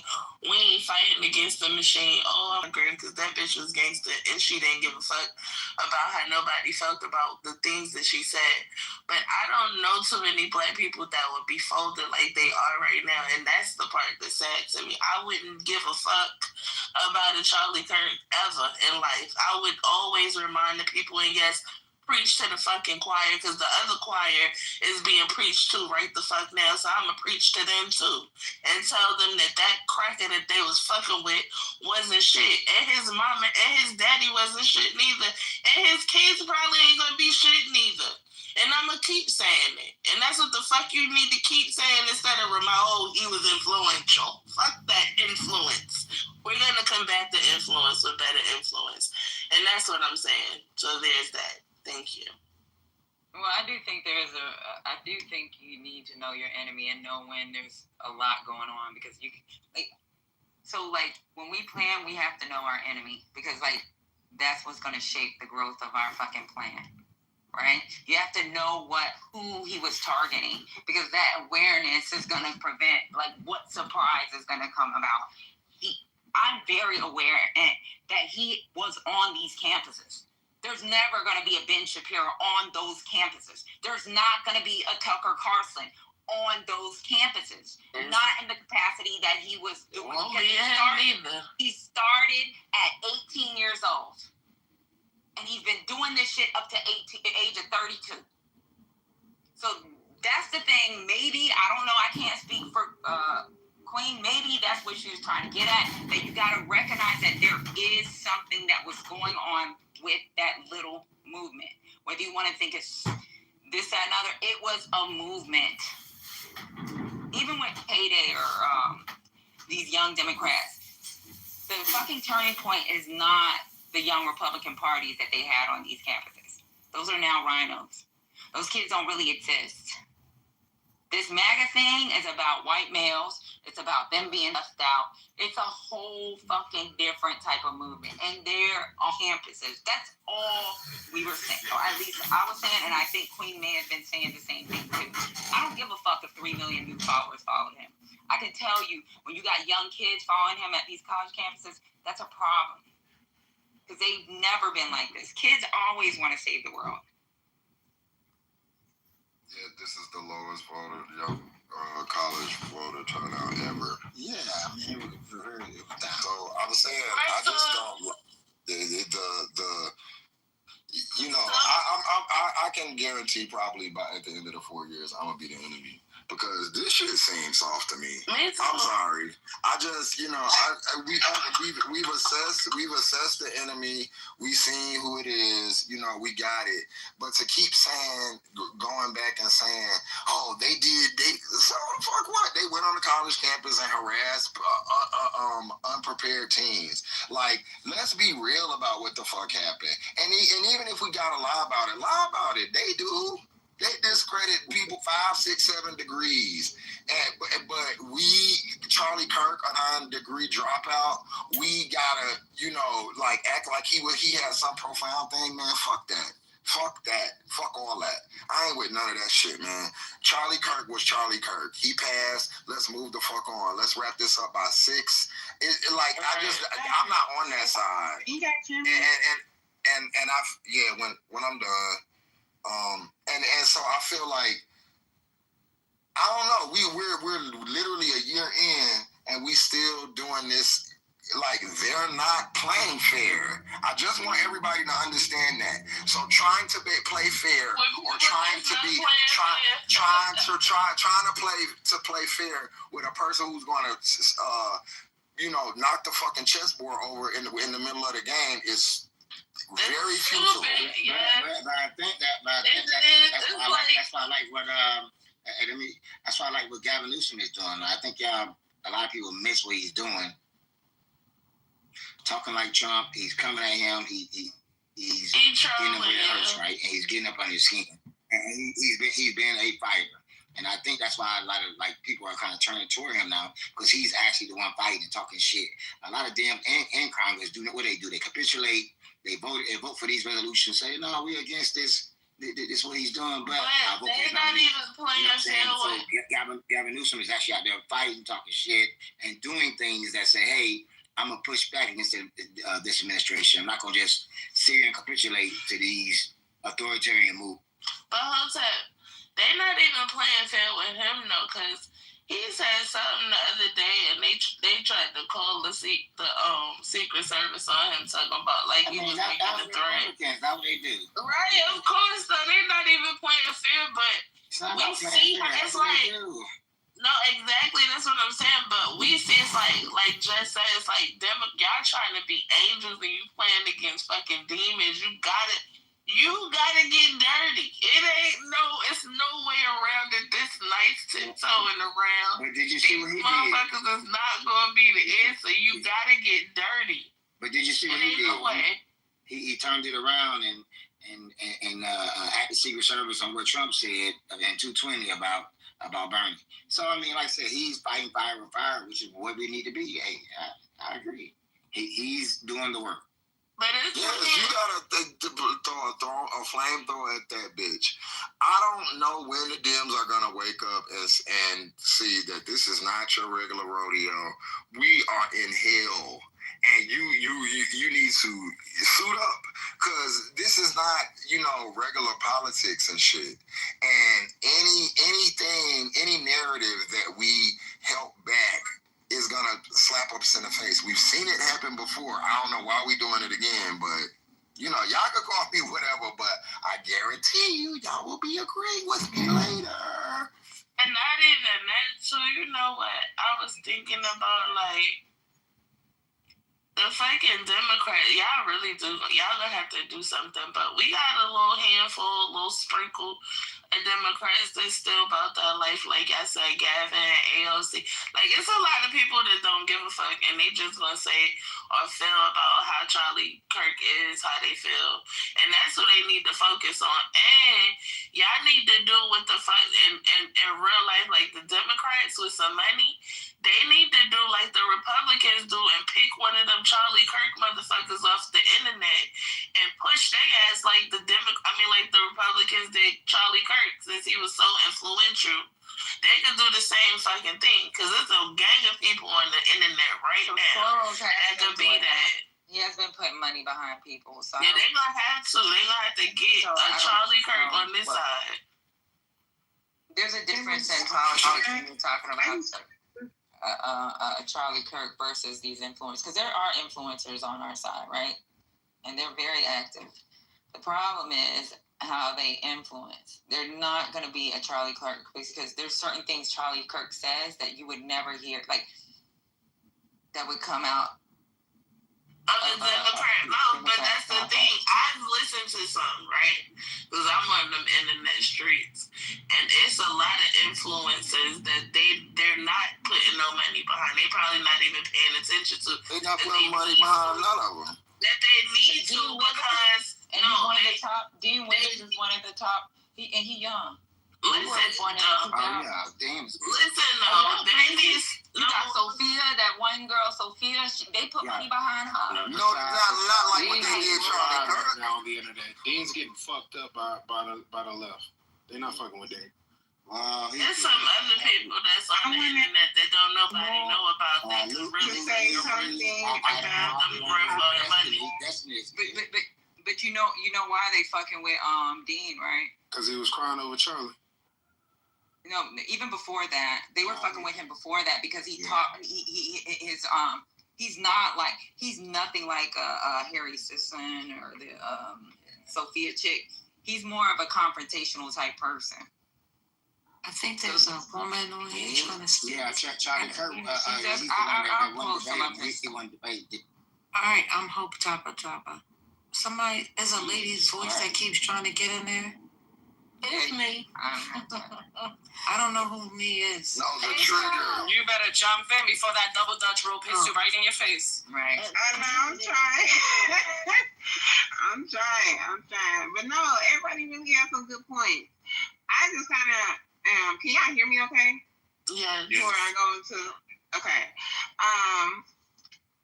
I'm coming from the world where, like, okay, so I'm on the Christian side because I, really about that life. So I have a lot of Christian followers. And so, yeah, it's been a lot of divide, right?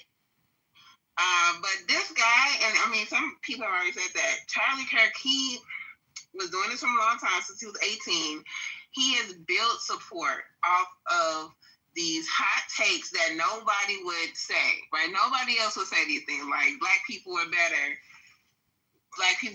when they were, under Jim Crow because they committed less crimes. Like that's the Civil Rights Act was a mistake. Like he said these things that people believed, and that's why he had the large following because these were secret people who would never say. Of course, he wasn't like. Let me just finish. Of course, he wasn't like the main person for them because he's saying these things that in normal life you would get canceled for. You know what I'm saying? He's saying these things and he's being indignant about it and hiding it behind fallacious things that he was saying. And it paid him well. So, of course, also, you have to talk about his wife. His wife is going to do everything and promote everything he was saying, probably more so, because it paid her bills too, right? This is how he made money. But this on the side of his influence, right? He was on the same level, right, as Candace Owens and Tucker Carlson, and those two names actually, I believe, before all of this, were way more popular than him, right? I kind of hear him here and there. I did not hear his name as much as I hear Tucker Carlson and the black girl, right? So of course he was just on their level. He wasn't like the main guy, but there's a lot of stuff behind the scenes that these people who get paid for saying these salacious things get that we have no idea. And it's really connected to politics because I see how loud these people are about their takes, like Republican and conservative takes.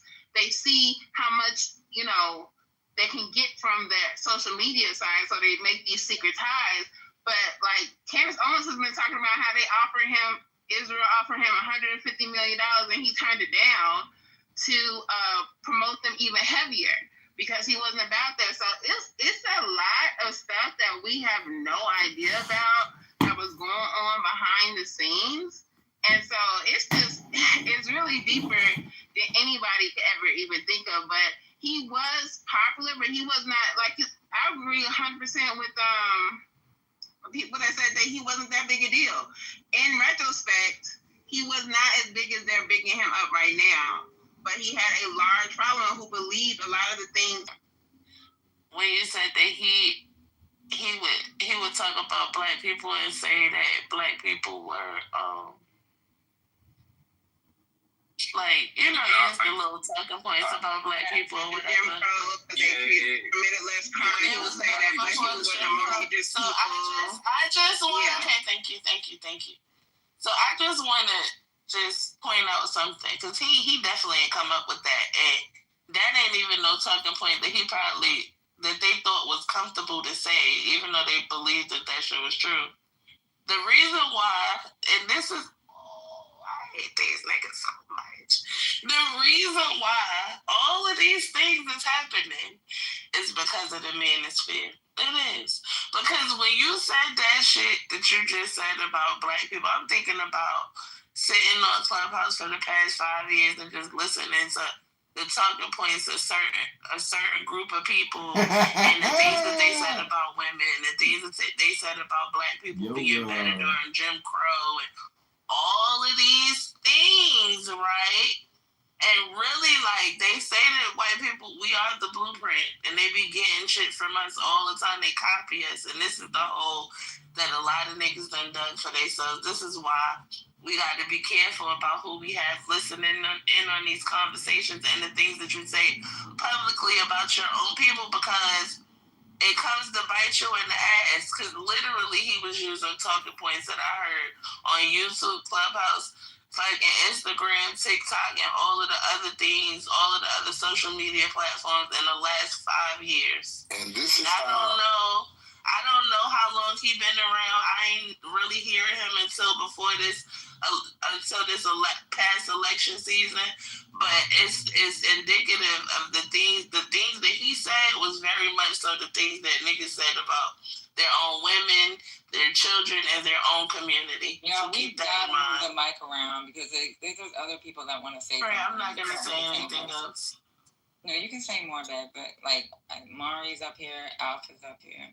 Then before Amari goes, I just want to say that y'all's talking points are gonna sound just like his, and if y'all think that's what's like is the move, all y'all, he's about to repeat everything y'all just said. Go ahead, Amari.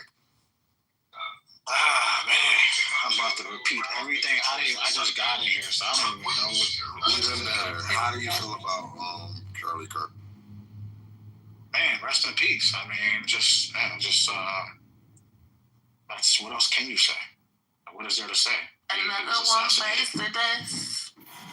I think he was asking, aside from him being dead, what do you think about his sentiment when he did his college tours? Because that's what the conversation is about. It's about his popularity, his influence. I mean, I think he was medium. I don't think he was like super popular. I mean, I think you have folks like like the Candace Owens and them that probably a little bit were more popular. But when it comes to, let's see, he's been doing this since he was 18 when he dropped out.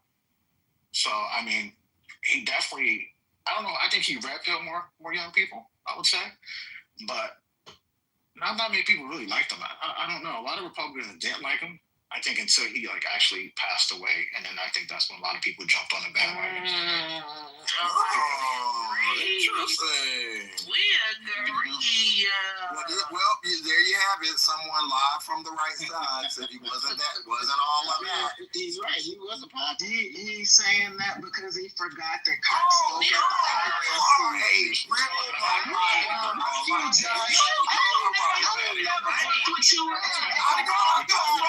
Don't get disrespectful because I can't do it. Okay, so now we're gonna go to the left because this is getting y'all started. Can I finish? These niggas getting on my damn nerves. Hey, let it go. Hey, so whole world. Suck a dick, Brooklyn. Yo, people are allowed to have an opinion. What's wrong with you? I'm not gonna do this today. So Amari, y'all about to find out because my head hurts. Y'all gonna allow people to have an opinion, okay? We're not doing this shit. Like, y'all keep talking over each other. So Amari, y'all pissing me off. If I don't get my refrigerator, you need to put something in your mouth and shut the fuck up. Chill. What is going on? She didn't say that to motherfuckers. Y'all wild. Just don't talk to me. So what do you want me to say? Y'all about to get this room. What the fuck do you want me to say? I'm trying to clean my goddamn refrigerator. Boy, please help me 5 seconds.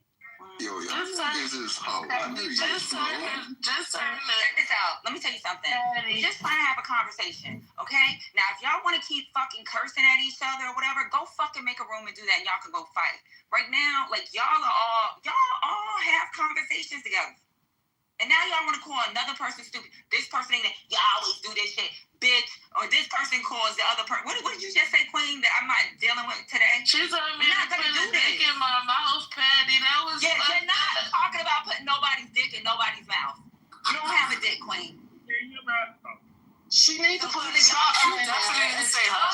She needs to put something in her mouth and shut the fuck up. She in the bad mood today. I'm gonna give you a break today. I mean, she the only one being rude, but I guess I got bitches. Y'all are so fucking fake. Call me another bitch and I'm a disrespect. Y'all are so fucking fake. Cultural, I don't give a goddamn what. You can suck a dick too. All right, nigga. You better watch your motherfucking mouth, you little dyke bitch. Before I roast your motherfucking ass. Stop talking about putting dicks in people's mouths. Yo, tell this little dyke to watch her fucking mouth. It's king though, for real, Patty. Like, she got this control. You motherfucking deformed little nigga. You better watch who you talking to. I don't disrespect you, bitch. You don't disrespect me. You don't disrespect me. You better shut your motherfucking ass up and figure out a gender, bitch. I'm the wrong bitch. Everybody. I don't never disrespect your motherfucking goofy ass.